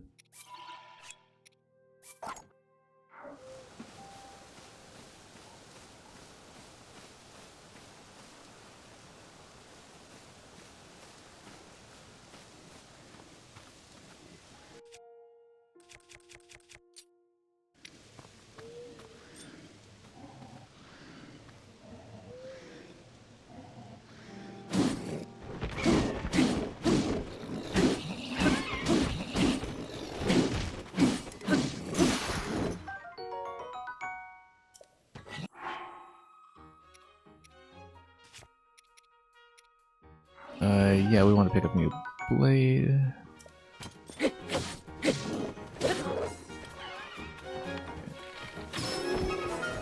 Get one down. Now, if we can get up here,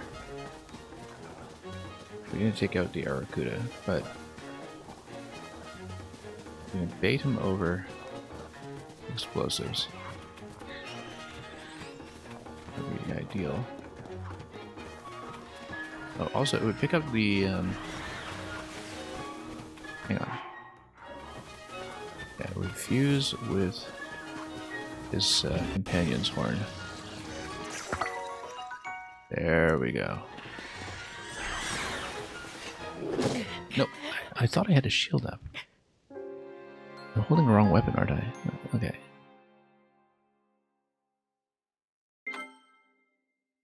No, that's still the right idea, though. We just need to refine the fight a little bit.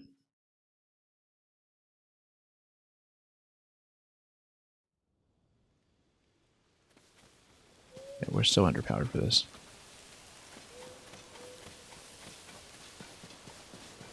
But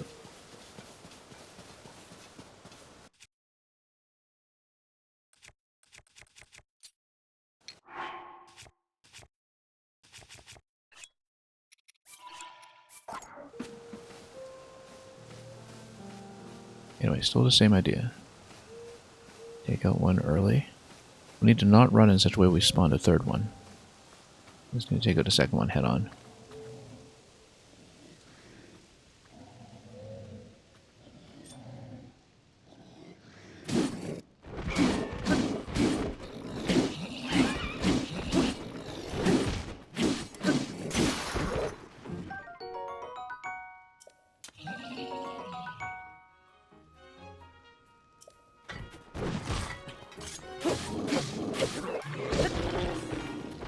Okay, so Here you go, this guy. Make sure. Nope, hang on. This guy's got to get out of here. Just slow him down somehow.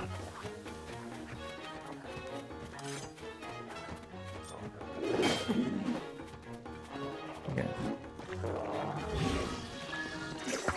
Nope, wrong one.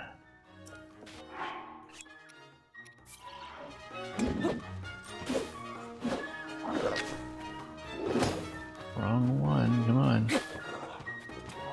I'm crouching in here too.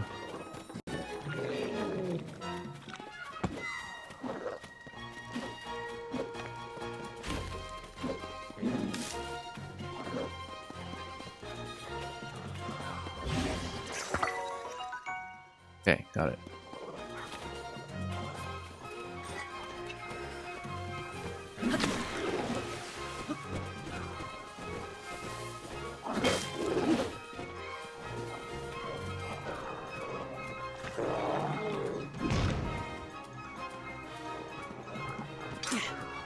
I'm accidentally crouching all the time as part of... Oh, here's another one. Okay, I'd like to loot as much stuff as I can and then maybe just get out of here.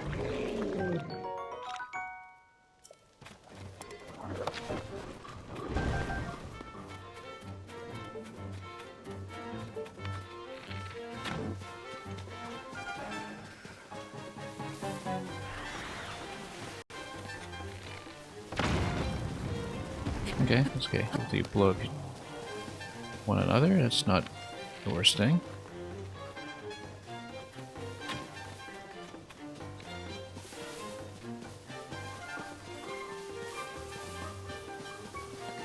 Sneak around and pull out maybe and just reset. Okay, we gotta take down the Aracuda. It's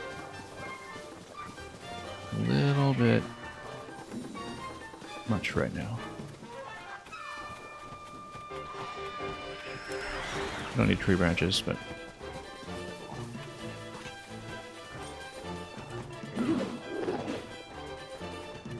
get flurry rush on.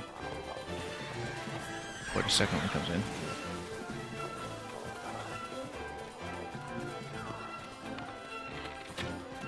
This one's not shielded. This advantage we have over it.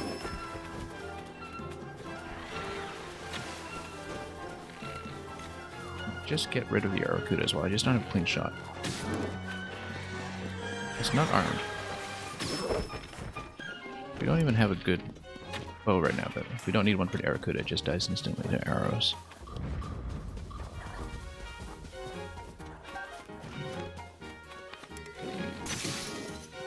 Yeah, that's fine.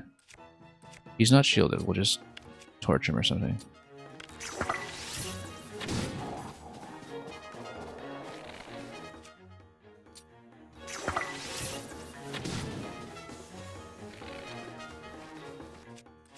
Maybe even get some lightning up, unless he's immune. Okay. Yeah, shock him a few times. I mean, this is enough of a fight that we should actually take him out. Okay, one more to go. See, we can do this. Just need to be less careless, play a little smarter. Yeah, basically the guy burned off his weapon and his shield, and we just had a run on him. We can fuse the existing shield, I think. Maybe it'll give me some durability or something. I don't really know, but...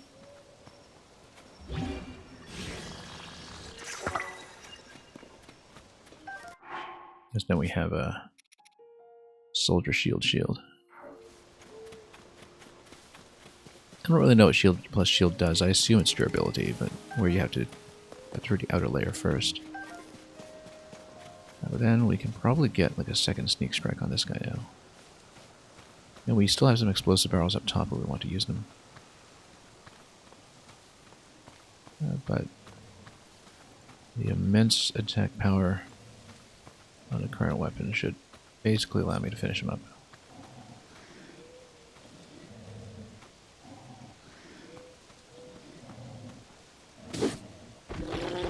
Look at that. He just dies immediately.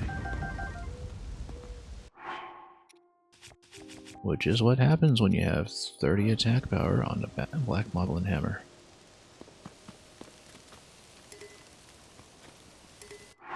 Which actually, yeah, well, let's trade up some shields. It's time to get rid of the beam emitter one, I think. We just haven't used it.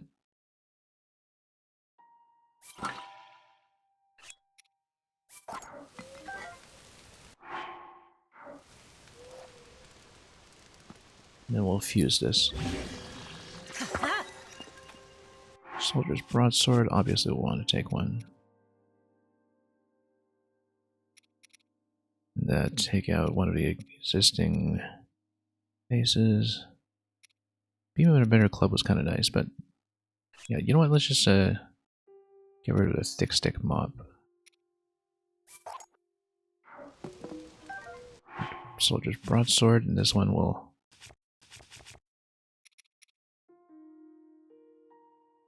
quicker charge attacks. Yeah, we can basically create more Moblin hammers. That's pretty valuable that we won't just use that willy-nilly.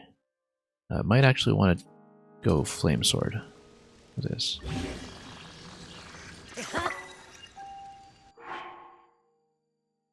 Flame emitter club. Yeah, good enough. The broadsword is actually less of a good base weapon than Zonaite, so it's possible to get something even better, like a 33 attack weapon with what I have currently. And we gotta find that Hestu at some point just to get the inventory expanded, because we really are running up against its limits.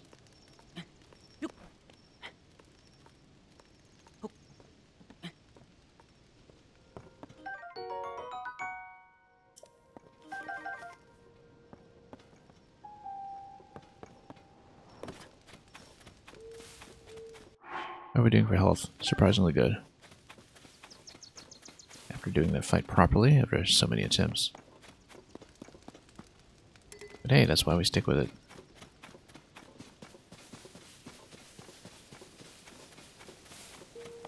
There's another construction zone by the looks of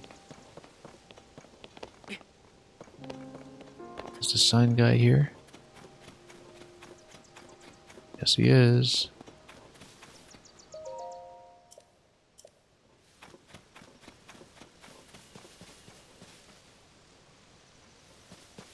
Alright, let's just back that up then.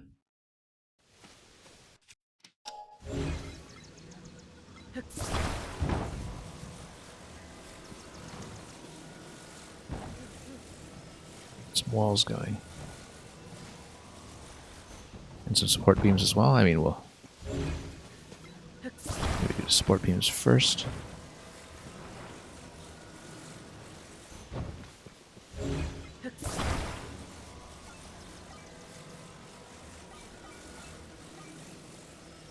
Hang on. How's this gonna work? It's gonna be like this, and then yeah, so we rotate for just a moment. Set this down.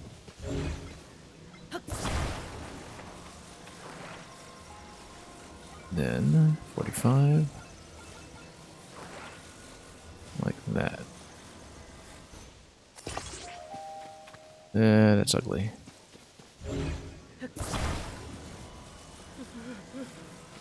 Not like that at all, actually.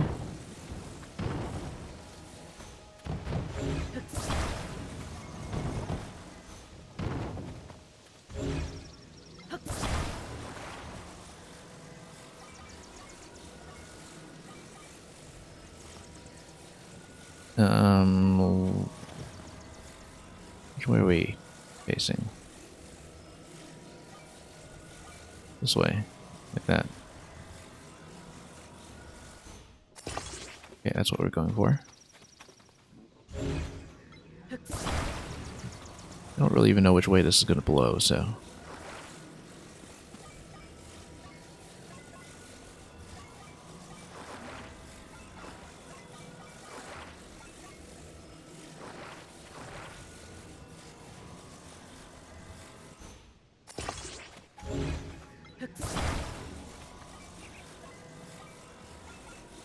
Okay, now we prop this up.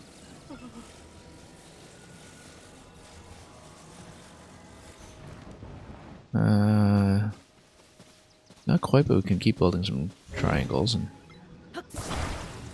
maybe that'll sort itself out.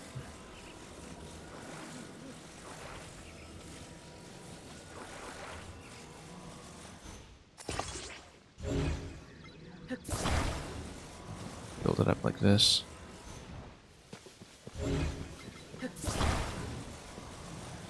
Reinforce up top.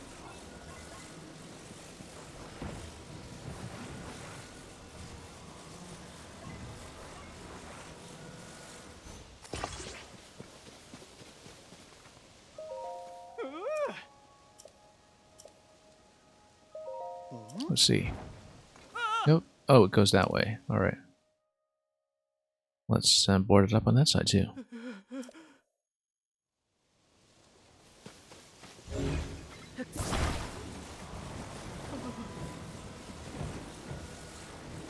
Okay, some additional boards will just do that for me.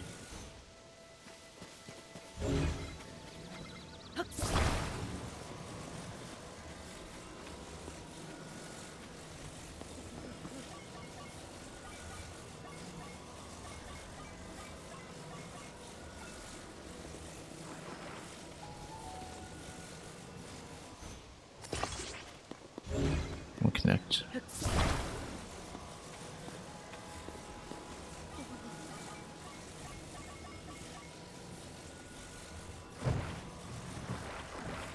Let's create a support beam over here. Maybe.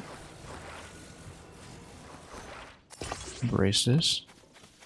Let's try it now.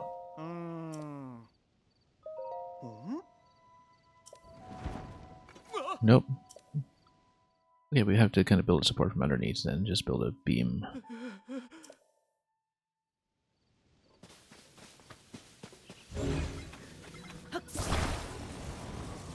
Make this elaborate structure. Yeah, because it's falling over from below. That's okay. That's something we know how to fix. This is hacky spaghetti code solutions. That's really what this resembles.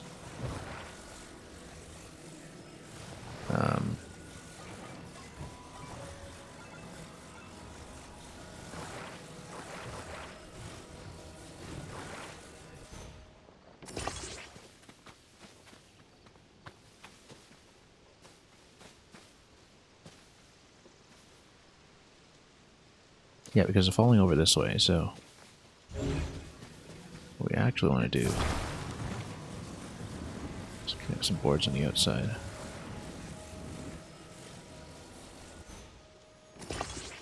Yeah, we're out of beams. I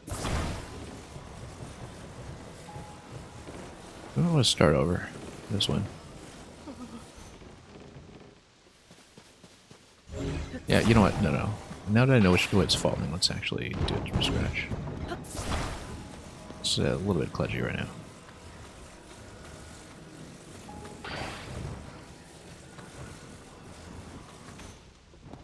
There's no attachment point for these, so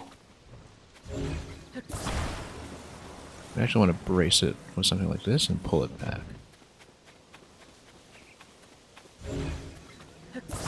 Which we can do.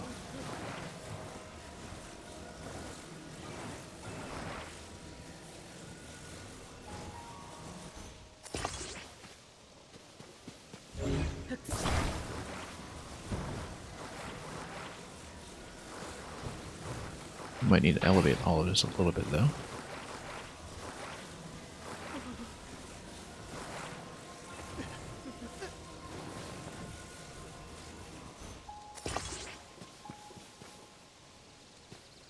The idea being that if we lean into this,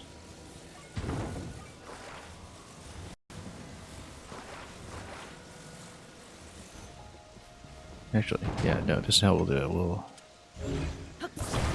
create this shape.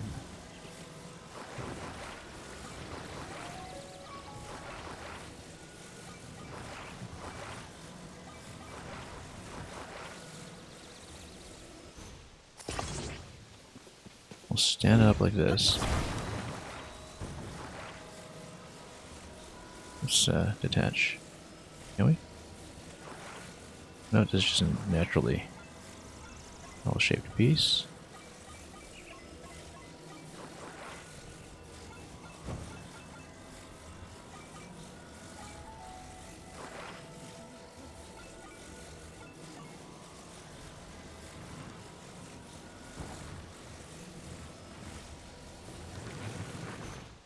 Nope, not like that.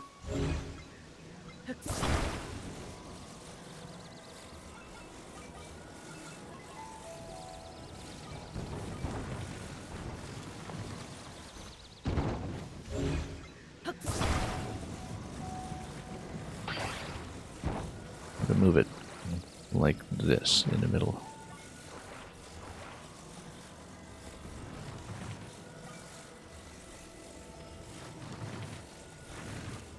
Axial rotation here can be a bit of a problem. Come on.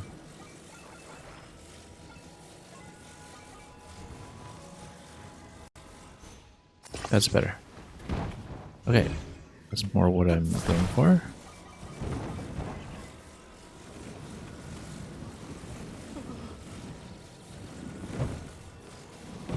And flip it over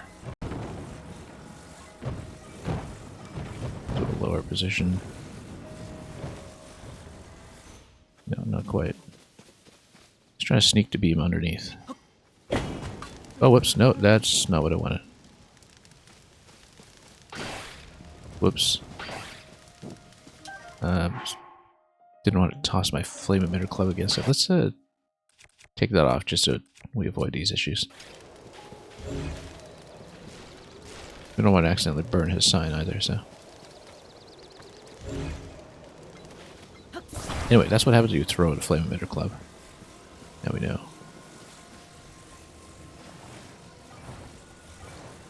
I think we need to slip a board here, basically, and support it from underneath.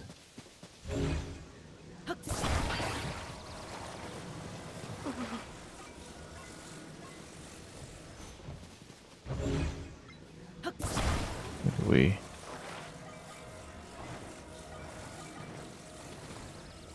like this.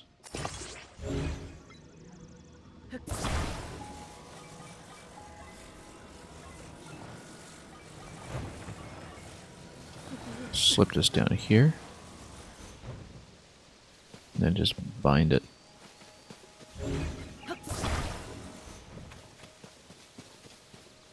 We have to lift it up a little further. But we can basically create another beam to reinforce. Like so.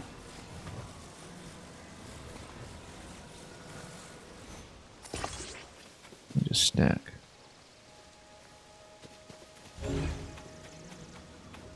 Of course, now that we've burnt everything down, this might be a little bit trickier.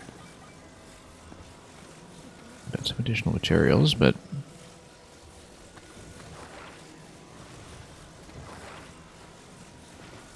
basically attach like that. Let's try that actually.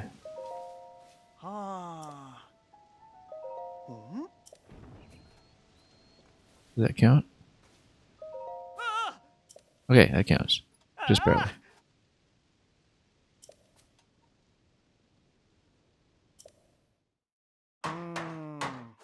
That was not the most elegant.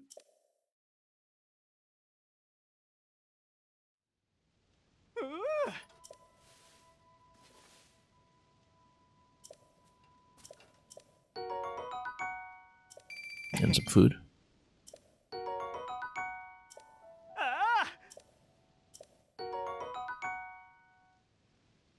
So anyway, let's reclaim the lab.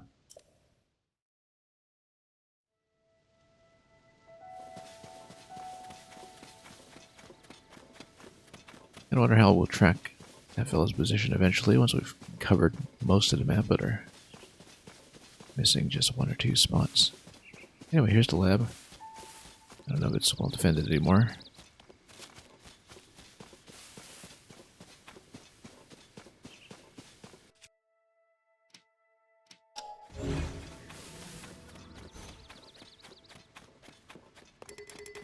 But probably can at least get some of these.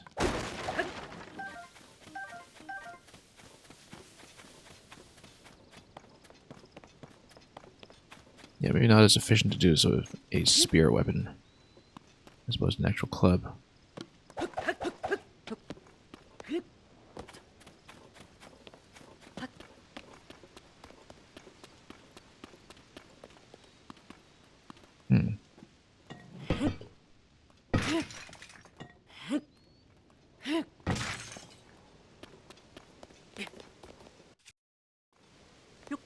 Also, we can kind of see what's in there.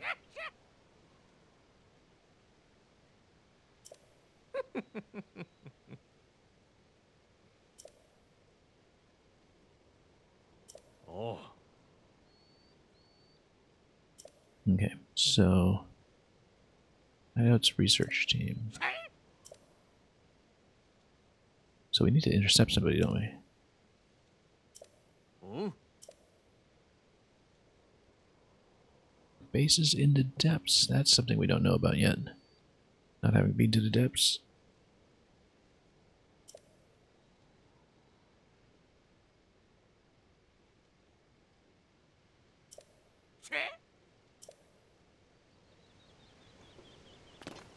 Do we intercept him? Okay, no, we've seen it. Hmm.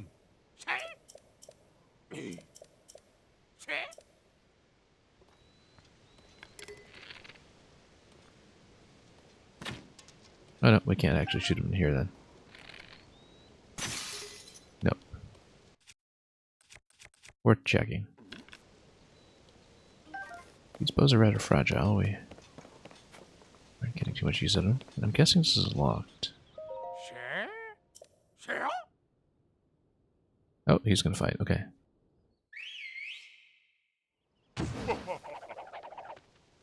Okay, the guy with the wind cleaver, we should probably watch out for him. Whoa, okay. Let's see. I mean, the expectation at this point is that you had to survive the moblins and everything to get here, so not surprising that the fight would be a little bit on the tougher side. Didn't we have like a 4 heart fruit? Yeah, let's just take the 5 heart fruit. Okay, we'll take out the small guy first. He's not too bad.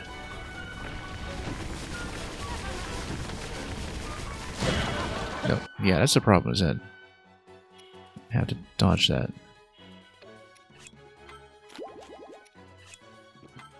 And it does hit pretty hard. We do need to load up.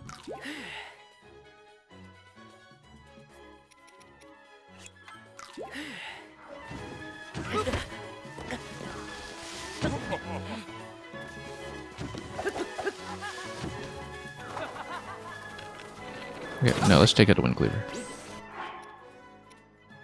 The earth power here is causing problems.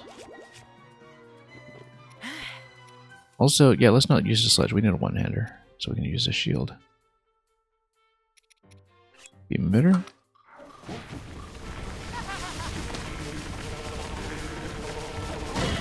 How do we even dodge that?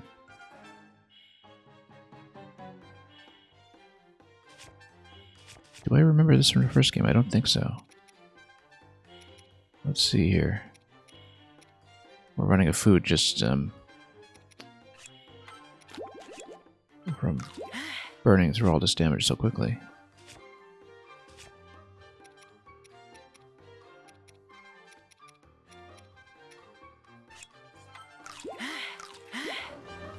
Need to interrupt the attack, maybe. No. Oh, wow, he smacked so hard. Okay, I mean, we can use a shield. Which would be a sensible thing, but... get on a one-hander.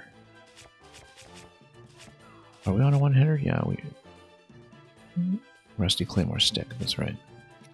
Beam Emitter Club. Yeah, no, that's right. How are we going to do this? Let's see. Yeah, we don't want to burn through so much food right away, but we are, so...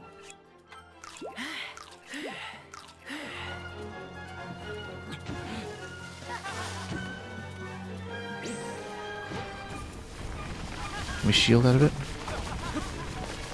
Dodge? No, we can't.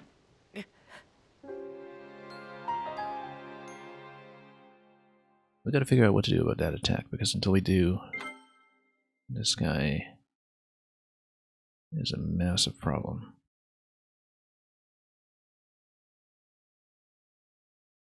How come I don't remember having to deal with that in the first game? I mean, it looks familiar, but I just don't remember what the counter is.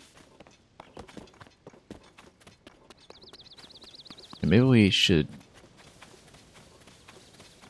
I mean, I do want to reclaim the lab, obviously, but we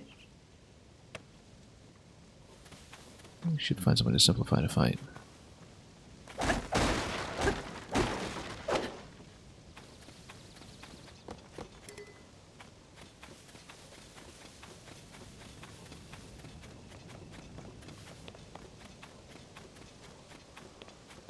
Maybe drop him from above instead of going head on. I didn't know if it would even let me go in the door. That's the thing. And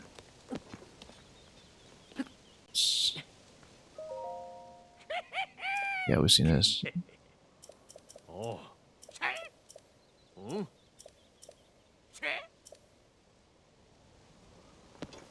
Okay. Maybe we get a drop of them. Also, just inspect what's been going on around here.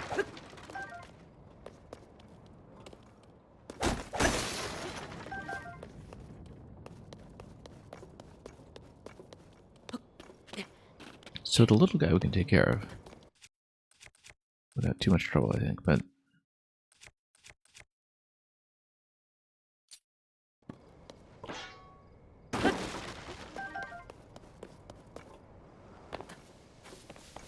yeah, let's check this a little more thoroughly.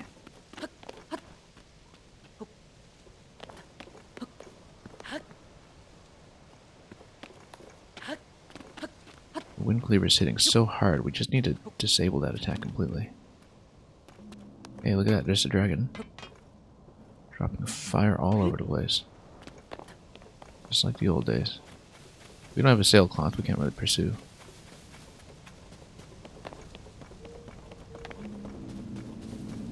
Although I wonder if we use a homing arrow, whether we can peel off a scale.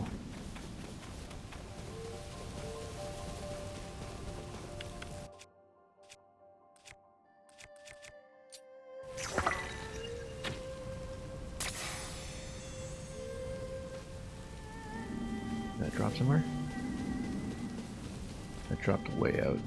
Oh no, it's down there. Did it drop something else?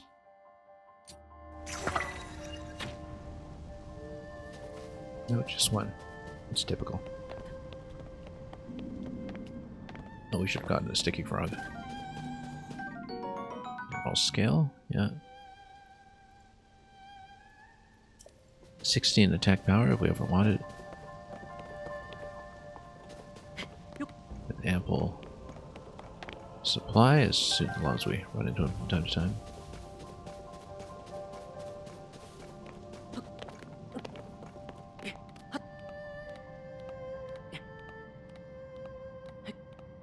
And we'll grab the frog as well, just for climbing on a rainy day.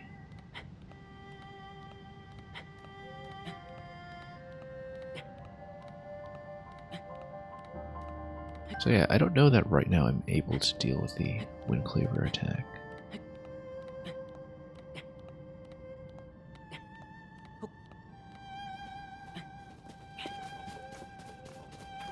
So ordinarily, I mean, part of it is that we don't have the glider movement that I was so accustomed to. But obviously, it's a pretty big deal if we can reclaim the lab. We've worked our way here, we've gone through some moblins, but so far, It would be a shame not to do it. But I think we just get that black moblin weapon on quickly and just try to burn through the enemy as fast as we can. You know, with the 30 hammer. Then we can stun him out of a wind cleaver. And we might be in much better shape. Let's continue climbing first. Just to get to the upper level and see if we can cover anything else about the lab.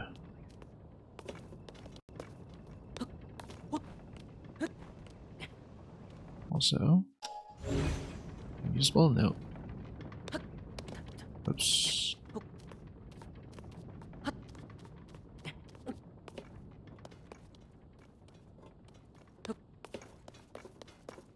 Scope up here, but then seemingly nothing up here.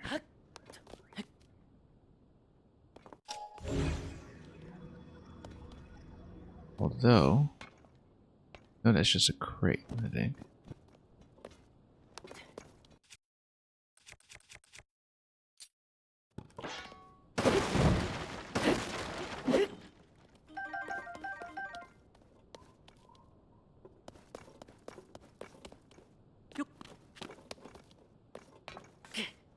So I kind of wonder how much progress we'll lose if we initiate the fight now. Given that I did so much like looting the dragon scale, but let's get powered up. And yeah, there's the ground attack. If we can get out of that by getting some elevation or something.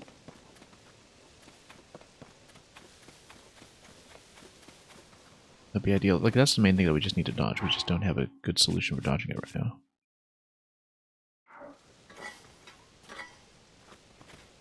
You know, maybe we shield surf over it or something. Might be a durability issue if we do that, though. Maybe shield surfing over it is actually okay. I'm trying to pull away from it. Blood Moon? Blood Moon right now is not a good idea. We're gonna get surrounded by moblins.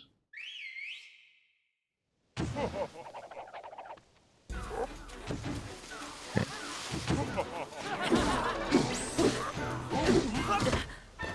Okay, let's just try to heal up quickly. Yeah, we need to full 5 hearts or we will get one shot, I think.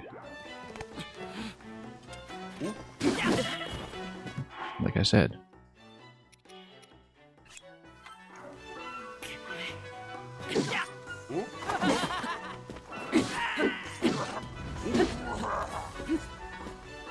Not bludgeoning right now.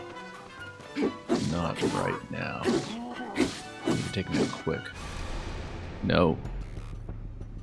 When the glow Bad of the time. blood-stained moon shines upon Bad the land. time. Didn't get much of a warning on that either.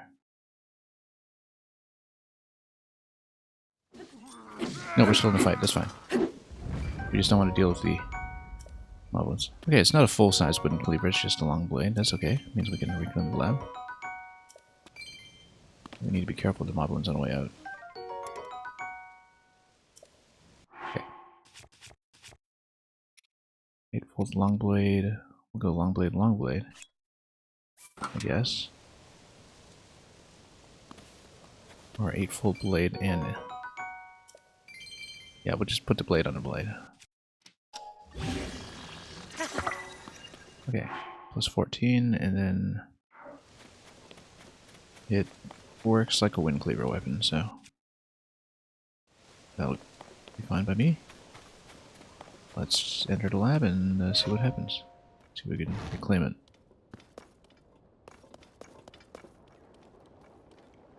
This guy been held hostage here, or is he complicit? Oh, okay, he's been captured.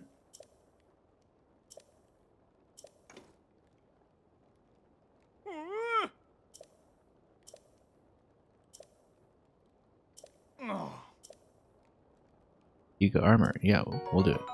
Oh, it's just stealth. It's not even that good in its current state.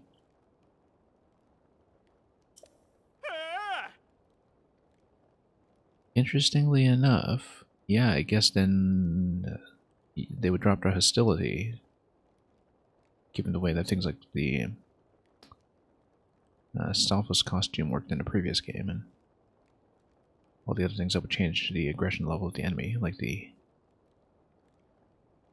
various masks given later on.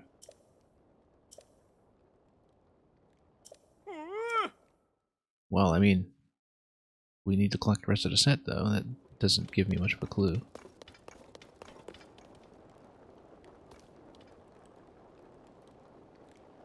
This looks like it's a map of the entire kingdom.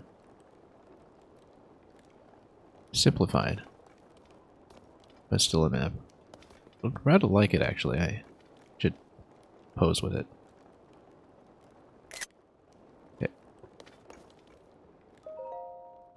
Yuga Clan Journal, yeah, we'll take it. Fill out the map with the location of our hideout and branches. Okay.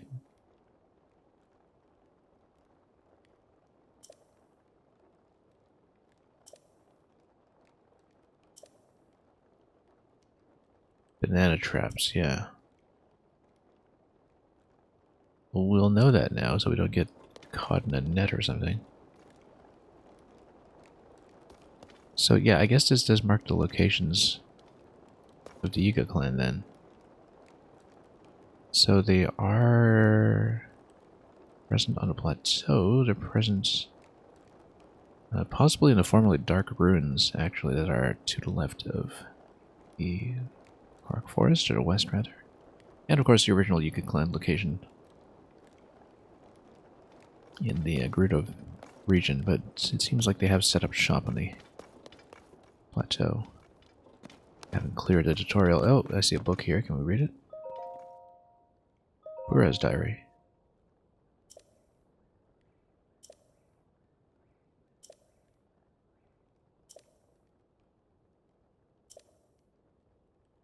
Second volume of the diary. For the last 2 spots, maybe you'll shoot arrows at a map.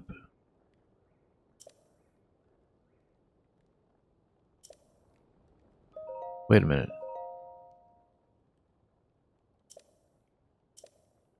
Let's see if we can understand where everything is here.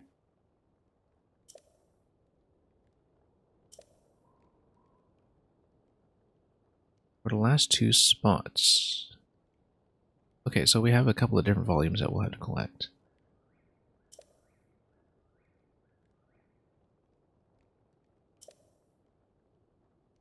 One volume here at Lookout Landing. But this isn't Lookout Landing, right?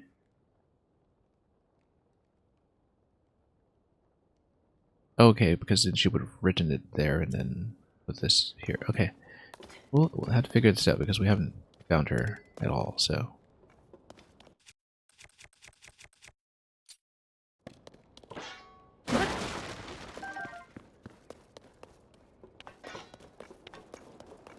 Let's go up and see what we can find. Nothing.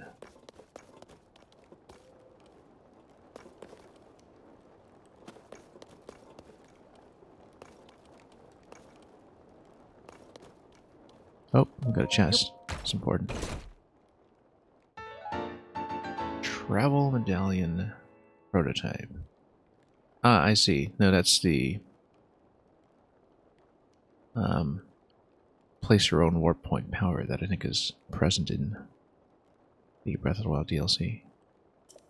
We're going to play without warps. We're not going to use it, so. At least I say I'm not.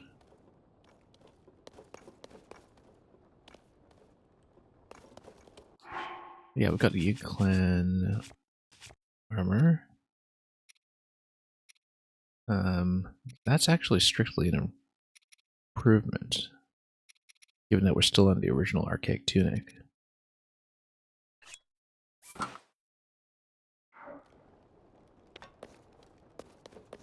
Yeah, eventually we'll complete the set.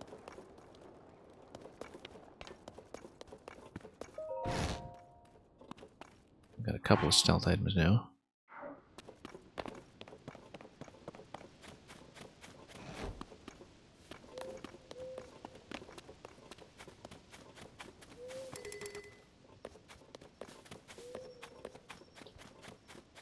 Oh, where to? We've got a labyrinth.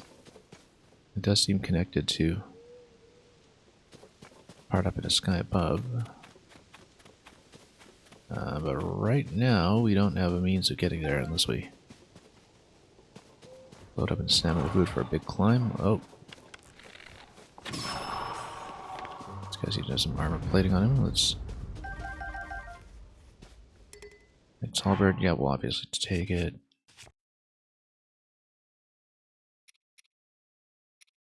We have a natural candidate for that. Let's see.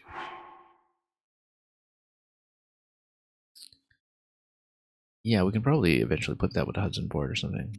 For sure.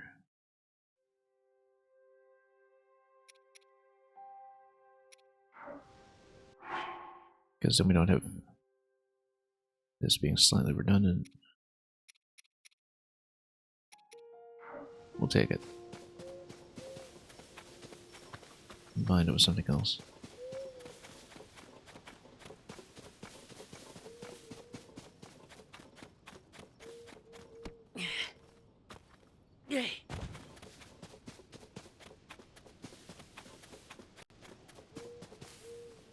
Yeah, I got a skull over there. Yeah, without the sailcloth, I don't think we can really approach the labyrinth. If we load up on stamina food, maybe. I think I would like to do that, if we can find the campground. Supernova Link is in this game, is he really?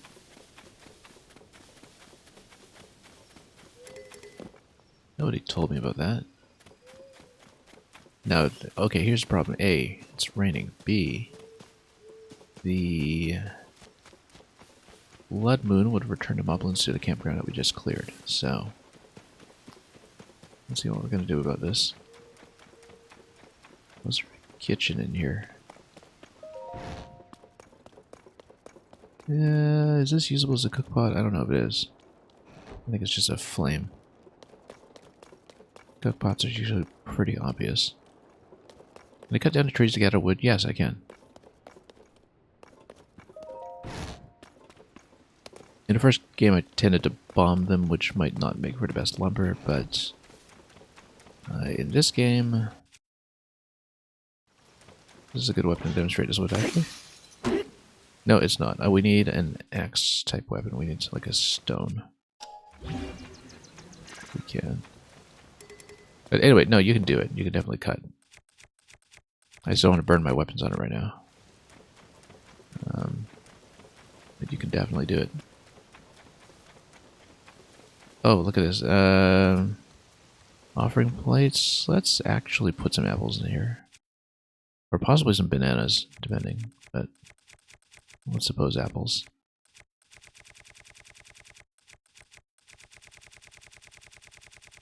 Got too much stuff in here. Okay, there we go.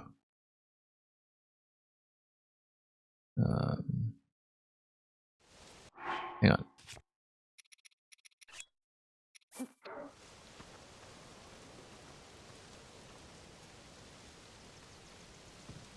In fact, you had to collect pretty vast quantities of wood in the previous game. This one, I don't know yet. Probably, at some point. It's already a big construction quest somewhere in here. You can cut down most trees. Some trees are a little bit thick. And maybe not best for that. Now we only have one banana. Otherwise I would do bananas here, and that would be a potential solution. Or maybe we're supposed to match another object. Usually though the offering plates are a clue that I should be placing something there.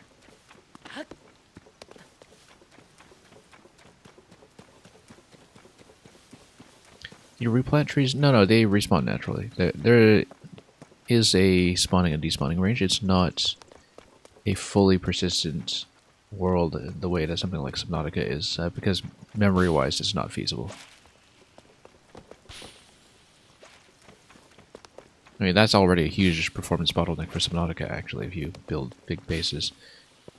You can't really build permanent bases in this one, or even permanent complex structures, because there are ways to have the materials reset. So anyway, got one.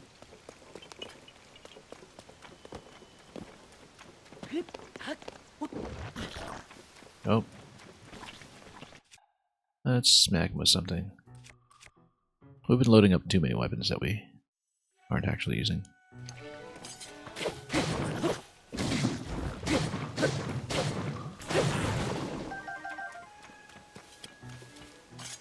But yeah, if I can show you the tree... There we go. In fact, yeah, sometimes you can get little bits of wood. You'd have to chop the log further. In this game, you can use the log to do some further construction. So, whoops. So you can, you know, use it to build bridges or rafts or whatever. Pretty useful that way.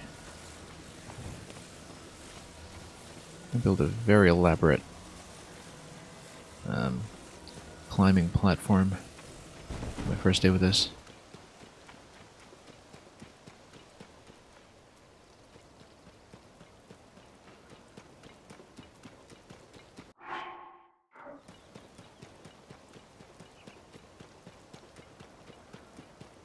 Well, and yeah, Supernova, if things get out of range visually, and you might clip into them if you're traveling too fast, but in Subnautica, the locations are saved and things do get reloaded into place.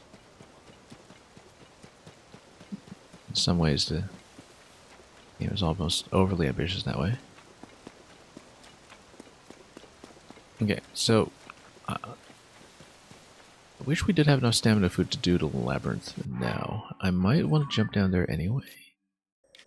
Then we'd have to kind of recover our way through the bridge and back out. Maybe there's a ladder, but no, previously I just used tons of stamina food to do that. So if we can find a kitchen... We're not going to do it in the rain. Where's my horse? Not too far. Okay. Let's just go back to the stable and see what we can do there.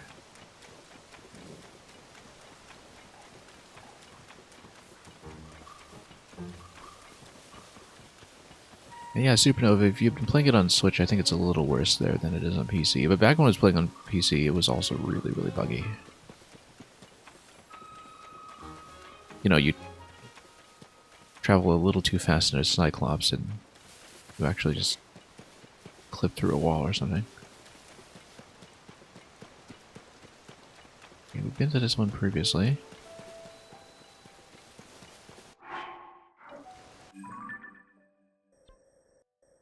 There's a skull rock over there.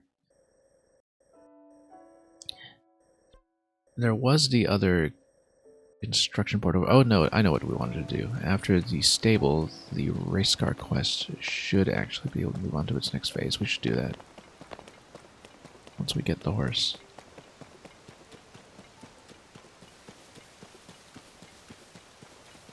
We can even spend some money on another horse clue.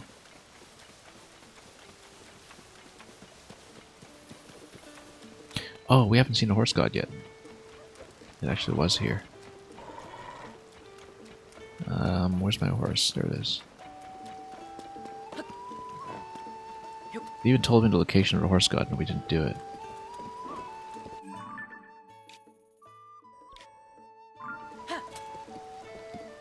Actually, let's check again. I was given directions. We don't know how to follow directions. Bloodleaf Lake to the north.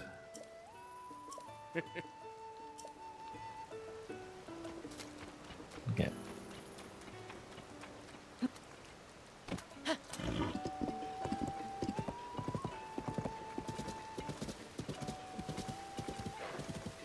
But yeah, I know they eventually just patched in an unstuck button in Subnautica, which was very necessary because, you know, I ran into issues like the prawn suit getting stuck in the floor, and that was a very common thing where I needed to reload from save.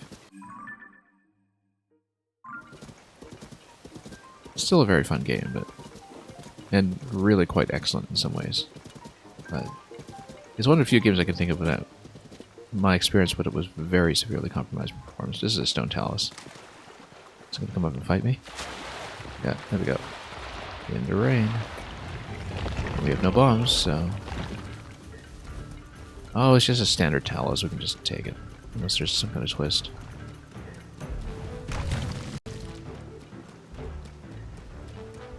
I mean, the twist is that we don't have powers that we did in the last game, but...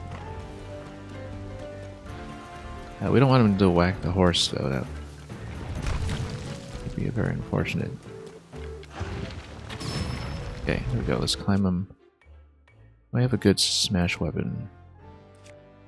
I need a rock somewhere. Maybe we can do the beam club. Actually, we don't have a good rock that I can use. Nope. Oh no, he's just gonna drop me. Let's look around for a rock. Not that rock. Hang on. Or we could just dump more arrows on him, but it's not very efficient. No. Come on, go around, go around. You know what? We can do the horse thing. Oh no, I don't have the paraglider though. I can actually do a bullet time off the horse. That's okay. We'll just snipe him this way. Okay. Do I have a good weapon for this? Not this one. I'll just use a stick. Oh, totally missed.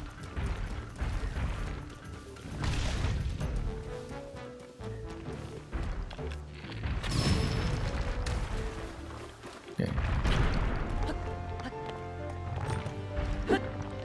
Come on. Just kept missing. Oops. Oh, wow, I just got smacked. Okay, fine. It's more damage than I expected from one of those. Maybe we shouldn't underestimate it. Anyway, there is a talus there. We'll fight him. We gotta relearn how to fight these guys, but, and I got a sword that I really should be using with a stone club of some sort.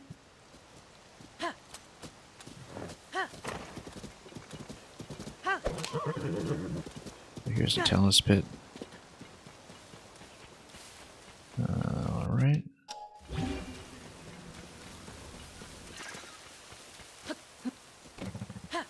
In fact, if we're riding... Yeah, so we can still zoom around like that. I think we should.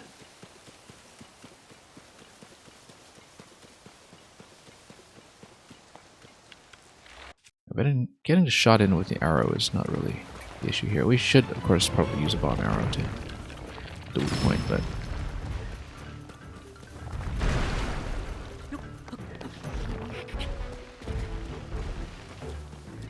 Yeah, a little hard to hit this guy at the moment. I wonder if he actually does the full 5 hearts if I fill up to 5. We're actually just a little under full. But I also have no armor. Game gets much easier once you actually have some protective gear, which we don't, even at this point.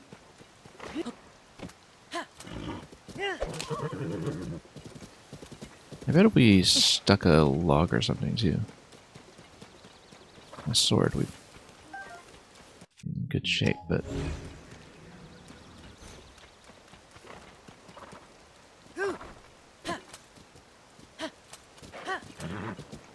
yeah, if we can use my super high damage 30 damage weapon on him, maybe burn him down quickly. Nope.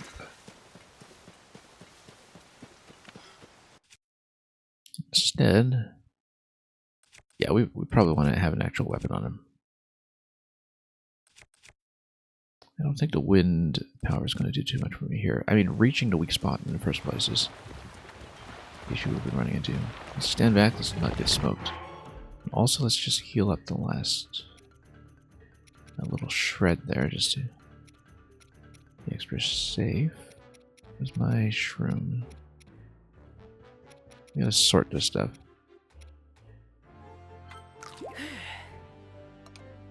Sort. Yeah, I got some food. And the materials. Okay, much better.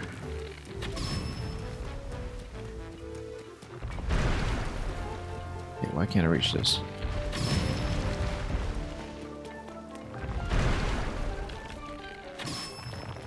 You know, I guess we'll probably just shoot him to death, except my arrows and probably my bows are going to run out.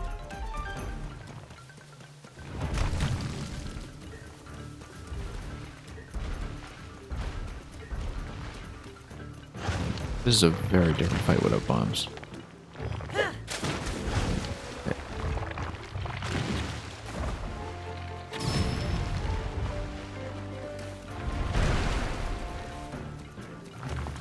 Can we actually climb? This thing, I can't actually reach it in this location. So I don't just sound like Cryonis to get me up in position. We need to land on him. His rock is, or rather, yeah, the protrusion is in a very inconvenient position.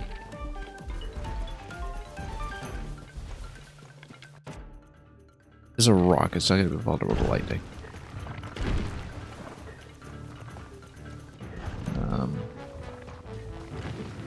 Maybe ice, though. Where's my white chew jelly? Oh, we sorted everything. Yeah. This is my last one, though. No, that does nothing. And yeah, okay, so it does less than 5 hearts. You do have a bit of a buffer if you are at full health. So let's get back to full health.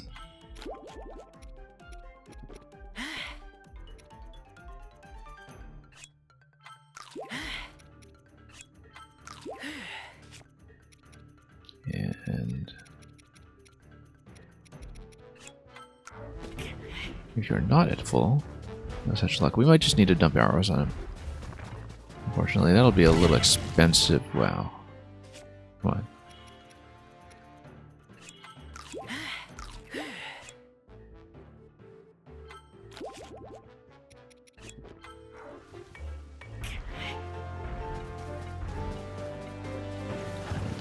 Yeah, this is one of the easiest enemies in the first game. How do you suddenly get so difficult to position?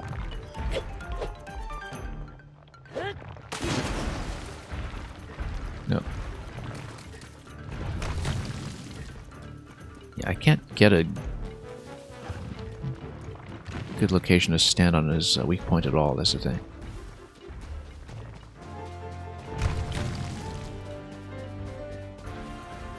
Which may be the point of this fight, is as deceptive.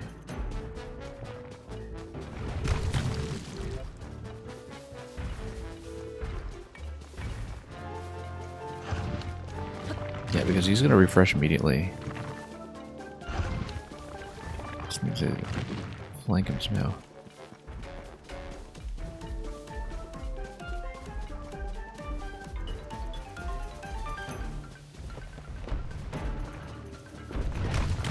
Oh. Okay. Maybe we just unload on him. Let's maybe get a bomb. Big shot, but not good enough given everything else that we need to get done here.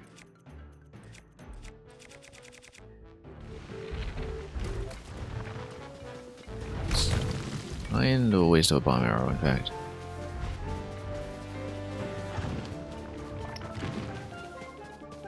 Like, we get on the mountain, we can take multiple shots, maybe, and that would be more useful. We're really gonna have to chip down with an arrow. Yeah, we just don't have good enough range on him with any of the melee weapons to reach where he's standing when he bends down. Even with the climb.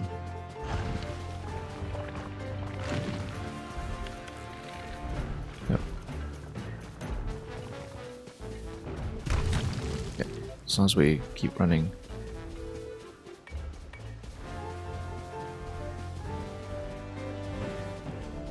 Perpendicular to him, then we...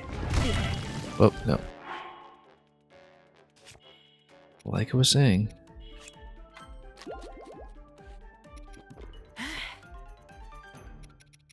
Let's see what we can do for food.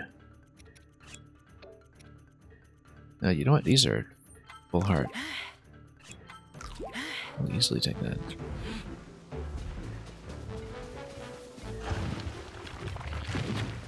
Oops.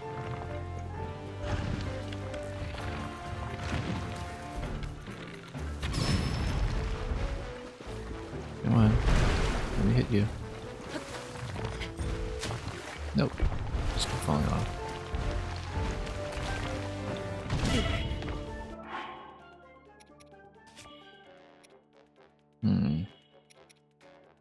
I expected this guy to be a total pushover, and that was not the case here.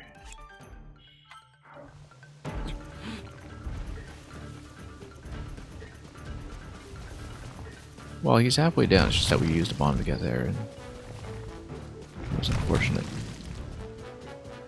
And I really don't expect any other elemental effects to be useful here.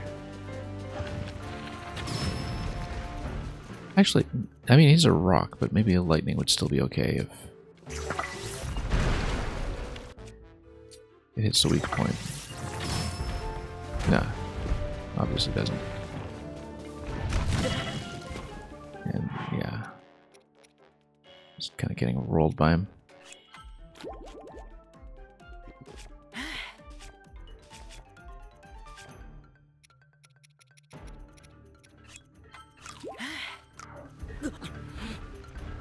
Can't believe I'm burning through so many supplies for a stone talus. This guy's the definition of intro tutorial boss, and I'm just getting smoked by him. I mean, partly because we're still no better off in terms of physical protection than when we started the game.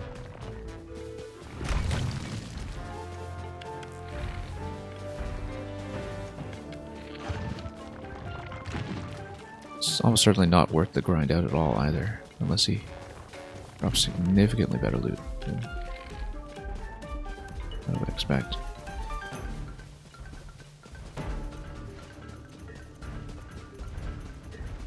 The battle talus fight we saw a day or two ago, that was actually substantially more straightforward than this, but it's entirely a positioning thing. It's just that this guy doesn't bend down in a location that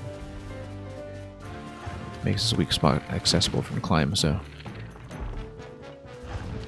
we're running into all sorts of trouble because the usual tactic is just positionally kind of unavailable most of the time. Yeah, we'll just dump arrows at him. Unfortunate way to do this, but may have to be the way it works. That is an incentive to get on the horse, though, because then we can get the jump on. Where's my horse? Here.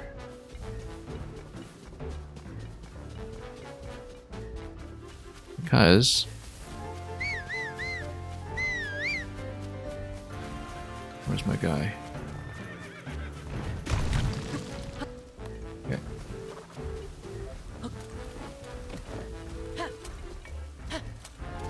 Just flank him. Okay, we walked him out of the pool. Oh, that's going to be useful here. We'll get the multi-shot on him. We can go around. Get him to walk around without reloading.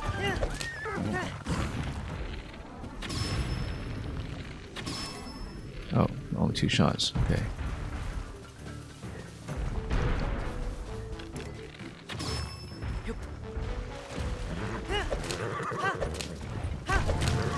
Okay, as long as the horse doesn't get smacked.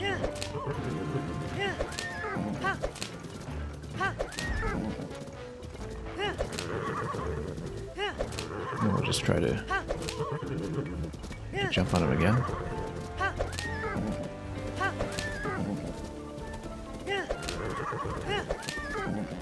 See if we can wrap around him.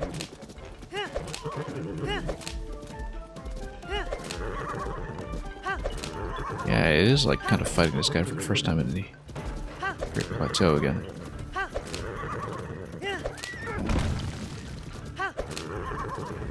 Alright, let's get behind him. If we can. Behind, please. Okay. Oh, and I lost a bow. Bad time. I'm at full, yes.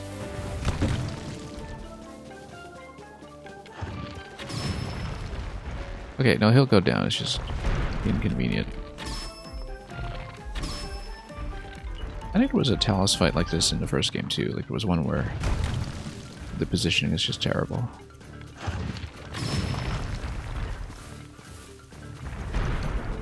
I mean, very much in keeping of this game and its predecessor to be very terrain dependent.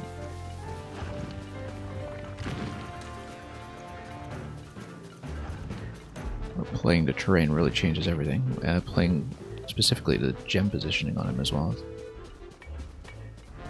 Now let's not get too close. We don't want him to smack the horse, because we'd probably have to pay up the nose to revive it. We've been fighting him all day, all the way to nightfall, and we'll be back to daybreak again.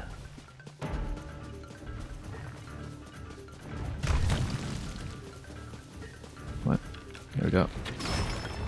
That took so long. Yeah. I like logging which ones on the map I've actually defeated. So not worth it. What if we sold off all those gems? Oh, I guess we would get the Talus Heart. That's something that would be worthwhile. Which weapon are we going to attach it to? Probably Sturdy Stick? One of the one-handers, I think. These are both... This is a two-hander. Actually, no. One-hander. A two-hander, rather. Because we want a big, smashy weapon. And, I wonder if it goes well on a shield, actually. But no, we're going to get a weapon. Yeah, that took way too long. But thanks for GG anyway. This guy's literally the tutorial boss in the first game, but we're on very little protection. We have far fewer tactical options at this stage. So it's very back to basics. A lot of fun. Very back to basics. Now let's see about that horse god. Wasn't it supposed to be this way? This piece falling out of the sky. Oh hey, there's bear. We can try to ride a bear. I'm a little too slow to catch up with it though, because it's too busy chasing the deer. He's going to despawn after a certain moment. But we know where the bear is now in this game. There were very few bears available in the first game, but if you found them, you could, in fact, ride. And it was always very satisfying. We rode a deer earlier today in this game. It was the first unorthodox mount I've managed to catch this time so far.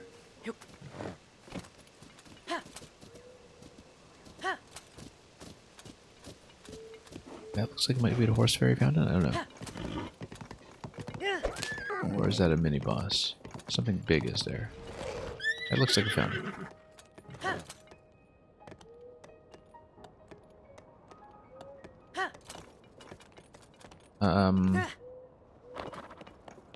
Or is it?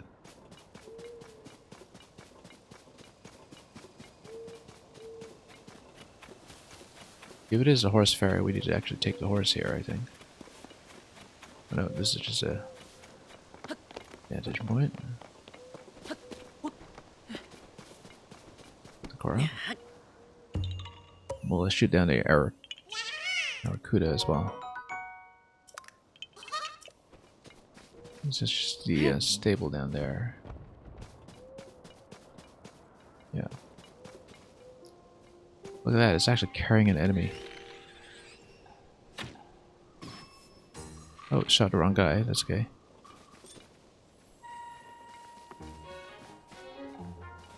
Let's get the Aracuda down here. See if we can get it to come around for a pass. Come on. You can do it. I still instinctively try to pull out the sailcloth. Always a bad idea. Oh, he's got armor. Okay, let's, you know what? Let's try out the Talus weapon. See what it does against armor. Oh, hang on. It does a lot against armor, but unfortunately, I do need to heal up as well.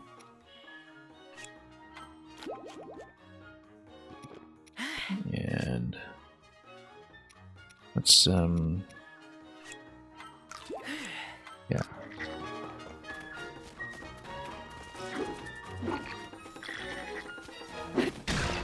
Okay, armor down. Then, hang on. Let's switch to... this is overkill. Let's switch to Beam Club. We haven't used it lately.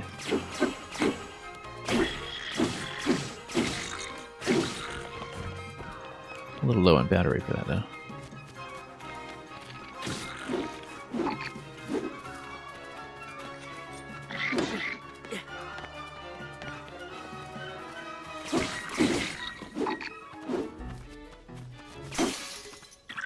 Okay, weapon. Yeah, we haven't adored the sword yet, but we'll take it. Whoa, that was a harder hit than I expected.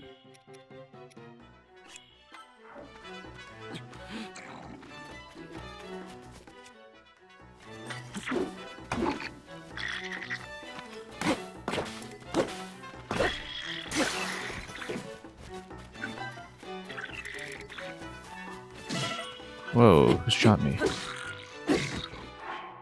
Let's, not mess with that.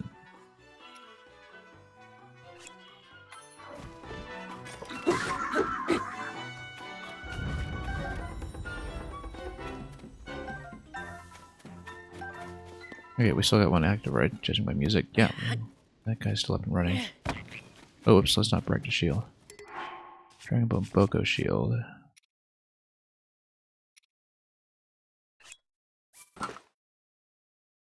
Yeah, we used a stabilizer shield. We already have a Dragon Bone Boko shield, I think we're fine. We might want to fuse the existing one, though. No, that's already got the material. Okay. Everything here is fused.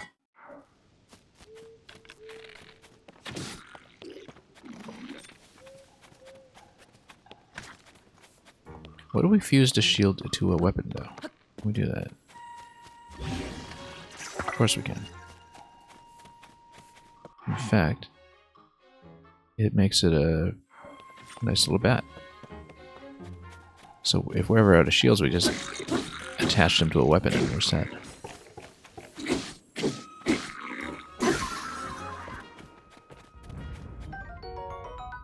Nice. Very nice bow. Let's actually loot that guy. Where did he go? There's all the Aracuda stuff. Yeah, we'll take you too. Nice helmet, though.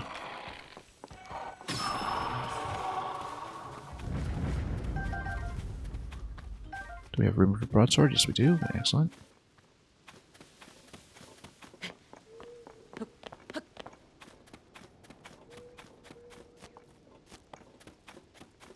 Wasn't this where the blue flame used to be? Isn't this what it is?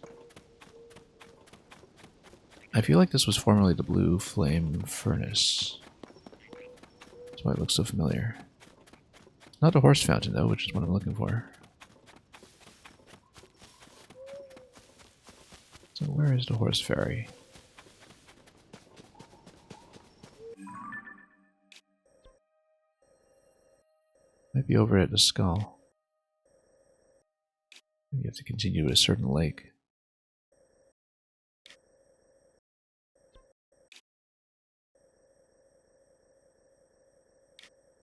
I mean, this thing here looks roughly like a horseshoe. That's suspicious, isn't it?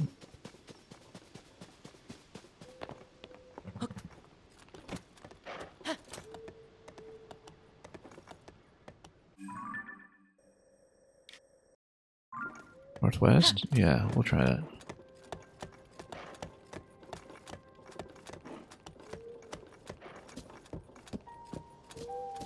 We burnt through so many materials, though, that it was really not great. Oh, look at this. This is a sled.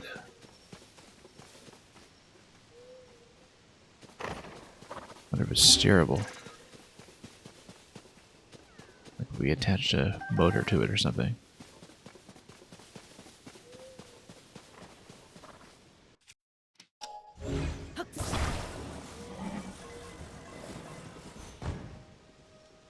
Oh, horse decided to go? Okay. Oh yeah, I guess he was spooked by moving objects.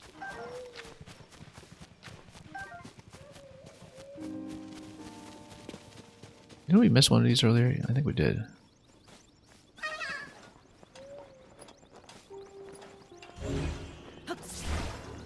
Oh yeah, he's teetering off the edge. We need to get him.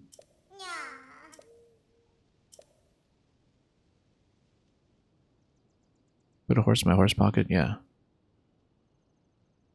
Only we had more slots.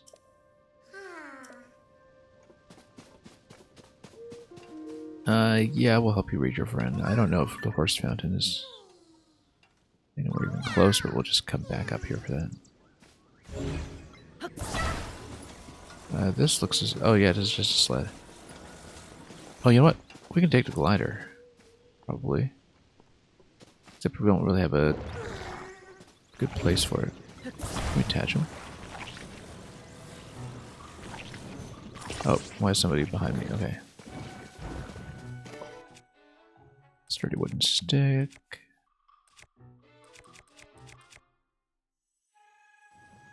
Yeah, you know what? We'll just... Where are you guys? I need to push the glider somehow, though. We could attach the fan to it. Maybe that would be best. I think the glider is actually upside down, too. Or... is it? Maybe we could also go down a sled. It might be fun. Let's go down a sled. Let's put the wings on the sled, actually. If we can do it somehow. You know what? Let's smack these guys. Oh, I can't smack them like I can with magnesis. Okay, never mind. We'll actually have to fight them.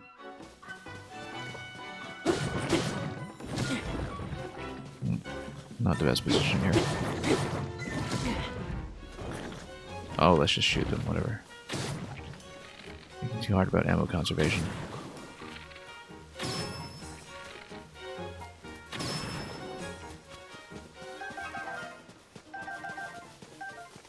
In the end, it's just money. Where's the sled? I dropped it, didn't I? Okay, it's not too far though. Basically, if you have the... You know what? We're gonna put a sled here. I'm gonna put the wings on it. The wings should go this way. We need to flip them first. Come back, sled.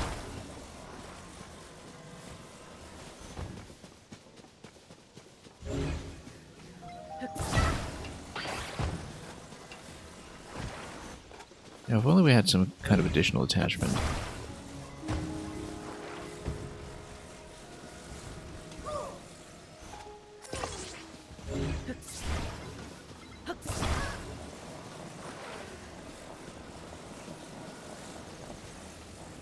And then we can just set it down to hill and use it as a glider. And Come back. No, come on. I want to do this, but I want to head over there to the smoke. And I want to be able to jump on it. Which means we're going to put it up here, and I'm going to face down.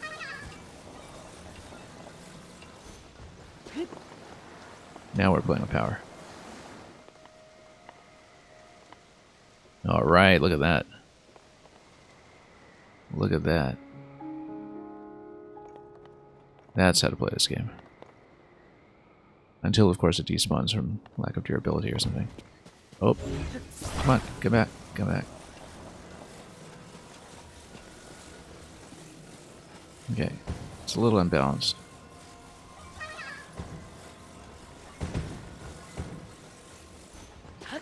We'll jump on again. Look at that. Oh, we missed a butterfly. Where'd that smoke go? We're facing the wrong way. Okay. That's okay. We'll turn right. This is still really fancy. I mean, this is the first sled we've seen, but I guess it explains how you would get a glider launch to happen from time to time, and we can keep on going. As long as we're on a downslope.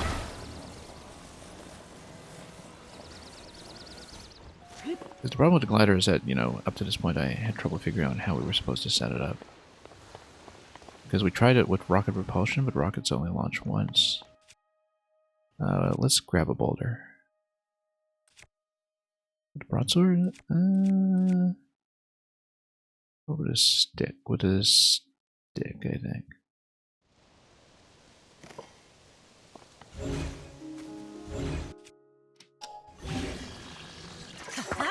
Okay.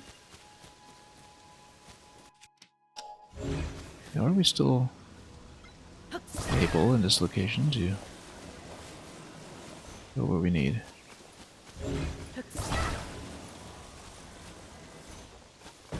I wonder if I can just do this with a glider, like release it in the air and chuck them forward.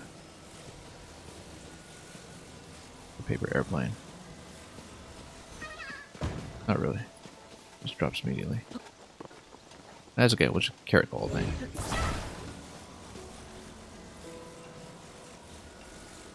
I completely lost track of where his friend is, except you can tell me.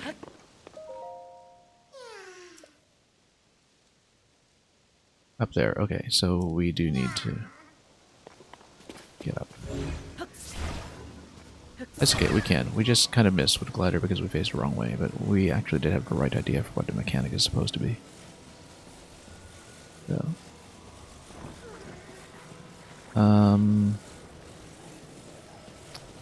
Yeah, let's deal with those guys a moment. That's a lot of fire. Oh, come on, really?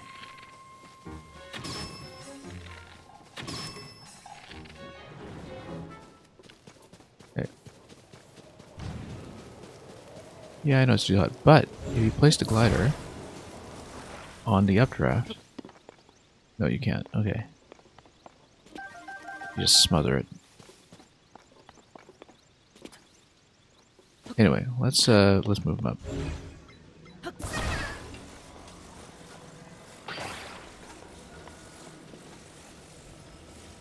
See if we can get them upstairs. Not.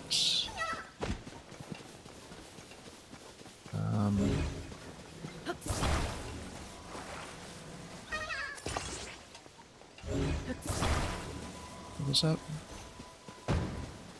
We're gonna climb up and pick it up. It might be out of range. Gonna go around. See, this was an excellent idea, but because we aimed the glider poorly, it has turned into something oddly ridiculous.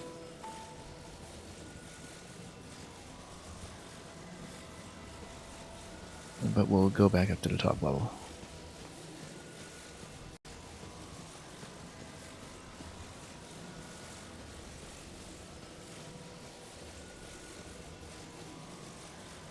And maybe we'll do another glider flight. Get across the chasm. I really feel like it was supposed to be the right idea. Which makes this one of the more interesting puzzles that we've seen so far. So yeah, you can get an initial slope. Slide off any of these, but let's scout ahead a little bit.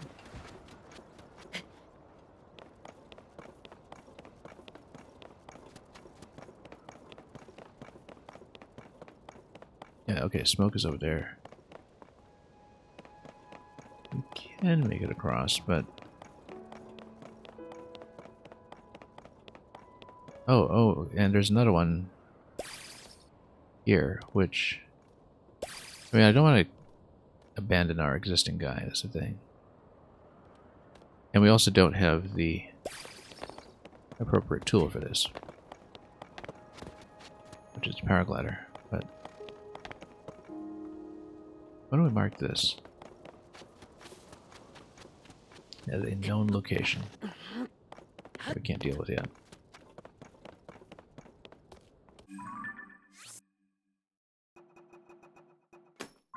Okay, we'll deal with it later. As with anything involving the parachute. Oops. Oh, it's an armored guy. We can sneak. Can we sneak with the... Did we break the Talus weapon? No, we didn't. If we sneak with a Talus weapon, we should be able to break the armor in one shot.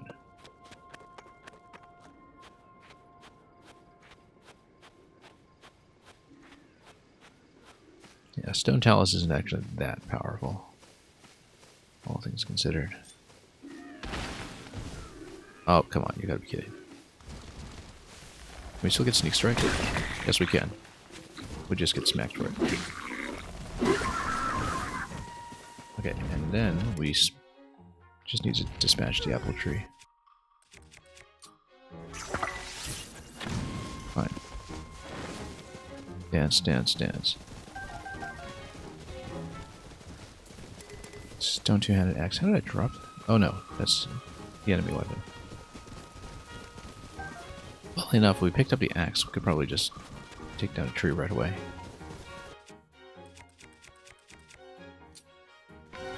Instead, we'll just use this. Whoops. Okay. Totally missed. I don't think I can outrange this guy, unfortunately. Let's just set him on fire, whatever.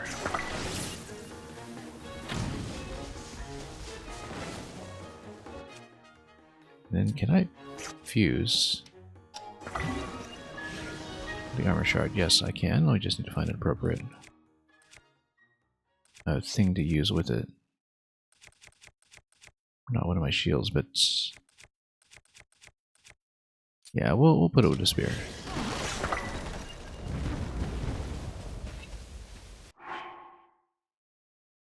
Okay. Stone two-handed axe. So much for that. Anyway.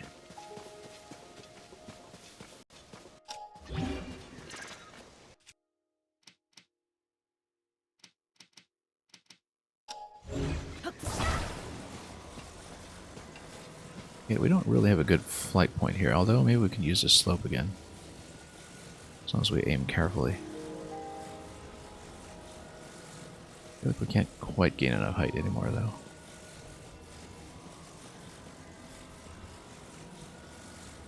If we slide this way...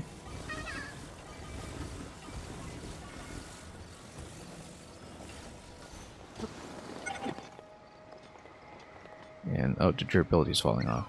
That's not good.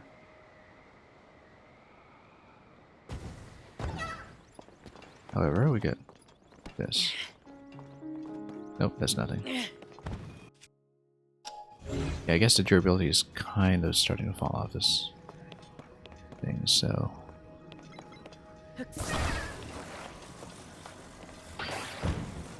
I just need to send him across.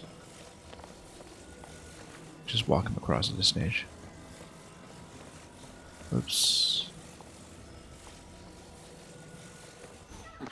That's okay. It was fun while it lasted. We were obviously supposed to do a single glider flight.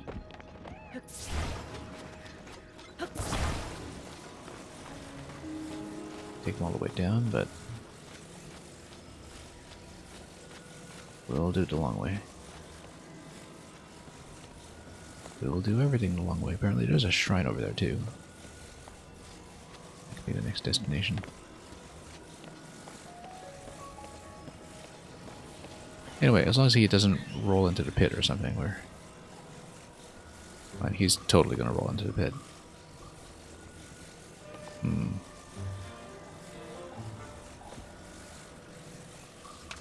Oh, and we're being shot. Hang on. Let's just go up. Let's reposition. Take out whoever's shooting at me.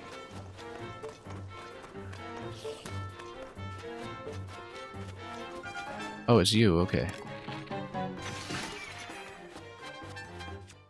We're running a little low on bows here.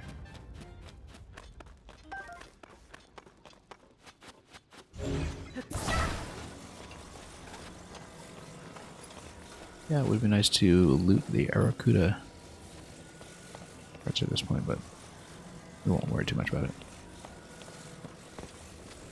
At this point, I'll be glad to just dump him over to the other side. And not have him roll away.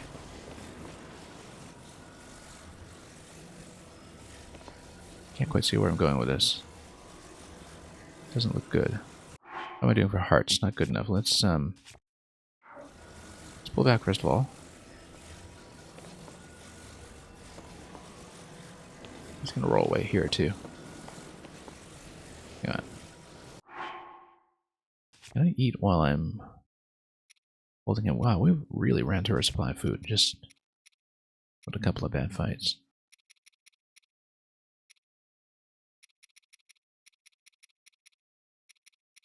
That's okay, these are cost efficient.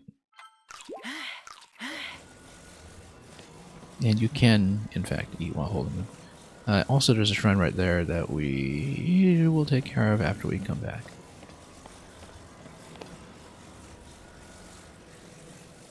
Can I drop him? Okay, good, he's gonna stop. He's gonna stop. Good, good, good. That's why we loaded up on health. See, if I'd only aimed in the right direction with a glider in the first place, that would have saved a whole lot of trouble here. But the things we do for Korax that we don't know how to cash in yet. Okay, a shrine right above this.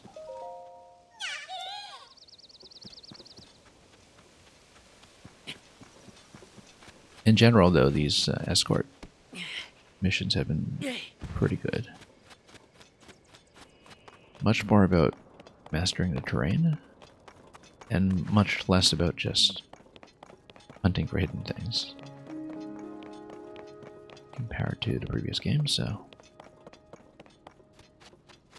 pretty satisfied with that. I don't think I can make this jump. And monsters reside below, so can we? What happened to that shrine anyway? Probably should have checked it first.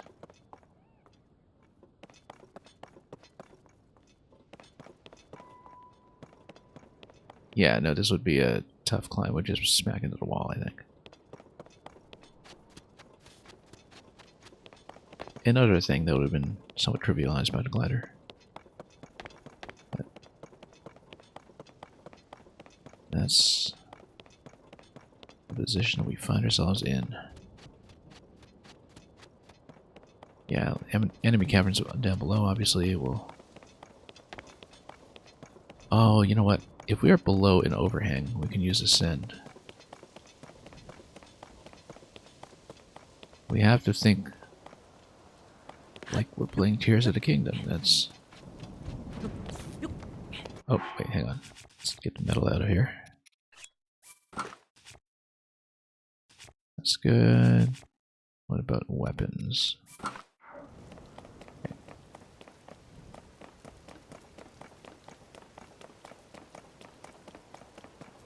Yeah, we can just take the overhang. Total recontextualization of assumptions that we formerly made about terrain. As long as we don't slip.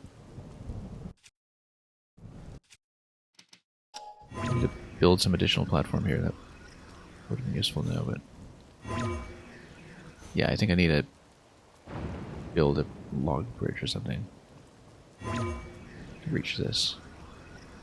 Just a little out of reach. Why don't we just build a log bridge in the other place? That would have made so much sense.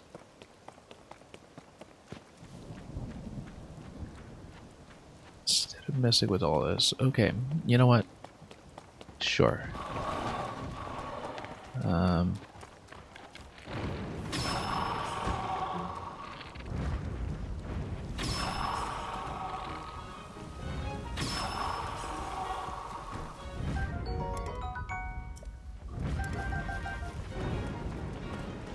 You want to give me some fangs? We'll take the fangs.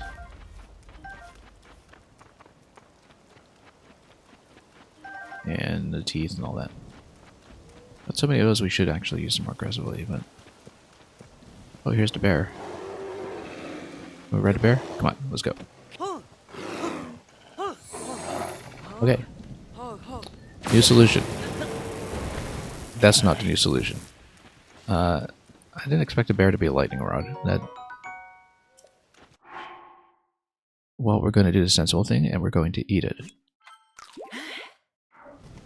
I was so excited about riding the bear over as well. We must have sat right on a metal thing somewhere. I wasn't holding metal. It was just a random strike. Anyway, I was about to say, new solution, we ride the bear over, we suddenly have a mount, but we don't have a mount.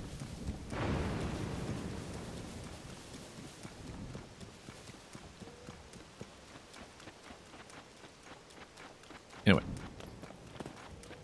I'm going to extend a log somewhere and hit a send under the cliff, if we can.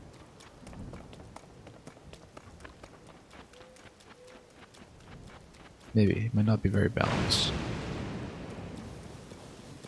And standing under lightning for this is perhaps not the brightest thing we've done, but let's just get a lay of land, see if we can just get under an overhang somewhere.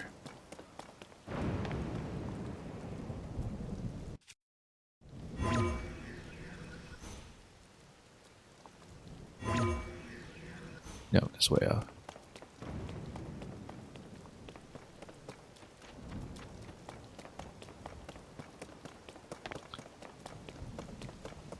But yeah, if we just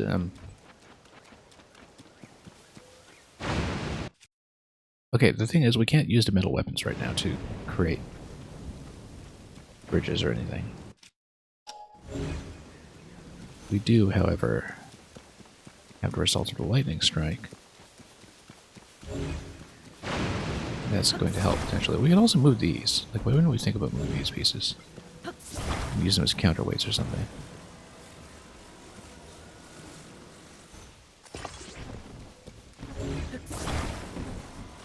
In fact, that makes a lot of sense, that we basically use these pieces to weigh down a certain component. Hang on.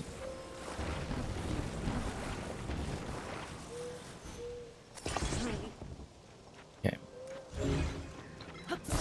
This is fairly heavy, I think. I just create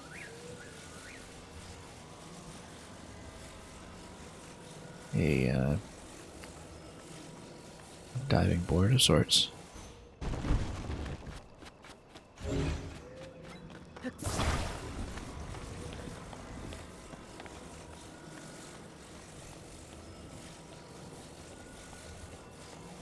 Yeah, this is great. It's very much kind of early game thinking that dropped out of Breath of the Wild after the first 5 hours. A little bit longer. lopsided here. Whatever can actually bear my weight.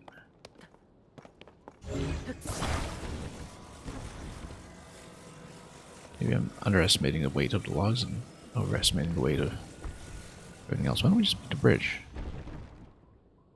Okay, that's stable. Whoa, nearly fell off. Okay, that worked.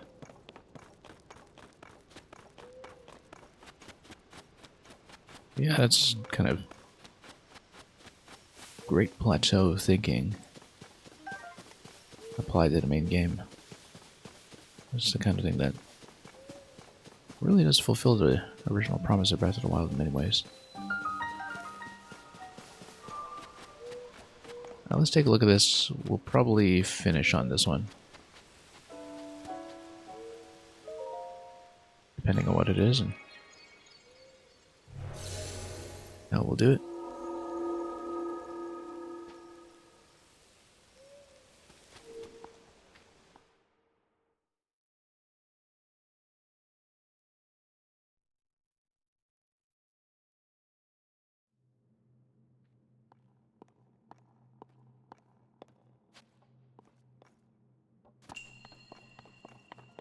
Precise strike. Ah. Well, wasn't it also called something similar when the stasis analog to this puzzle was in the first game? Let's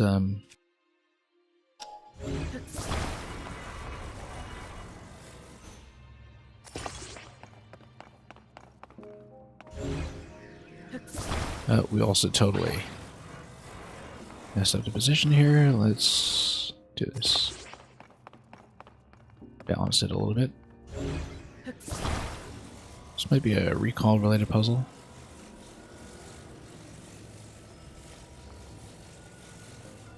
Nope, can't really see my positioning. Hang on.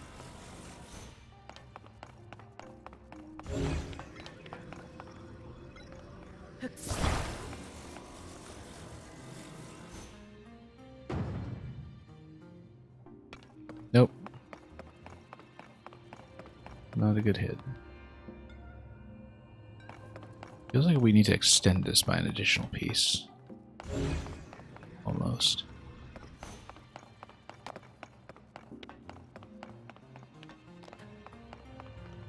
We just completely lost the ball, too. Let me get it back.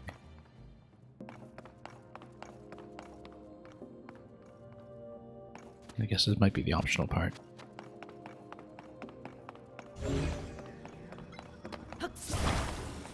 I mean, we can stack two pieces together, maybe. That'd be the way to do it.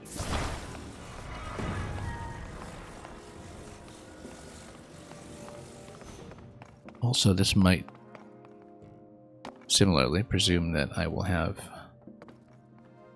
the glider, maybe? No?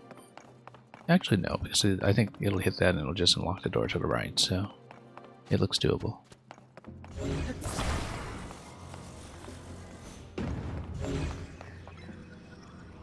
Yeah, so you can manipulate the shaft as well.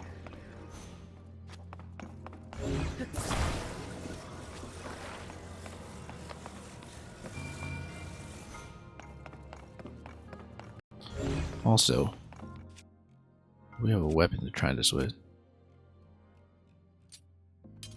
Let's try to make a club out of this.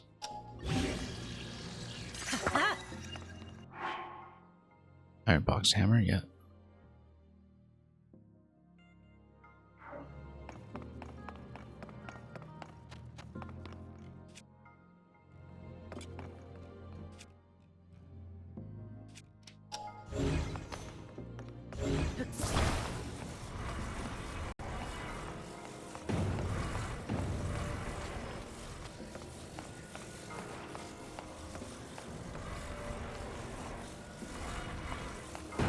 Well, let's see how we can do this, because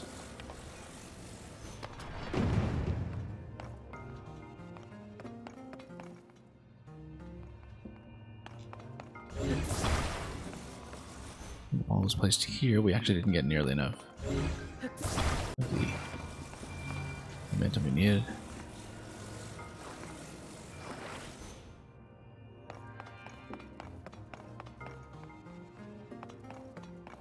The swing actually comes a little bit high. You know what? We can just move the shaft, can't we? Do the next piece, maybe.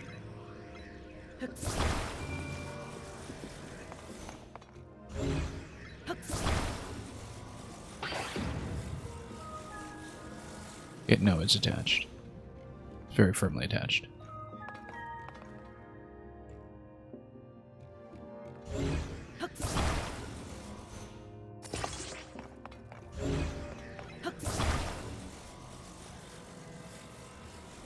I got a better idea.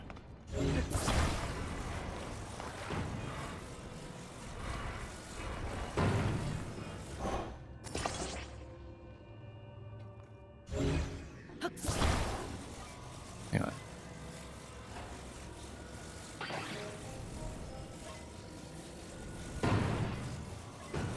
If I can just position this right. There we go.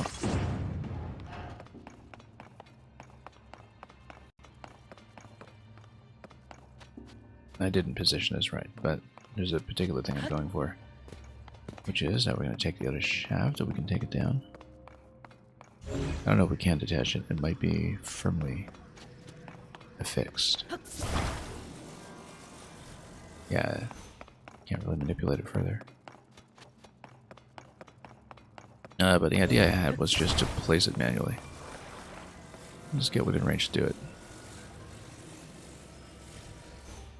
Oh, whoops, nope.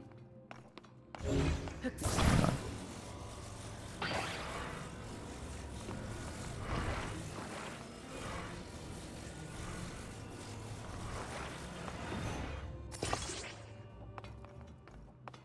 Can't really, though. Is it even climbable? It's not climbable, so I'm not able to do it this way. The idea was that you would create a platform that you could stand on, stand a little further, and then use that to just move the ball over manually. It might still be doable if we change the positioning of the top box.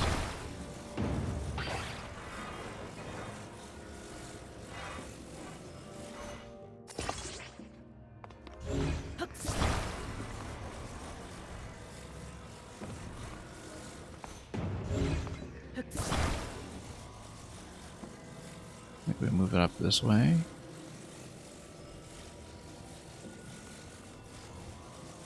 Might have to use a recall rune to change its positioning here, but whoops.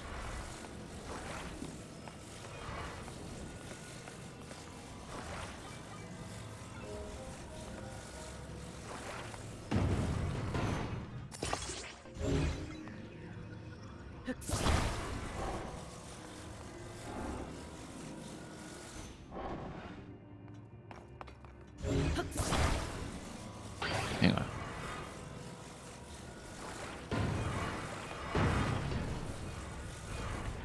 I'm gonna wedge it. Oh, that's interesting. Didn't even realize this was what that was. Okay.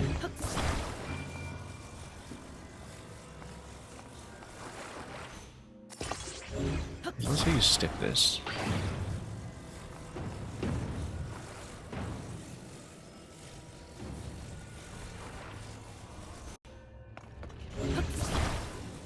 Just kind of attach it this way. Nope, too much weight.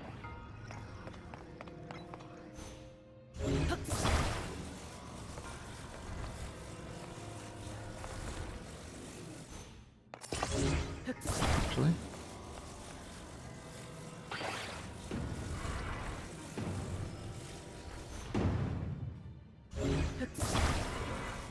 What was this thing? Yeah, we hit it. Get the ball.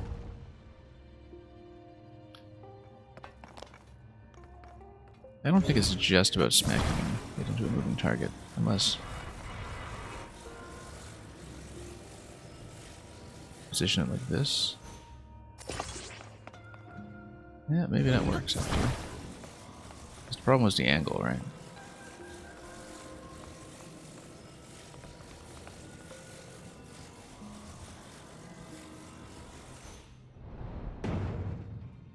Yeah, that is doable. We just need a better aim. Instead of doing anything really crazy. You have a particular expendable weapon? I mean, everything can be replaced, really.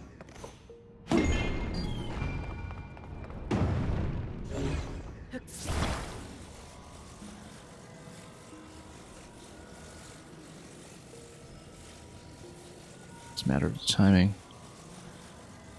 Perhaps we can freeze the ball at a certain position.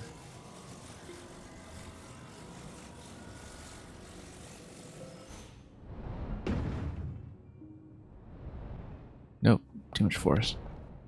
Kind of hard target to hit. But if you use recall, no, ball would still have to be active.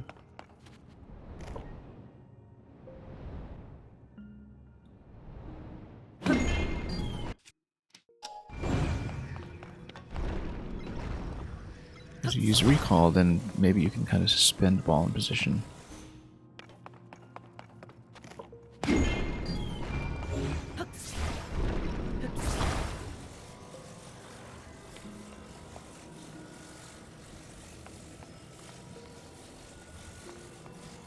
You have to switch it pretty rapidly, though.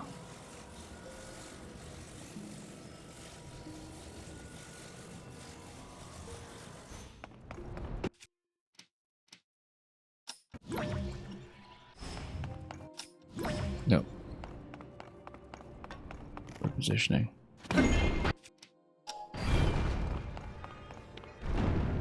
And we broke the whole thing. Okay. This is just for a treasure chest anyway. Just gotta be a better solution to this. Kinda like the thing I came up with earlier. Crazy as it seemed. In fact, we could even use multiple balls for that, because now we know how to reload them.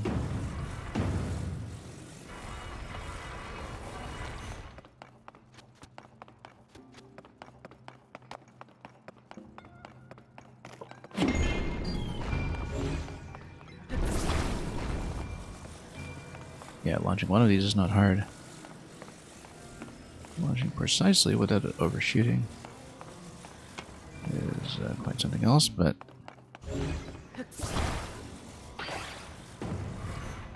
that is why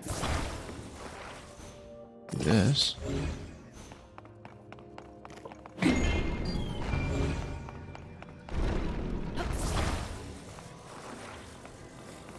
Launch it over here.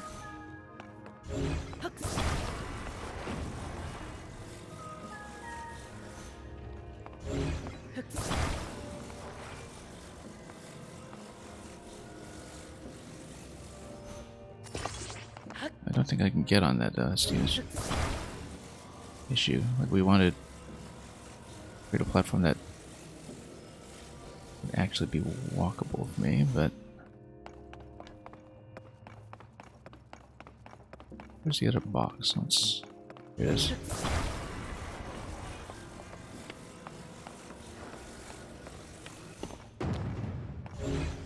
But we can, because just create a platform like this. That is sticky. We can jump towards it, I hope. And now we can reach. Almost. We're so close.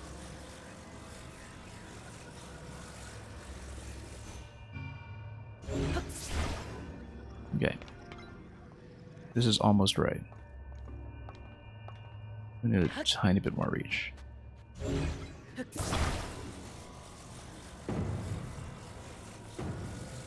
Let's park this for the moment. we can totally do it this way.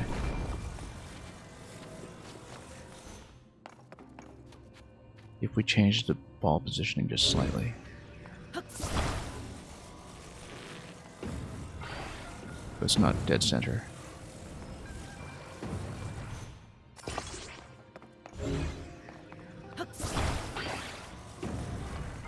As long as it's not weight down.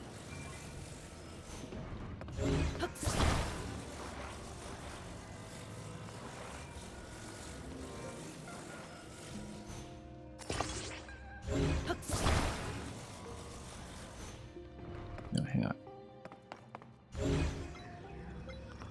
It does need to be on top.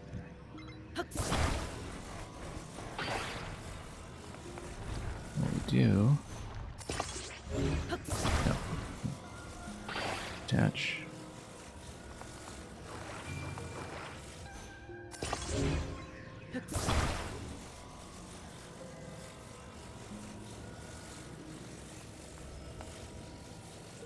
Let's see if we can cycle it back like this. Move it back just slightly.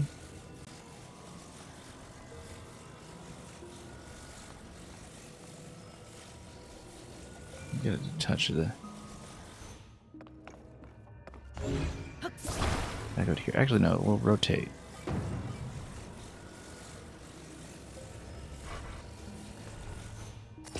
Like this.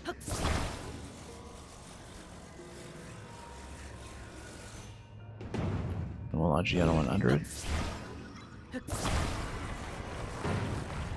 Maybe. Maybe a little tricky.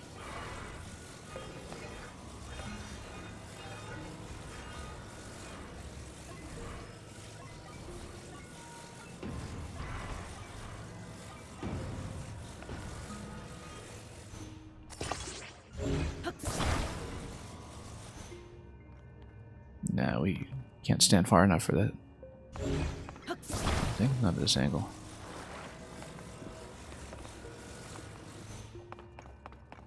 Also, I can't really climb on it.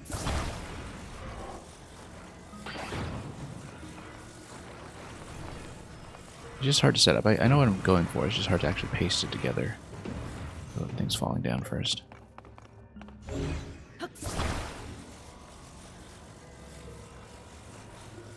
Like if we...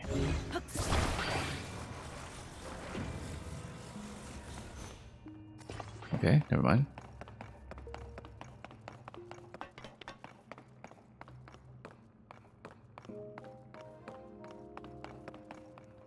I don't even remember which ball that was. But want both. And both boxes, perhaps.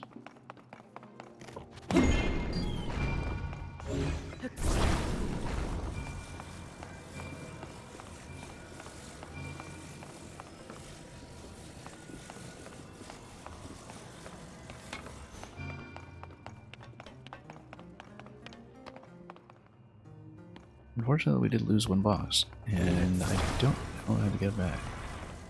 There we go. Just need to move it out of the way, okay.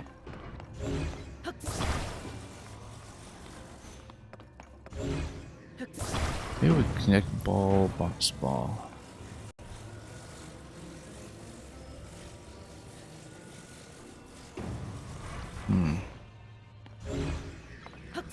We just kind of connect something like that.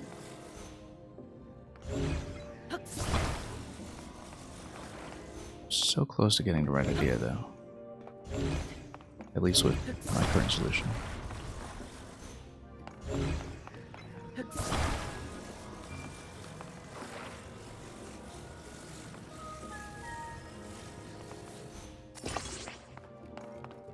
We kind of dangle them off like that.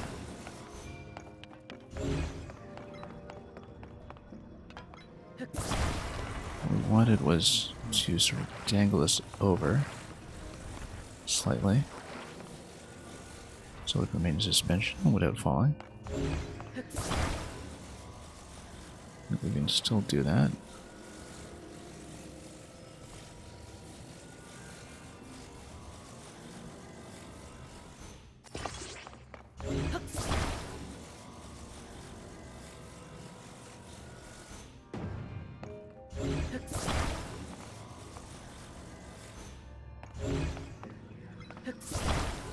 And try to extend a platform like this.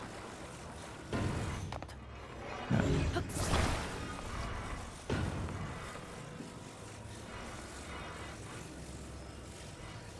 Maybe move it along a diagonal, or... Yeah, problem is I can't really get on that right now. Oh, nope. Yeah, like I said.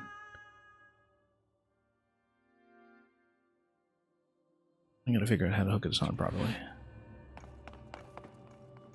It's still hooked on. We just can't make it there. I think we do something like this. Just get a tiny bit more distance.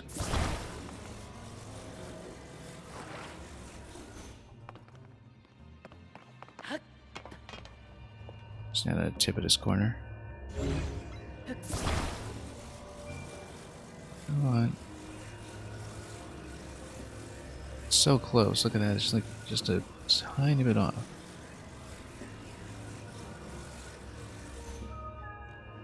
Oh my goodness. It's a tiny bit off.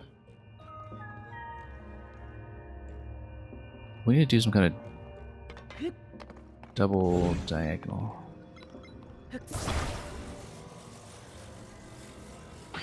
You know how to do it. Extend the maximum distance with this thing.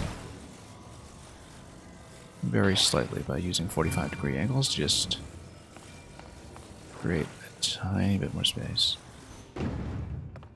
So for example, like this.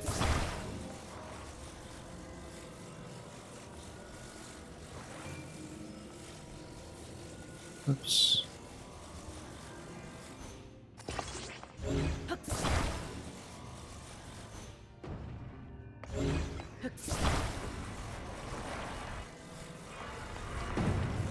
Unfortunately, because we dropped the ball, I need to respawn in this position.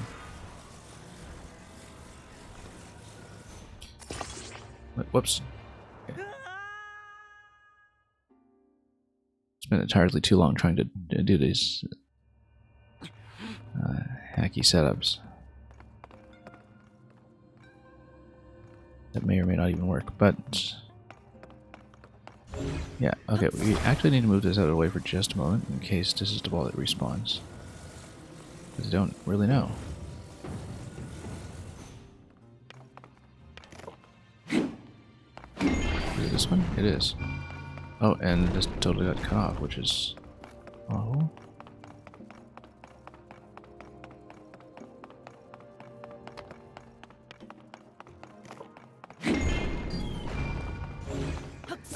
Yep.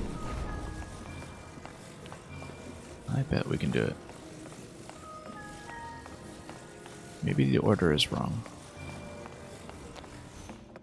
Maybe. We go box first so we can control the corner.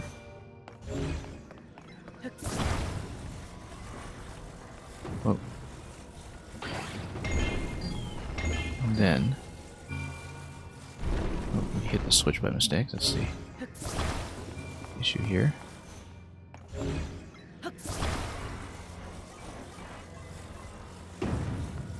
Attach the corner.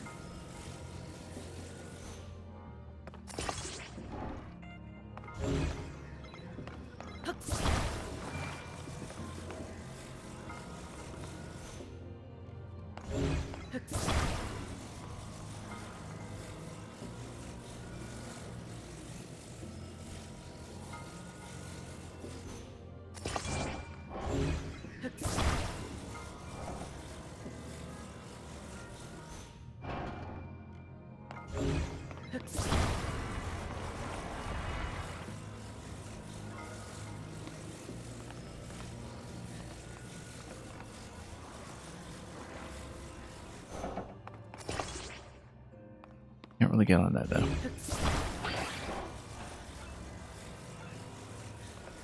Needs to be something that I can jump on.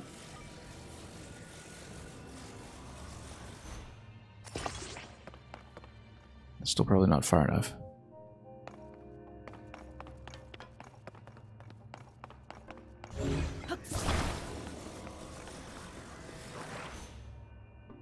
is so close to working. Just needs a tiny bit more distance. Right off the edge like that. Can we reach? Look at that. Just go just a tiny bit further. You can see my own feet right now. Okay, let's not die to Joy-Con drift here. We'll just inch forward.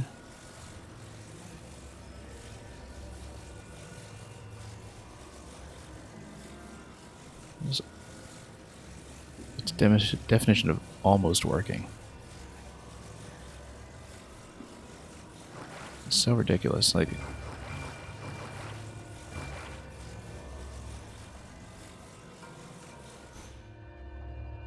if we just... Oh, whoops. Yeah, we didn't attach that quite right. As you can see, it's just a little off the top corner.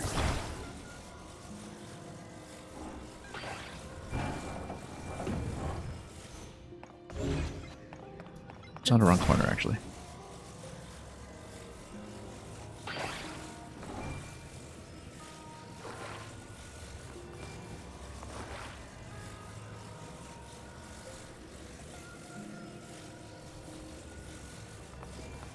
Hang on.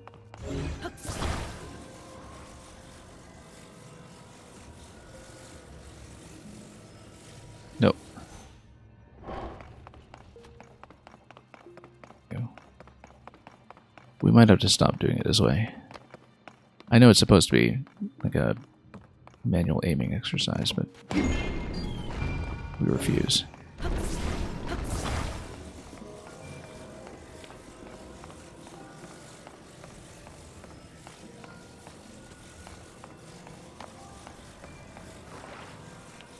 However, if I pull it backwards to do the initial attachment in the correct corner. No, not quite. No. No.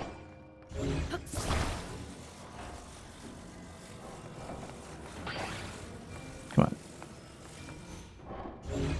So if we do that thing where we pull back just a bit, roll it, and then attach. That's good. That's a lot better.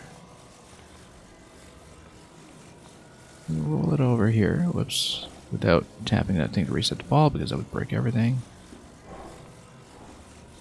You know what? Move it like this.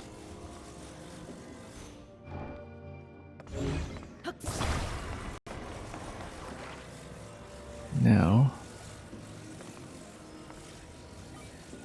we can move it like this. Now, the question is, can I actually jump this? So if I can, that actually should give me enough distance. Problem is, can I jump on a ball? And make it.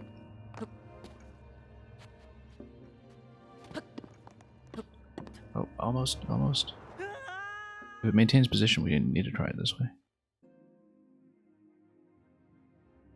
What am I doing for fall damage? We're doing terribly for fall damage. We need to heal up.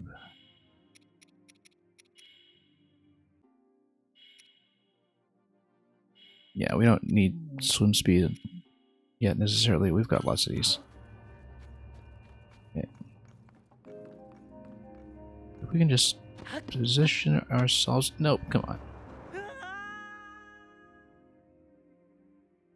We'll just try it. Again and again. The reward is almost certainly not worth it. Probably like a 50 rupee gemstone or something. Come on. 50 rupee gemstone or something, but I really want to see if this can be done this way.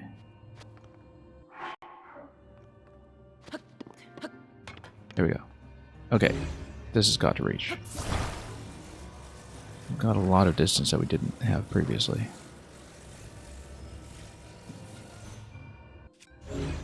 No, no, come on. Oh my goodness. We can, however, get back. It's the important thing, is that it is possible to use this setup as long as we park it back there. Yeah.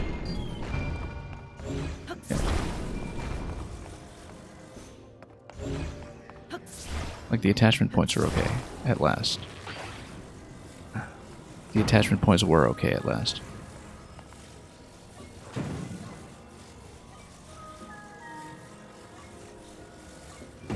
Okay, that's actually still attachable.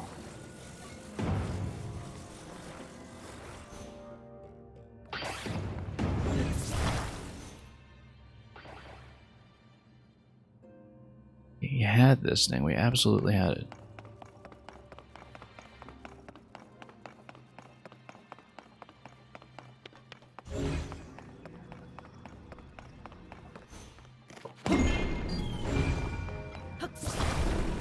We should open this gate first, just, well, actually, no. Let's, head over here.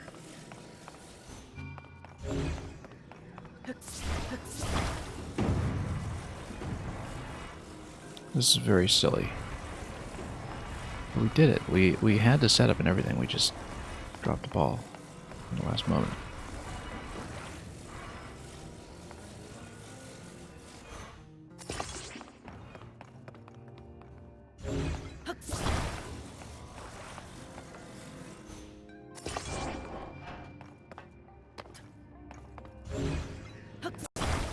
Not quite how it looked previously, but maybe it'll work. We just need the extra distance from the ball. In fact, having a little bit of extra accessibility for jumping on it is not a bad thing.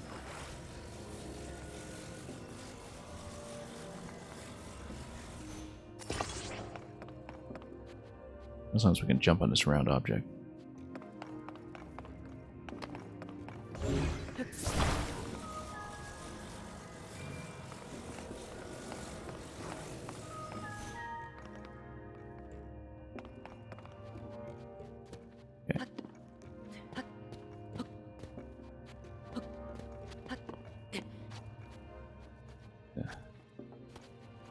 It's hard to actually jump on this. Okay, there we go.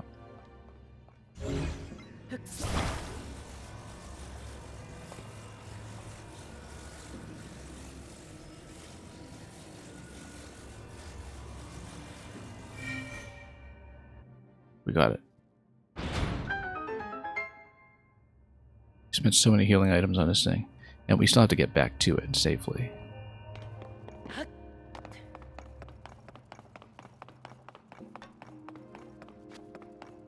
What triviality is this? What worthless trinket? This is not bad. That's not bad at all, actually. I'm not disappointed. I'm surprised I'm not disappointed.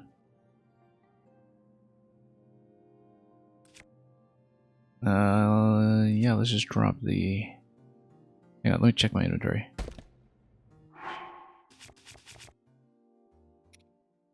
Sturdy wooden stick, knight's broadsword. Let's drop the boulder hammer, that's probably most replaceable.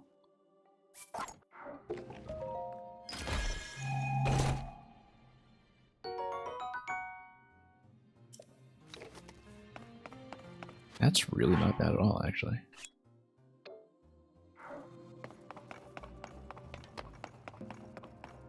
Zonite two-hander. Anyway, we need to do the other one. Get out. And this is definitely it for today. After those shenanigans.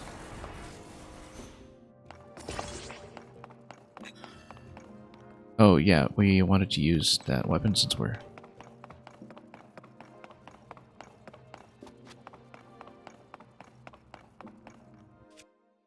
going to drop it anyway. Whatever. No, it doesn't matter. Let's just use the iron box.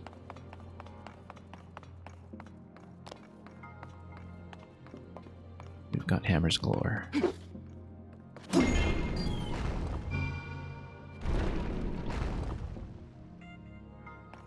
Okay. Now let's do the supposedly easy one.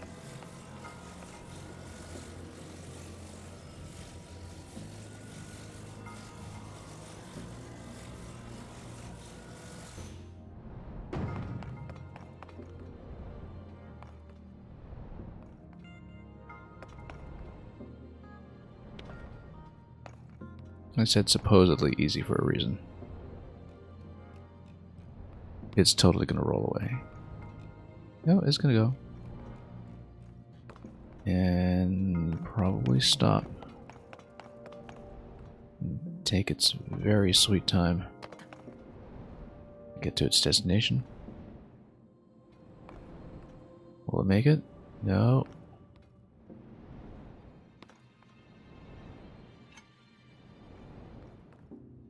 Yeah. Let's let it settle. Just gonna roll around outside.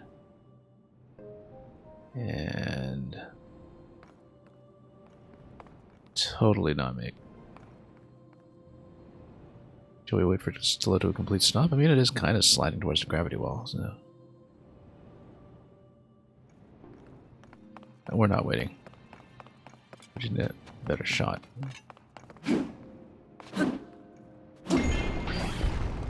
Oops.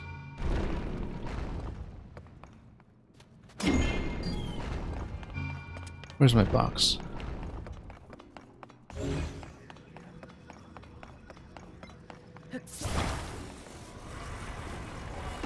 Yeah, we swap boxes between rooms, but that's just what happens.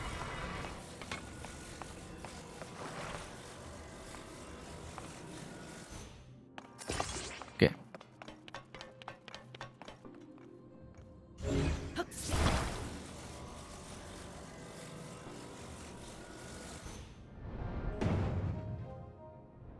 Nope.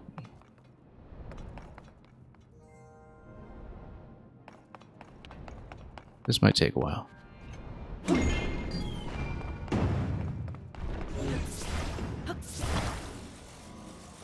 And oh, there we go again.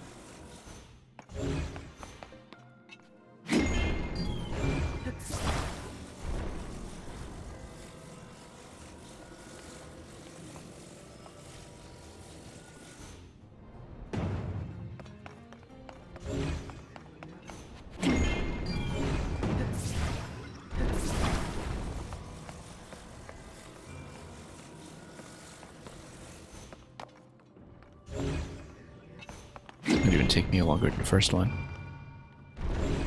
By the time we're done. And the setup won't be anywhere as satisfying.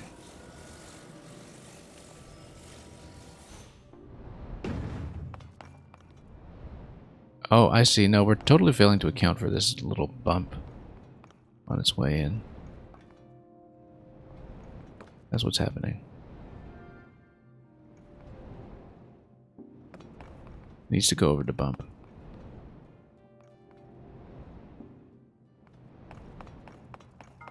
Like we actually need to fire it slightly to the left. Unless it'll just go. I'm not waiting. Yeah. I need to fire it slightly this way. Get around a bump. Nope.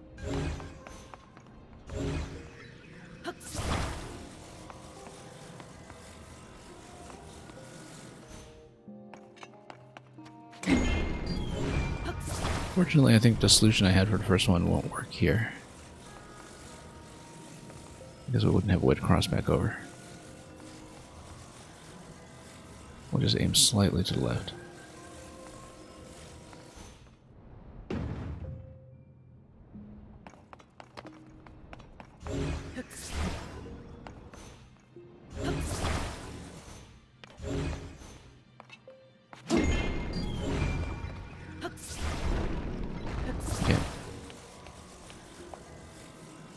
Maybe I should position the box a little off-center, actually. I don't think that makes a difference if it strikes the same way.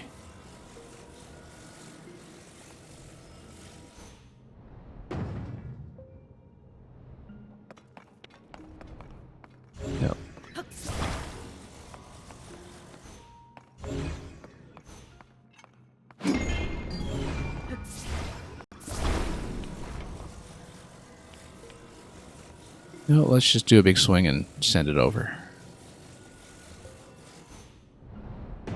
We were close enough the first time.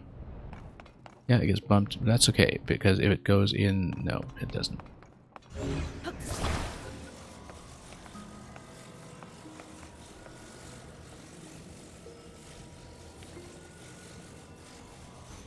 Okay. Can't believe how long this shrine is taking me. But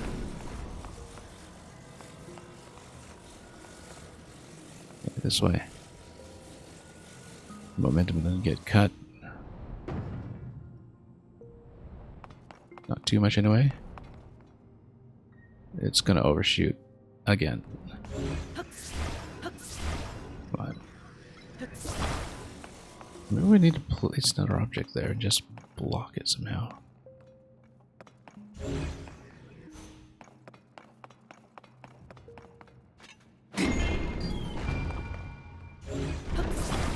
This is how you can tell I'm not a golfer.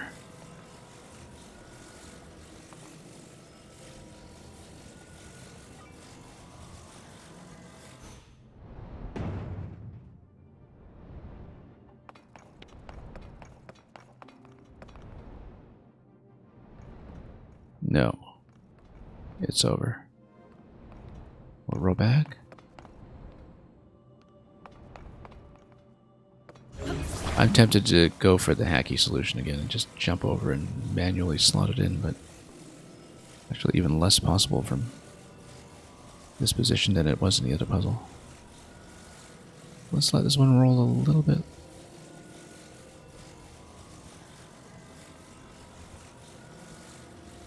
This is very ridiculous. Just gonna settle in that position. No, it's gonna go, it's gonna go. Good, good, good, good, good. Go, go, go, go, go. Nope. Nope, it's gonna roll out.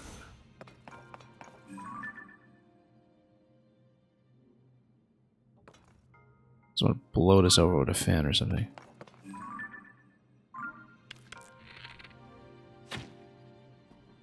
No, it doesn't reach.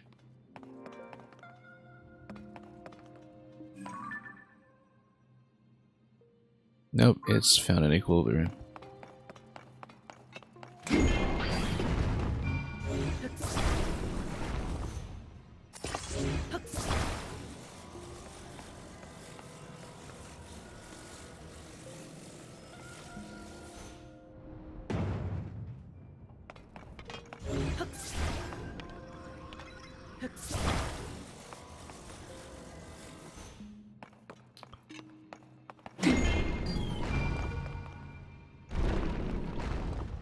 Yeah, we might want to change the position of the block a bit, but I don't know if we can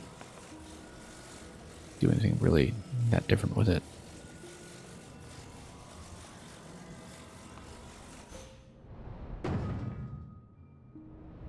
Okay, at least we're not applying too much force, I hope. For it to overshoot, it's gonna overshoot. It's gonna overshoot, no.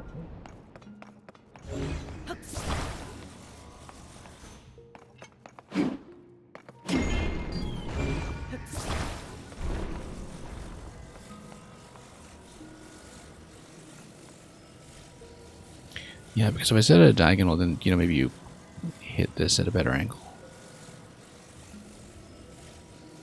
But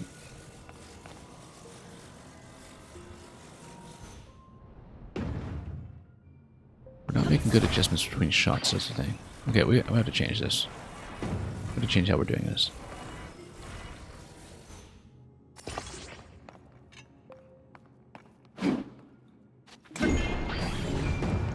Except, of course, the positioning gets wrecked when you try anything unorthodox. No, we should stick with the right idea. It's just a matter of finding the right position. We just don't know how to do it.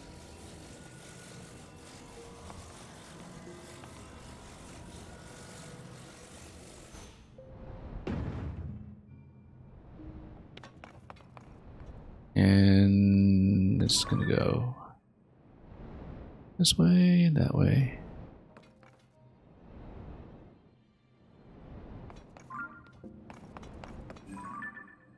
Will it? Very slowly. Okay, let's leave this one for a moment. Looks like it's out.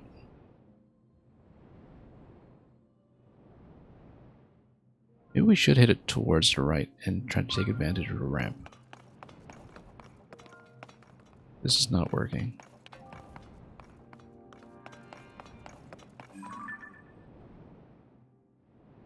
This is not working at all. My goodness.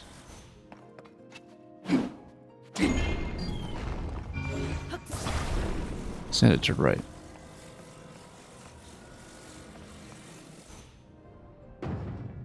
No, not enough force.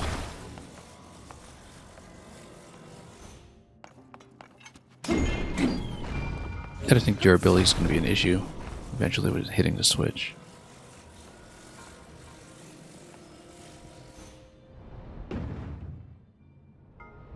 Yeah, it'll get bumped, but that's okay as long as it doesn't overshoot. Oh my goodness. That took so long. Blue Speed, welcome.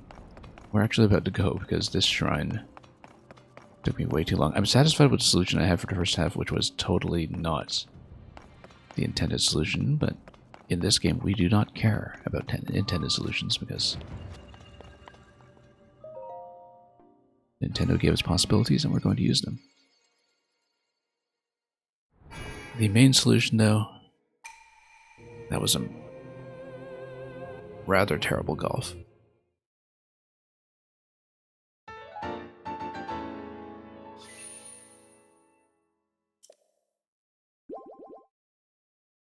Yeah, I've been on too long.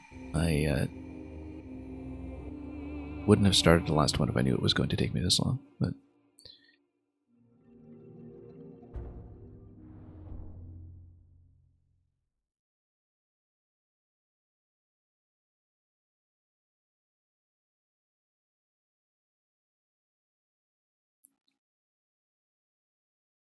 anyway, 12 shrines, 28 Koroks. Here we are in the rain. And yeah, I'm going to log off for today. We're going to continue tomorrow if I can, because I've been trying to play this every day. We'll see if that actually holds up. We had some pretty interesting events today, though. A little sequence of the paraglider, tons of time spent in Tarrytown. Right up the rocket wing jet. Of course, there was that huge fight sequence with the multiple black moblins where we traded our gear up quite a ways. Oh yeah, here's the skull rock. We've got a scale of the dragon. We're obviously in no position to climb this right now, even though we do have some anti-slippery food.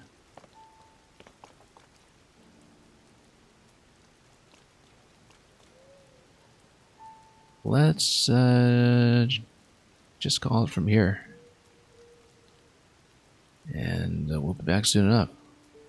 So, we'll see if we can drop you folks off with somebody for a raid. But, other than that, we're just going to stand here in a rain and look dour. Thank you so much for bearing with all the golf. And everything else.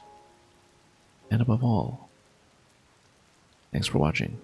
This game was amazing. There will be more. There will be, oh my goodness, so much more. Have a great week ahead of you.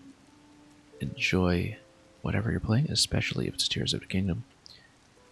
And, as always, everything well.